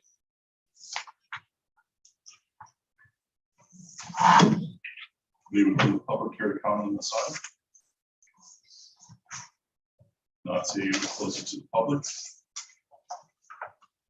Commission. Motion to approve. Second. Motion by Vice Mayor Hudak, second by Commissioner Parnas. Roll call, please. Commissioner Drosky, Yes. Commissioner Morales. Yes. Commissioner Preston, Yes. Vice Mayor Huda, Yes. and Mayor Gantz. Yes. Item number 18 is an ordinance of the City Commission of the City of Deerfield Beach, Florida, amending section 70-72 imposed and section 70-127 imposed, chapter 70 utilities of the City Code of Ordinances to provide for the water and wastewater utility rates to be adopted by resolution, providing for codification, severability, conflicts, and an effective date. This is first reading. Do you have a public comment on this item? Not seeing any. Priscilla, it looks like you're ready to come up and make a presentation. We did have a presentation. Sure. If I could go ahead and start us off, Mayor. This item before you is the ordinance to provide for a resolution that will be on second reading. The resolution on second reading, which will happen on April 19th, is the actual item that would amend the current rate structure of the utility fee.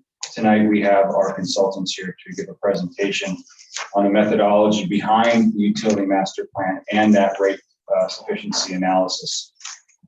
Hi, good evening. Priscilla Sigalnik, Director for Environmental Services. I don't want to take too much time tonight, so I am going to just turn it over to the city's consultant to go through the presentation. I will say that we've had a couple of public workshops in the past month, as well as having met individually with the commissioners. Tonight, we wanted to get a consensus from the dais concerning our utility master plan moving forward. So thank you so much for your consideration tonight.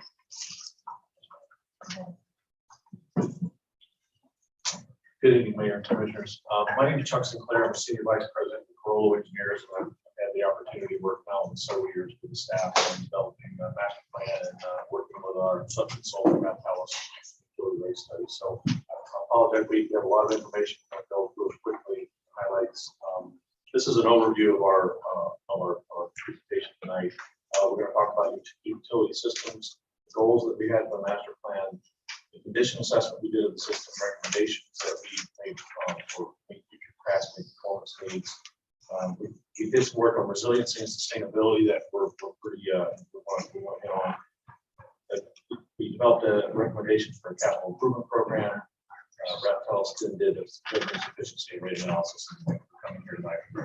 So there's a lot of moving parts in the presentation. So I'll work with whoever is developing the advancing the presentation to say next. So first, an overview of the utility system. This is an interesting fact that probably a lot of the residents and customers don't really understand. The yellow shaded area is actually the jurisdictional limits of the city limits of the city of Deerfield Beach. And the blue outline is actually the utility service area that the city's utility serves. So you can see there that it's about the time that we did this study, starting in 2018, we were just under 8,000 residents. 57,000 of the residents were actually served by your city utility. So almost 30% of your residents are actually served water and wastewater from Broward County. Next. Oh, and there you go. So the most recent census, I think someone said earlier tonight, 87,000 residents. So it has continued to grow since the time we initiated. Your city's water treatment distribution system, you have 2 raw water supply wells. So these are the groundwater wells that pull raw water out of the ground to feed your water treatment plant. From there, clean drinking water is pumped through over 200 miles of water mains from 4 to 42 inches, and 6 water storage tanks help equalize the pressure throughout the water distribution system. The water treatment plant is a combination of 3 parallel treatment process streams, total of 21 million gallons of capacity a day. There's actually, those 3 treatment systems are all individual and they're running parallel. So there's a lime softening system, which is your oldest system, built in 1984, has 7.5 million gallons a day capacity. And nanofiltration, built in 2003, is 10.5 MGD, and a similar system, reverse osmosis, built in 2020 at 3 MGD. Those 3 systems operate in parallel with that capacity. The wastewater system overview, you have 150 miles of gravity mains. So these are the lines that go from homes and businesses and other users around the city and your service area, and they go to the home pump stations because the water is then pumped 37 miles of force main. And you actually don't treat your own wastewater. You actually have a contract with Broward County. So there's a big lift station, master pump station, that then pumps all of your wastewater to the Broward County North Regional Wastewater. And of course, there's a utility supervisory control and data acquisition system, which we refer to as SCADA, which really is the mastermind behind your system. That's what helps your operators control and operate all the different components of your water and wastewater system, both plant and out outside the fence, so to speak, with your water distribution and wastewater collection. So background of master plan study. The scope for the master plan, the master plan itself, we evaluated existing conditions and performance of the utility, and we looked at the system and facility needs to meet future demand. We developed a recommended list of capital improvement projects, or CIP. And then based on that, Raquel developed a revenue sufficiency analysis where they developed a financial forecast of what it would take to fund the water and wastewater system for the year 2040. They evaluated the revenue available to fund and operate the system and do the needed capital improvement costs, and then recommend a plan to fund the operating costs and recommend a rate increase if necessary. So here's a timeline of the master plan. We actually started back in 2018. We kicked off the master plan study.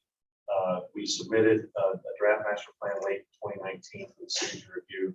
Then the Raptelis developed the revenue sufficiency analysis, completed that the second week of March of 2020, and I remember it pretty clearly because the next week, obviously, the pandemic broke out. And at that meeting in early March, we actually recommended a rate increase to begin fiscal year 2021. But of course, there were a lot more important things the city had to deal with starting around that time. So we really put everything on the shelf. And then back late last year, we regrouped the staff and pulled the plan path forward. And over the last several months, we've been working with stakeholder groups and had public workshops, as Priscilla mentioned earlier, to update the public and get into it. So the takeaways, you can advance the next slide. The takeaway there is this has been an ongoing process that really for the last 2 years has kind of been put on the shelf, and now we're back here tonight with the recommendation. So these are the 4 components of the master plan study. Again, we've evaluated the performance and conditions of the system with the capacity needed to accommodate future growth, recommend projects, and then the other opportunities that I'll speak on briefly on resilience and water. So the condition assessment, and I'll highlight here, this was observed when we were out in the field looking at your system in 2019. So that was 3 years ago. So the condition of your raw water supply well fields, we want to highlight the good news of each of these components of your system. For your well fields, there's sufficient capacity and you have permitted allocation to supply the system for the next 20 years. So that's good. You don't need to expand your well field. But your eastern well field is near the end of its useful life. It's older, the original well field dating back when you had east water treatment plant. It will require some significant rehabilitation if you want to keep that operable. Your western well fields, fresh water well fields that supply your nanofiltration and lime softening plants are in good shape. Do they continue rehab? And then the brackish well fields for the wells that feed your nanofiltration plant, they again have some issues with sand production observed, and we're going to recommend some further evaluation of that. For your water treatment plant, next slide. The lime softening system was operating effectively, but it was in pretty bad shape. It's operating beyond its useful life, and there's components of that really would require significant rehabilitation to continue and be identified as, I want to say emergency, but some real short-term things that need to be done to keep your lime softening plant operable. Your nanofiltration, your reverse osmosis, both were in good condition and really recommended only requiring some needed ongoing regular maintenance and rehabilitation. And here's just some examples. I mean, how our water process engineer who evaluated your systems, quote from a master plan, significant rehabilitation will be required in the future to maintain the treatment and operability of the integrity of that system. So that really was the major component of your water plant that we recommended that did some significant work. The water storage, pumping, and distribution, good news. Again, the water distribution system meets requirements for storage and pressure criteria. So you really weren't having water quality or pressure issues throughout your distribution system. So that's good news. But much of the piping is near the end of its useful life, particularly the piping in the system in the eastern part of the city, the older part of the city. A lot of that pipe is kind of old and degraded. And actually, there are regulatory requirements for both the water and I'll talk about it in the wastewater system that are actually going to require a mandate the city's going to have to modeling determined that about 20% of your system is at risk for exceeding water quality age criteria. So water can actually get full with your distribution system. It could lead to degradation of water quality or water taste. For your wastewater collection and conveyance, good news, the system does not experience overflows. That's good because a lot of your sister communities struggle with that. Well documented in the media over the last several years of some of the coastal communities along southeast Florida have really been challenged with having overflows in your system, but you don't have that issue here. You're fortunate. You do have adequate capacity in your existing collection and conveyance system to get you long term. And 50% of your pump stations have actually been installed or replaced over the last 10 years, which is good. Challenge is that the other 50% of those stations will need to be improved and rehabilitated, and much of the useful piping is here. You hear that as well. And I think lastly, the SCADA system, good news, your systems were working effectively, but the platforms were pretty old technology, pretty labor intensive to operate. So we required a lot of attention from your operators to keep everything moving. And you actually had two separate platforms, one for your water system, one for your wastewater system. So that created some challenges, particularly just again, operation and training staff. So moving along, we'll talk about capacity needed to meet future demand, and we'll talk a little more about this later. But this was work again we projected back in 2019. We looked at population and growth projections, looked at the 25-year horizon when we assumed a low to moderate growth. So those three lines on the graph there are low, moderate, and high growth scenarios. We projected that it looked like the low to moderate growth was what we're going to probably see in the city. We did system modeling to simulate future demand and flows and the performance to accommodate capacity that are needed. And the next slide shows actually what the projection demand for drinking water would be and wastewater flow would be. So, you know, it looks funny on the left side of both of those. Those are historical. So we had about 3 or 4 years of historical data, and then we kind of normalized the graphs and projected the future, so you can see the 2020 to 2025, we're projecting some moderate growth, and then it kind of flattened out over time as really we had talked working with planning folks projected that they were going to flatten out. So recommended projects to address the future capacity and performance needs. Again, I have to keep highlighting this is what we came up with in 2019, like in that draft master plan. So I'm just going to go through again the components of the system and what we were recommending back then. First, for your raw water supply, the well production issues that I mentioned earlier with producing sand for both your RO and nano plants, we needed to address that.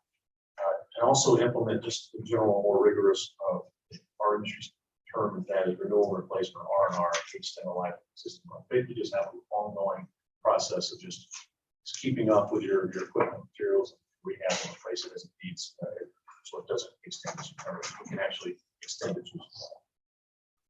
Your water treatment plant, short-term improvements. There were a number of key process components that were near the end of the useful life, particularly the lime softening system, some of your pumping systems, and we recommended some short-term repair and rehabilitation to really just maintain the service and reliability of those systems. And the long-term improvements, and whoever's doing this is doing a great job. Great job. Thank you. Long-term improvements, decommissioning the deteriorated lime softening, replace it with a state-of-the-art ion exchange system. That's a big ticket item.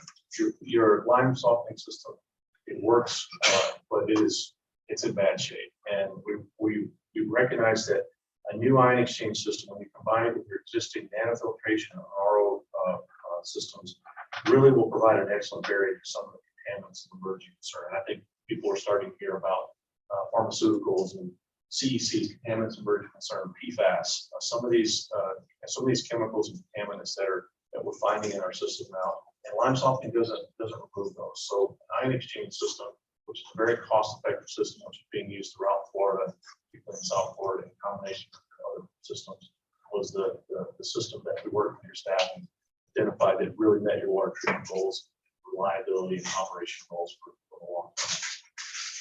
It also meets all your regulatory requirements, and just overall will deliver better quality water. For the water distribution and storage and distribution system, fund an ongoing R&R programs, storage and facilities and then replace that aging pipe as we talked about before. Again, much of that's going to be required by federal. For your wastewater collection, again, ongoing R&R to maintain the remaining 50% of your lift station, pump stations, and then replace a lot of aging pipeline systems. For your SCADA system, unify your two systems under one platform.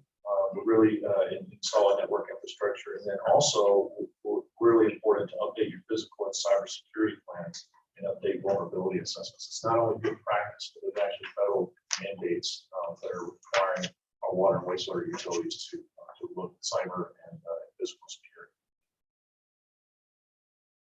Other opportunities related to sustainability and resilience and reclaimed water. We thought this was really neat that the staff had foresight to say, let's look at not just the nuts and bolts and physical condition, but let's also look at sustainability and reliability of our system. So we did evaluate your existing assets for resiliency to things like climate change and vulnerability during extreme weather events, and recommended some adaptation strategies to mitigate potential risk. An example would be, as you are rehabbing your pump stations or repairing pump stations, let's set the elevations of those pump stations at a higher level so that you see the impact of climate change, and see the new flood elevations coming, that we're keeping all the equipment risers in the right locations that won't be impacted by that.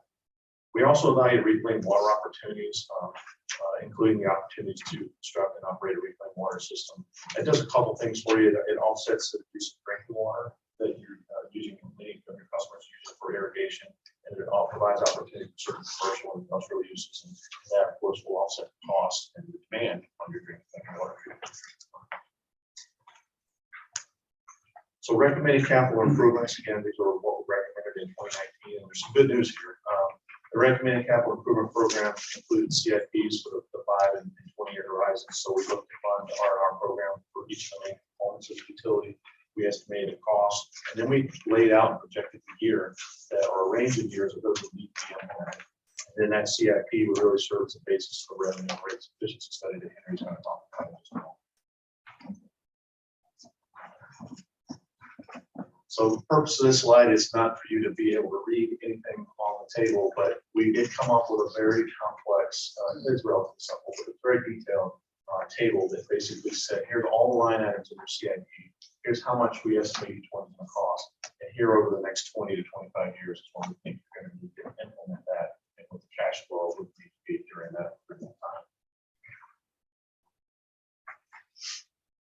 So what's happened since 2019?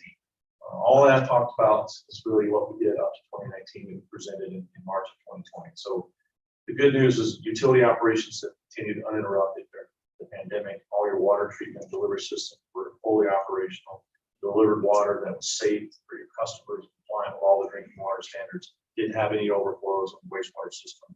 Your city's water plant was actually recognized in 2019. It's the most improved water treatment plant in its class by the American Waterworks Association, or Water Association. The not so good news is the water cutoffs discontinued during the pandemic, accounted for almost $750,000 in delinquencies. And the ongoing capital improvements and R&R projects were continuing to occur, but they were funded from existing operations and actually had to get cash reserves to do something needed replacement R&R capital. So then we sat down with staff to update that big complex table that I talked about, and we actually removed projects that had been completed. So we were really pleased when we got together with staff at the end of last year and learned about all the things that they had continued to implement during the pandemic without the rate increase in revenue. And I think the next slide has a couple of examples.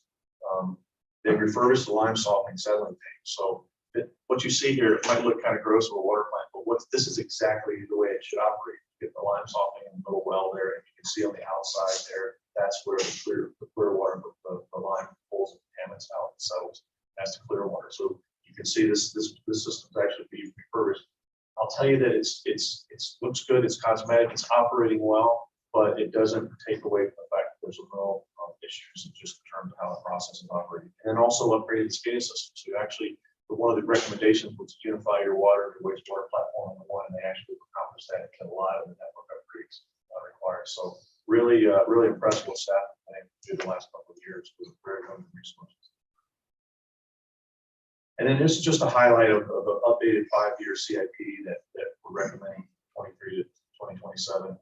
It's just under $60 million in capital improvement and R&R projects. This is an ongoing list. We're still working with staff and we'll continue to work with them over the coming months to figure out the timing and nature of this. But you can see some of the big items there, including the new line exchange treatment system, which is probably going to run in the neighborhood of $20 million.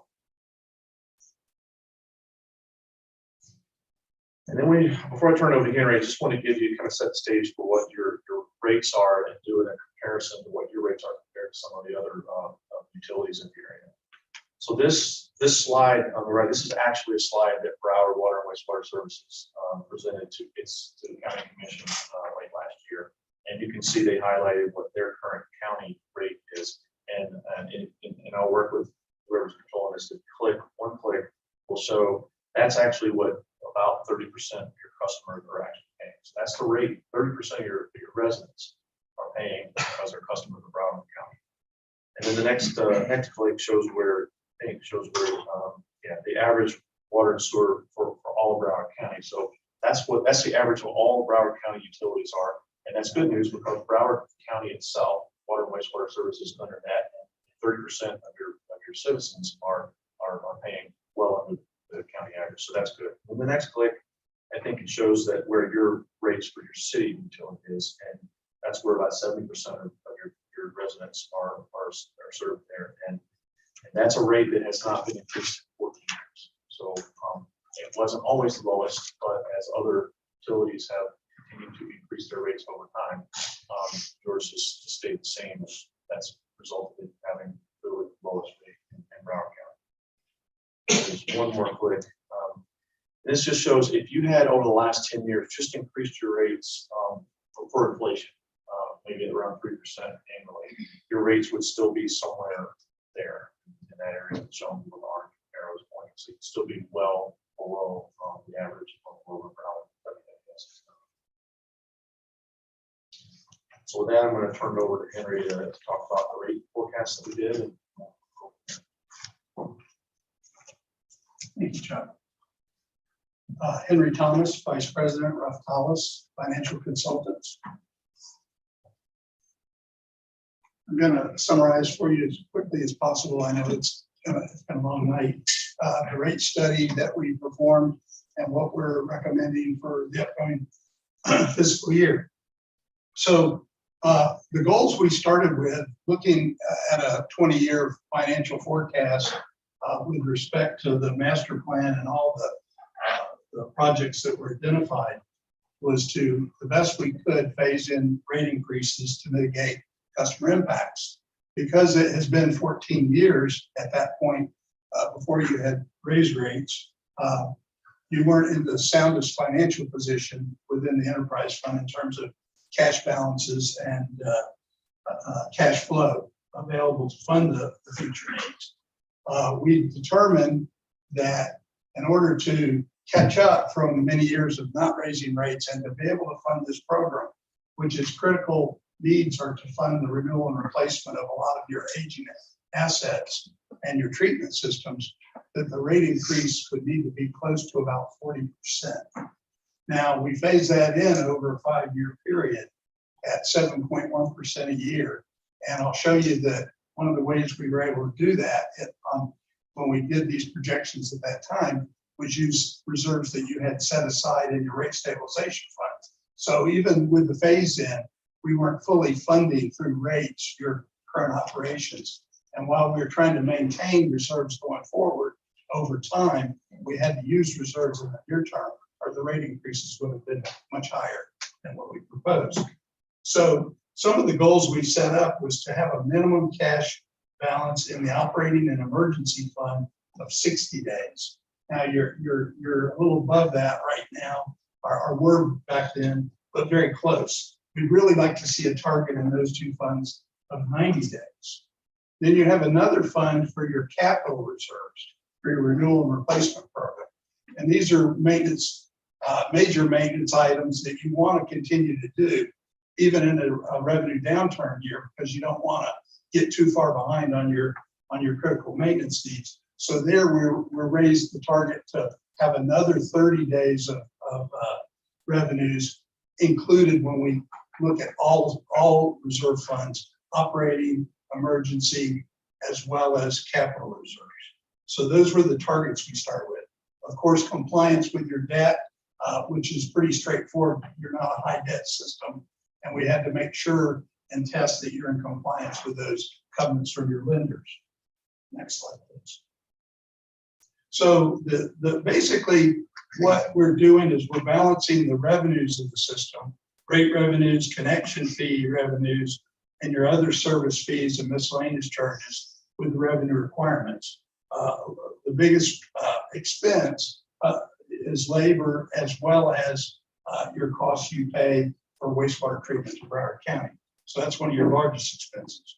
Obviously, you have outstanding debt, and in this plan over the next 20 years to implement the capital plan that's identified by Corolla, you will need to do some additional borrowing to again mitigate the rate impacts and spread those costs out over the lives of the assets.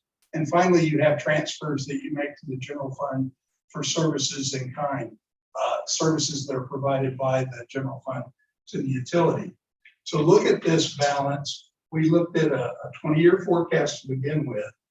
We evaluated recent trends and looked at your data in depth to see what your beginning position was. We then developed projections of revenues and revenue requirements. We looked at factors like increases in labor costs, increases in insurance, increases in fuel. And at the time, obviously the inflation we were facing was much lower than what we've been going through in the recent few months that we're starting to see. So again, I would say that, when we examined this, the environment was a little different when we did this back in 2019. Again, if you would go to the next one, please.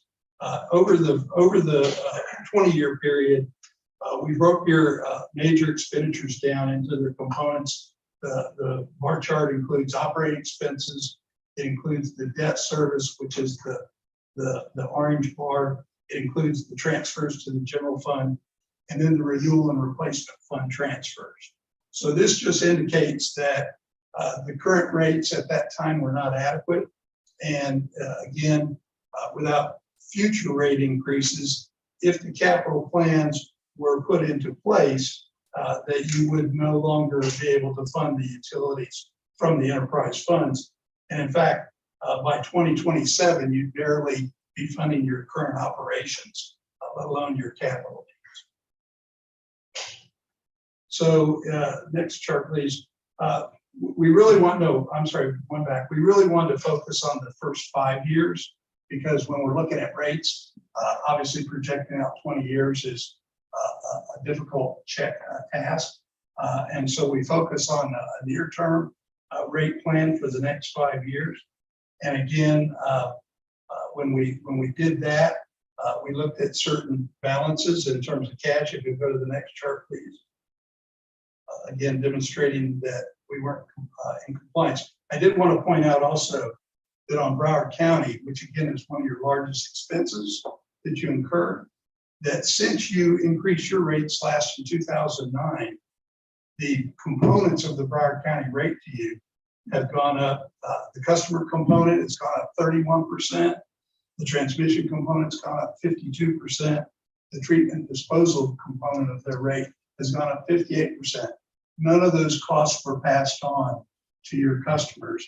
They were absorbed in your current rates, and obviously has led to the deterioration in the cash position of the utility.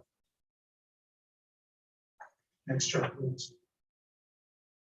So what we proposed in the 2020 financial forecast was a 5-year rate plan of 7.1% per year. As a percentage, that sounds high, but you have very low rates to start with. So we're talking, in the neighborhood of less than $5 a month per year increases. And part of that is we wouldn't like to see that as the normal plan. Part of this is the fact that we're playing a little bit of catch up from 14 years without raising rates. We've got to kind of right the ship before we can move on to a more normal inflationary type rate. And in the following 15 years after we phased in those higher rates, we did get back to an annual rate increase that was more in the neighborhood of 4%. But what we were trying to do with the first 5 years, in addition to improving and rebuilding cash reserves, was we were trying to cover your short-term rehabilitation and capital needs. So that's that 5-year plan that Chuck presented to you. And again, continue to maintain your debt covenants. Next chart, please. So what this just demonstrates is based on the projected plan of 7.1% per year for the first 5 years, followed by 4%, that the revenue should be sufficient to meet the costs as identified in your operating budgets and your capital plan. Now, again, this data was developed several years ago. So where we stand today is we went another couple of years of operations without an increase. We know that there's new funding opportunities out there for you. There's some grant funds that are available that we can apply. We're looking at other opportunities for grants. We're looking at the ability to borrow at low interest loans for the wastewater system, for example. Given all that, while we feel like we need to update those numbers to verify that 5-year trajectory, we don't want to continue to wait. We think that you're at a pretty critical point in terms of your enterprise fund financial picture, that it's time to move forward. So we're recommending you go ahead and adopt the first increase of 7.1% for this upcoming year, and then allow us a little time to update the numbers, look at what's happened in terms of growth, in terms of operating costs and your cash balances as of today, and come back to you this summer with a definitive plan for the next 4 years subsequent to this upcoming fiscal year. So that's kind of where we are right now. I think it's critical that, after 14 years with no increases, we need to get the ball moving in the other direction. If we don't, we're going to quickly run out of our cash balances that have allowed us to go this long. If you would go to the next chart, I just want to show you that this was back in 2020, our projected cash reserve. You can see that the top is the emergency reserve in the tan, and the blue is the operating reserve. The targets we mentioned, the 60 days and the 90 days, are represented by the dashed green and orange lines. So we weren't achieving our target in the near term. Our balances with the rate increases are projected to grow to meet that target. The next one is a little busier. It's your renewal and replacement fund. And what that is obviously that the spending for renewal and replacements is lumpy. It's not necessarily the same every year, but it reoccurs.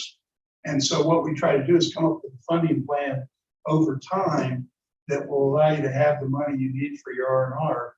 And this chart shows the yellow area is balance. The deposits are represented by the blue area.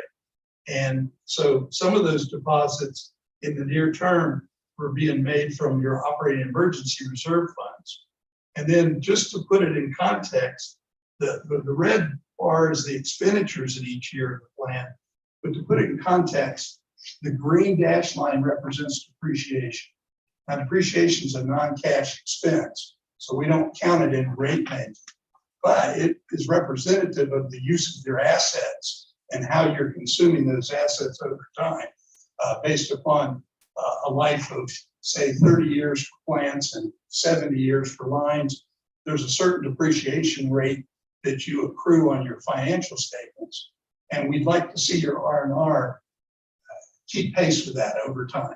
So that's why we put that depreciation line in there, and it relates to your expenditure levels, which are the blue bars. And as you can see, we've been spending far less than depreciation in the past, and over time, we're moving up to encourage more R&R spending throughout the 20-year horizon, so that we're doing a better job of taking care of our existing assets. Next chart, please. So just wanted to show you a little bit about what was going on behind the scenes to make this work. As you can see, there is one other fund that you maintain, and it's your rate stabilization fund. And that fund is a large part why you were able to accomplish what you accomplished in the last couple of years in terms of going forward with some of the capital needs and doing the proper maintenance on the lime softening plant. But the plan was to use those funds in the near term to help give time for the rates to rise enough to be sufficient going forward. And you can see the use of that fund going away. And as well, the 120-day target is the green dash line on this chart. And as you can see, we're trying to maintain that through our operating and renewal replacement emergency reserve funds. Next chart, please. So this just demonstrates, as I indicated, you don't have a lot of outstanding debt. So by funding your required renewal and replacements, which are not operating expenses, that is basically comes after the payment of debt. So that's why you have such strong coverage. So you definitely have strong coverage. You have had it historically, and you will have it in the future if you adopt this rate plan. Next chart, please. So the impact, we calculated the bills at several usage levels based on residential bill. Low use at 3,000 gallons, that's essentially indoor use, very limited use other than indoor use. Then we've got the 6,000 gallon bill, that's representative of your system-wide average. That increase is $4.14 per month is what's being recommended, or 7.1%. The higher use is at 10,000 gallons. That increase would be $5.92. Obviously, that includes some discretionary use for water for irrigation purposes.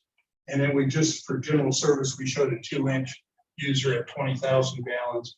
And again, this just demonstrates that the recommended rate increase is effectively impacting everybody about 7% of their bills. So this is a comparison that's similar to what Chuck showed you, but a little broader. This has got the communities throughout the eastern part of Florida and not just Broward County. And so you can see there are a few that are lower. And I would tell you that being low on this list isn't necessarily a positive, because it may be indicative that the systems, and I haven't examined each one of these individually, but oftentimes the utilities there at the lower portion are probably deferring critical maintenance that they need to do and putting off increases when they get that far below the average. You're at 5814. This is for 6,000 gallons of water and wastewater service. If you adopt the recommended rate increase for next year, it would put you at 6228. The other utilities in this average are just over $83 a month for water and wastewater service for 6,000 gallons. Now, the thing I want to show you on the next chart, it's really the same chart, but we layered in where Broward County is, and also showing you that, I'm sorry, if we did need to increase rates 7.1% for each of the next 5 years, without any change of any other utility in this sort, you would just be approaching the average of today's rates for your peer utilities in Southeast Florida after 5 years of 7% rate increases. Now, again, with the ARPA funds and the grants that we're expecting to utilize, we want to revisit those 7.1% for the next 5 years. But I think it's advisable to go ahead and get started with at least the first 7% increase. And that's where we're at on the rate proposal. So it's going to wrap up a couple of slides, recommendations and next steps we'll bring it forward here tonight for this commission to consider. First step, recommend adopting, as Kerry said, an increase of the 7.1% immediately.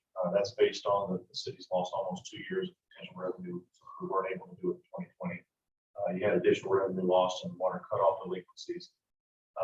We feel like the work that we completed and presented here tonight in the 2019-2020 master plan and revenue sufficiency study, it justifies a rate increase in this amount. So we're not just pulling a number out of the air saying here's 7%.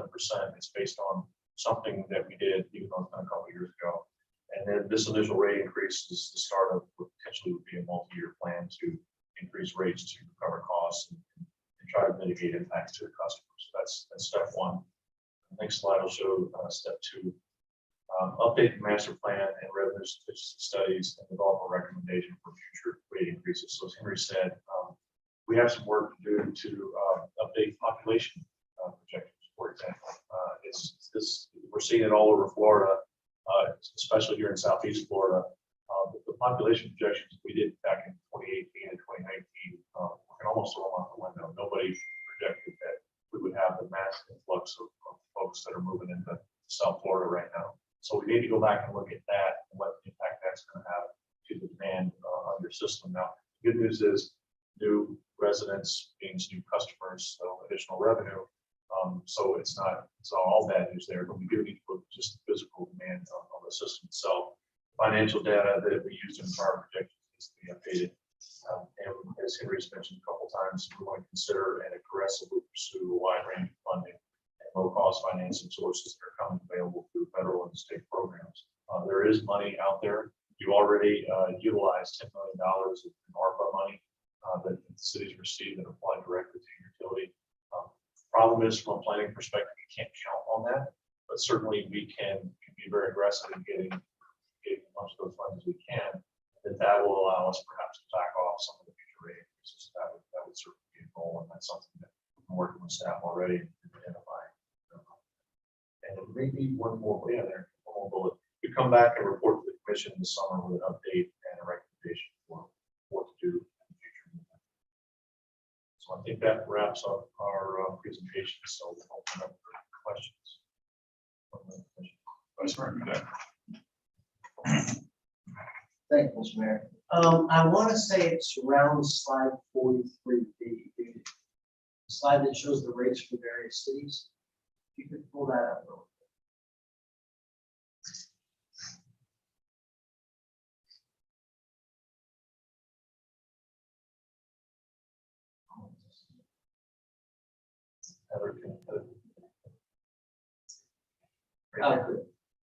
So the question I have on this is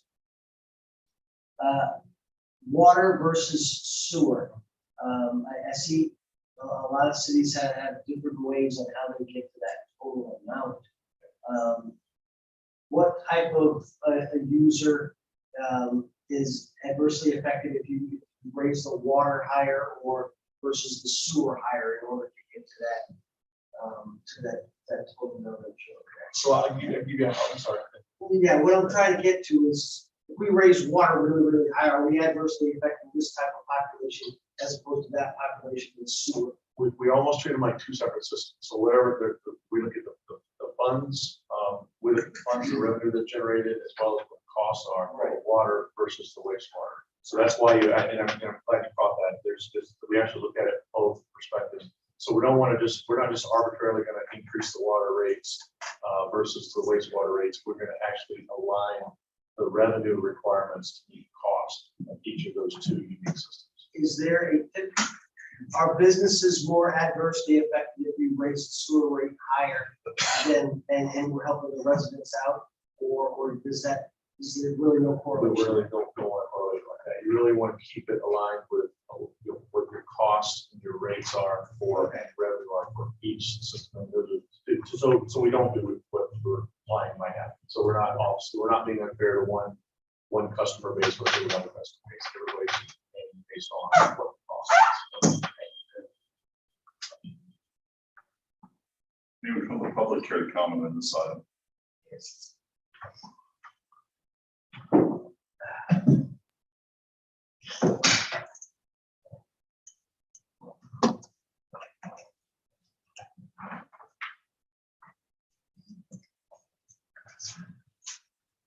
Gwen Clark, Reed, 1430 Southwest 6th Way. In the presentation, you saw a $750,000 delinquency number.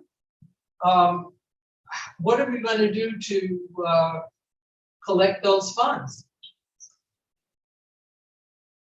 Because that's a big impact on what you may be planning to do. So I'd just like to know what city manager or anybody can say about getting that money in.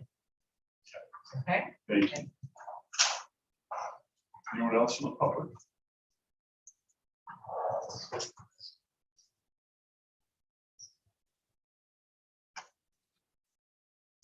It's almost good morning. Welcome to the commission. William Lane, 11 Tilford A, Deerfield Beach. You know, I wish that we would have had this presentation when all the people were here, because maybe we wouldn't have had the discussion that we had about the election and you know, something that this is really important, because a lot of people don't understand that there will be wars, and it may happen sooner than later, because water is the most important thing in your life. And people have to, you know, I feel like I'm preaching to the choir, but had these people sat here and realized how important water is, and they're lucky that we have a city that has thought about it, because after this presentation, I think we're doing a pretty damn good job at working our water. So that being said, thank you for everything you guys do, and we appreciate you. Thank you very much. Thank you, guys. Is there anyone else from the public? Close it to the public. I will say that $750,000 is outstanding. We normally float about 450 to 500,000 on a regular situation. Because of COVID, it bumped it up to the $750,000 range. This kind of emergencies are that's the number that we run on a regular basis. Am I incorrect on that? No, you're absolutely correct, Mayor. And one thing I forgot to mention and didn't consider, that on the utility bill is not only the water is water, but the stormwater and garbage. So that 750,000 actually carries the balance of all three of those funds. And as far as collecting it, we know we're now back to doing water shutoffs. That is correct. Yeah, so we've reinstated shutoffs now, so we can get these monies collected. We have had a program to give people a break on that. That's come to an end. And Mr. Lane, you're right. It's a shame that people don't stick around and hear this sort of thing. They'll focus on the petty stuff. This is the big stuff, and it's disappointing. But Especially the people. I appreciate it, though, but thank you. Thanks. Okay, I'm gonna go ahead and close it to the public. Not see anyone else. Close it to the public. Commissioner Drosky. I concur with you, Mayor, 100% that this is far more important than any of the other issues that we've discussed on the meeting tonight. It's kind of a shame it's midnight now and we're discussing it. There's a handful of people left in the audience. Listen, nobody wants a rate increase. Nobody wants to impose a rate increase. But the fact of the matter is we have not had an increase for 14 years. And we've been funding the operations from reserves, not reserves from the general fund, just to make sure. I don't think it came across that way, but I don't think that was the intent. It's an enterprise fund, so it comes out of those reserves. But nobody wants an increase. And I always think of our sister city, Fort Lauderdale, and just the problems that they are having, and they are constantly in the news. And for Fort Lauderdale to fix their woes, it's not millions of dollars, it's hundreds of millions of dollars. It's going to cost them to fix and get their system up to speed. We just cannot afford to keep kicking this can down the road and putting the residents in jeopardy of that situation. You saw in the presentation that we're getting close to mission critical on some of our components, and we just can't do it. I mean, as distasteful as a 7% increase is, the alternative is far worse. So I'm okay with the 7% now. Let's see what they come back with in the summer. We can evaluate then, but I think the rubber hits the road tonight. Oh, just one more comment. Was it in this presentation too with that 7% increase? It's like $4, I think. I don't remember the exact slide. It was the average. But we have $4 a month for those, still listening. So it sounds like a lot, but $4 a month should hopefully not impact the family budget. That's substantial. Commissioner Preston. I agree that this is a very difficult time.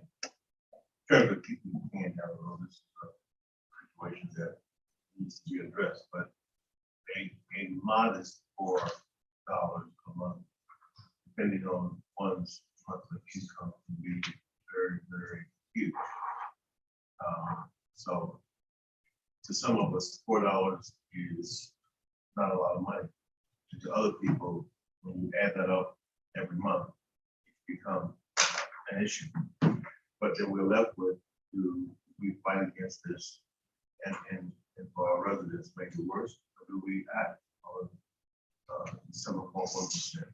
That's me. That's we could hide. It's broken down to say, well, you're going from 58 to 62.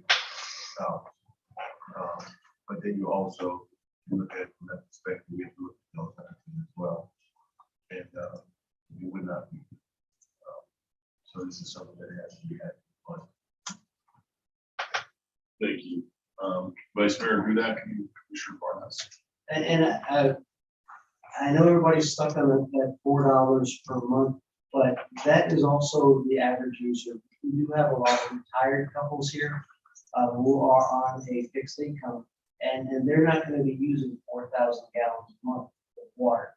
They're probably going to see more closer to $2 increase because they use a lot less water. I can understand if you're a family of 4 or you've got a pool in the backyard, yeah, then you're going to use a lot more water. But the single individual who's on a fixed income is not going to. It's just probably going to see a $1 increase. If it's a couple, maybe it's going to be a $2 increase, depending upon the amount of water that they use. But this commission has taken action in the past to correct some challenges that the city has faced because we were maybe in the financial position that we are now. And I think, like Commissioner Drosky said, it's better to pay now than pay later for all the others. So I'm going to be fully support this. Commissioner Barnes. The only suggestion I'm going to make is in the future, selling this to the public is part of the job, getting them to accept it. Instead of saying 7.5%, why not just say about $4 a month if you're using X amount of gallons? And if it's less, you'll be paying less. I think it'll be more palatable generally if we put it in the best light possible. Because 7.5%, wow, that's a big increase. $4, it's not such a big increase. And after all, we want people to accept these things without, what's the city trying to do with us now? We're trying to keep our heads above water and keep your water flowing nicely. It's just a suggestion. And with that, I'll make a motion to approve. Thank you. We have, I'll just say this, gas prices go down 25 cents a gallon. They'll make up for whatever little increase we're gonna have. That's how minimal this is. Yeah. If you're on that fixed income with $4.50, it's killing you on the month. You've got bigger issues. But if we don't fix this, you're gonna have real serious issues when it comes to water. So I certainly support it. We have a motion from Commissioner Barnes. Second. Second by Vice Mayor Hudak. Roll call, please. Commissioner Drosky, Yes. Commissioner Parnas. Yes. Commissioner Preston, Yes. Vice Mayor Hudak, Yes. Mayor Dan. Yes. Okay, we are now in comments by administration and legal. No comments from legal tonight. No comments this evening, Mayor. From the committee. We are now at city commission business. Item number 19 is a resolution of the city commission of the city of Deerfield Beach, Florida, directing the city manager and appropriate city officials to review all city contracts and vendors to ensure consistency with all federal sanctions against Russia and confirm the city is not doing business with Russian companies, directing the divestment of investments in Russia, with Russian-related institutions, companies, or entities and individuals, providing for implementation and an effective date. Commissioner Drosky. Thank you, Mayor. As promised at the end of the last meeting, I asked staff to put together an ordinance that, given the atrocities that are occurring to Ukraine by Russia, that we review our portfolio and any business that we are doing with Russia or Russia-related companies that we divest immediately. I think this is even more important given the news that has come out in the last couple of days, basically the slaughter of the Ukrainian people at point blank range in the mass graves, that this is something, an activity that we certainly don't want to support. And I would hope that my colleagues agree, and I'll be voting in the affirmative.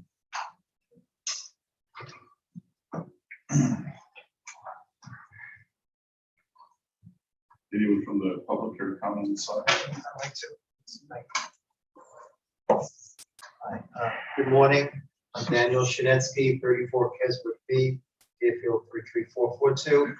I'm in support of Resolution 19. I'm a U.S. Air Force veteran, and I think also I have a brother here, an Air Force veteran, Vice Mayor Hudak, and I have another brother, Army vet, Bernie Parnes. We're all Cold War warriors. We fought against the Soviet Union in the 80s, and in the 60s, and the 50s and 60s. So one of the main reasons why the Soviet Union was defeated was because they went bankrupt. They couldn't support escalating the military as well as other endeavors and supporting their people. So basically, we hit them in the pocketbook, and that's one reason why, a main reason why the Soviet Union was stopped in the Cold War, and we won the Cold War. So I think the only way to really stop Russia from their aggression right now is to hit them in the pocketbook, stop their ability to finance a war. So I think this resolution is very, very important. Even if it's a small thing with our city, any little thing helps. So I'm in support of it. Thank you. Anyone else from the public? I'm going to close it to the public. Commission. Motion to approve. Second. Motion for Commissioner Drosky, second by Commissioner Parnas. All in favor, say aye. Aye. Those opposed?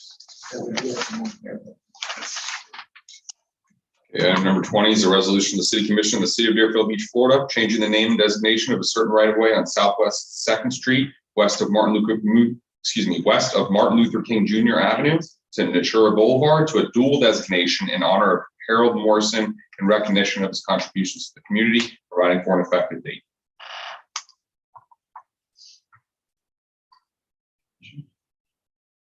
Anyone from the public care to comment on this side? Not seeing any. I'll close it to the public. Motion to approve. Go ahead. Motion to approve. Second. Motion and second on something that is well deserved for Harold. All in favor, we have motion second. All in favor, say aye. Aye. Those opposed? Item 21, a resolution of the City Commission of the City of Deerfield Beach, Florida, supporting the Broward Commuter Rail Project, providing for execution and an effective date. Is there anyone from the public here to comment on this side? I'd like to. I'm sorry. Okay. All right, I'm sorry. All right. Daniel Shinetsky, 34 Keswick B, Deerfield 33442. I'm in support of this resolution. I went to a town hall meeting on Thursday, the March 31st. I think Commissioner Ben Preston spoke a little bit. Preston, spoke a little bit about this commuter rail project. I'm in support of it. What Commissioner Preston had said was this could bring businesses to Deerfield Beach, increase revenue. The commuters that stopped would go to businesses, go to restaurants, and this would help Deerfield Beach, bring money to Deerfield Beach. So I'm in support of it. Thank you.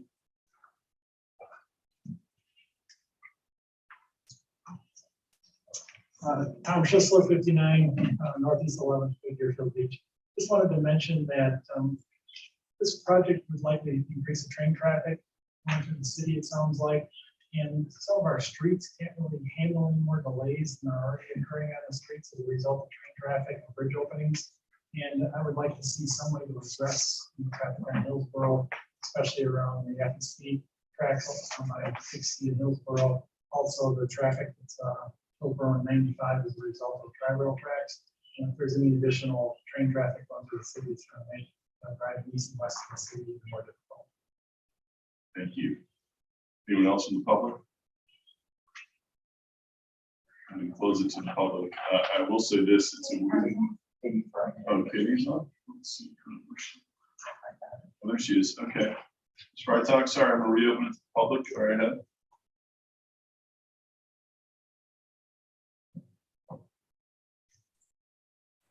Katie? Katie Freitag, 418 Southeast Second Street. I'm not a big proponent of the location of this station, this commuter rail station. Are they going to give us additional information on this, or is this the only information that we have is what is in the backup? All it says is that we're supporting the Broward commuter rail project. There's a lot of decisions that need to be made there. And are we having somebody stand on that board, or is it all just private? So we just have to accept whatever they decide to do? No. We don't have any. I can answer your questions in one time. Go right ahead. Okay, that's all right. Go ahead. My question is, do we have any say in what's going on with it, or is it just because it's running through our tracks, our backyard, literally my backyard? What say do we have in the location of the station? Thank you. Anyone else from the public? We close this to the public. Mr. Santucci, do you want to answer that? Thank you, Mayor. We did have some input into the exact preferred location for the station, but FDOT did pick a location somewhere between Hillsborough and Fourth. This particular location makes the most sense, and there are some constraints to having other locations that have to do with certain requirements from the Federal Transit Authority and FDOT. So this location works out to be the best. In terms of what is actually developed on this private parcel, ultimately would need to come before the city commission in some form or fashion, but let's keep in mind that this is a private development. The actual platform would reside on FEC right of way. Thank you. Commissioner? Motion to approve. Second. Motion is second. All in favor say aye. Aye. Those opposed? We are now at comments by mayor and city commission. Yeah, we'll start with District 1. Thank you, Mr. Mayor. I just have one comment. Over the past couple of weeks, I visited a number of residents over in Williams Harbor. And one of the challenges that one of these residents faced is the construction of these mega homes. These homes are within code. The builder and the contractors are doing everything by the book, and I applaud them. But when you sit in the backyard of a home and you want to enjoy your home, and as Mr. Schultz was here today, you're going to have 3 AC units going. You have a backup generator it's a 6 kilowatt backup generator that is going to have to be primed once a week. So I would like for city staff to look at the zoning citywide when it comes to the construction of these mega homes. Right now, we have certain requirements with regards to setbacks, and they're allowed to build up to 35 feet. And I would like city staff to look into maybe set that standard at 25 feet. And if the house is going to be a little bit larger, up to 35 feet, we increase the setbacks, to increase the distance between the homes. Maybe look at some sound barriers. Because when we do any kind of project within the city, one of the things we always look at is how is it going to affect the residents that are already there? How is it going to adversely affect them? And is there anything that we can put in place to make it as little as possible? And I think in the instance of these mega homes that are going to be popping up all over the city, as our population grows, as the affluent people come in and realize that Deerfield Beach is such a wonderful place to live, they're going to be doing what's happening now in Harvard. And even though this home is fully up to code, it still has an intimidating factor to both neighbors on either side. I've been assured that the landscaping is such that the water will not flow into the neighbors' yards, even though this home is set so many feet higher than the homes on either side of it. I have taken pictures of where I have concerns about that, and I've been assured that, you know, when the inspections go out, they're going to make sure that, you know, everything is up to snuff, and, you know, and everything is up to code, and I'm sure it will be.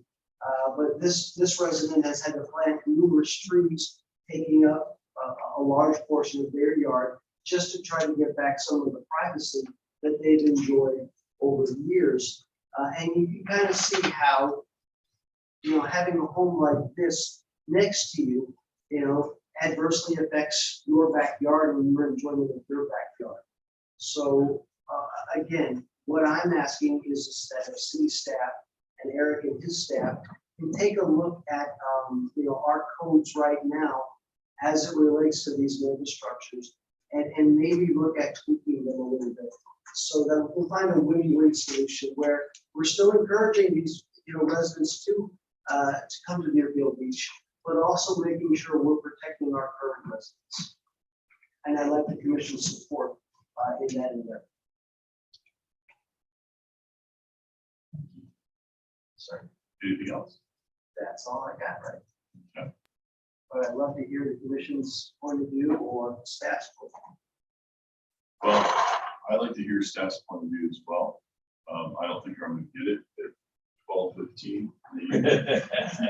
But I'm sure they'll be able to come back with us and give us some ideas on how that works. Because I'm sure they're gonna have some trying, you know, some opinions and some suggestions. Is that okay? I tell Lloyd. I'm still awake, but I don't know what you think you're gonna get out of it tonight. So, No, that's fine. That's fine. I'm completely open-minded to that. That's Exploring it. That's enough. That's what I want. Exploration. No problem. District 1's done. Okay, District 2. On the 28th, there was a cleanup done by Kiwanis West. It was a success, very nice. I'd like to thank Kiwanis West members, Alex Catlin, president, was a good job.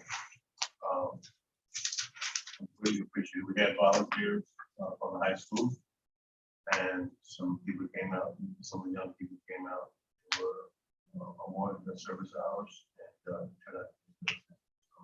thank Kiwanis West for a good job. District 3. Darrell, I apologize. Your approval will be voted on at the next meeting. The committee. I was hoping it would be tonight, but I see it's not. We are having a District 3 meeting on the 25th in Century Village at 1 o'clock. I hope a number of people will come. The theme of that will be getting what we can from FDOT and avoiding the catastrophe on 10th Street. That's the theme of my district meeting. I want people to be aware that we're still fighting for this city. That the attitude, well, it's gonna happen anyway, isn't necessarily true or imminent. It's not like they're gonna start work tomorrow.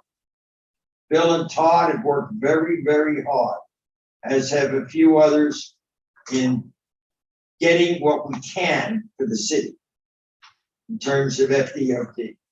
Well, they haven't given up the fight, neither have I. So I'm hoping we get a big turnout to the commission. It'll be in the main clubhouse in the party room. Yes, I can't answer questions now. I will when this is over in a few minutes. Other than that, I'm very happy with the way District 3 is cleaned up in terms of code. The owners of buildings have become more cooperative. There's one thing that I'd like us to look into, David, if you could look into this. Is it possible to get a second recycle bin at the fire station? Because people tell me that it's constantly being filled. I'll check into that. Please, thank you. That's all I have. Thank you. District 4. Thank you, Mayor. I only have one item tonight, pardon me, and that is this Saturday, April 9, is the annual Sip and Stroll out at Constitution Park. It is one of the premier events of the city, so I hope to see all my colleagues and the residents there. It is a ticketed event. There is a limit on the number of tickets, so please get them early. It's always sold out, and it is a fun night out underneath the stars and the lights in Constitution Park, especially with the waterfall and rainforest that have been installed. It is just a phenomenal setting. It's a great evening, so I encourage everyone to please come out and enjoy the night out in District 4. Thank you. Thank you very much. Constitution Park, we are in need of bathrooms. We have, I know talking to the city manager, we have some ideas on how we can assist with that during the week, but long term, we need to look at something for the weekends because there are no bathrooms in Constitution Park on the weekends, so we don't have facilities there. We have pickleball courts, we have playgrounds, basketball courts, we have arboretum. We have no restrooms. And we have a canal that seems to rise and low.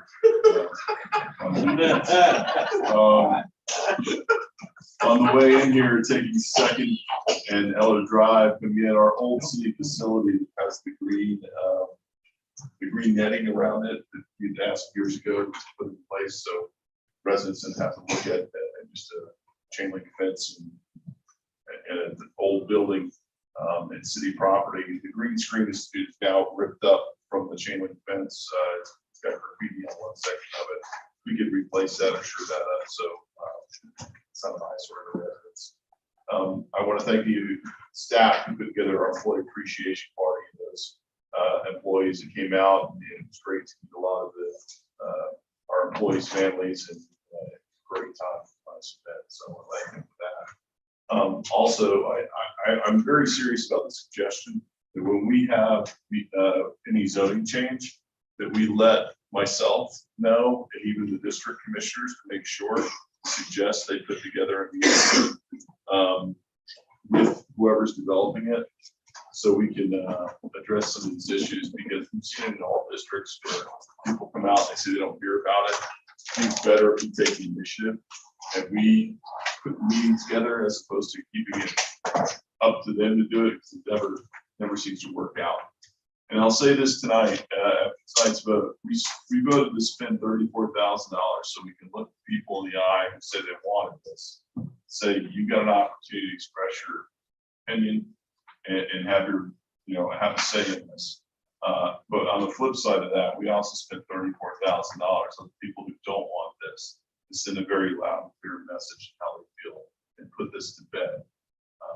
Because hopefully they'll put it to bed for a very long time, either yay or nay. So we'll see. With that, looking for a motion to adjourn. So move. Second. With a motion, second, all in favor, say aye. Aye.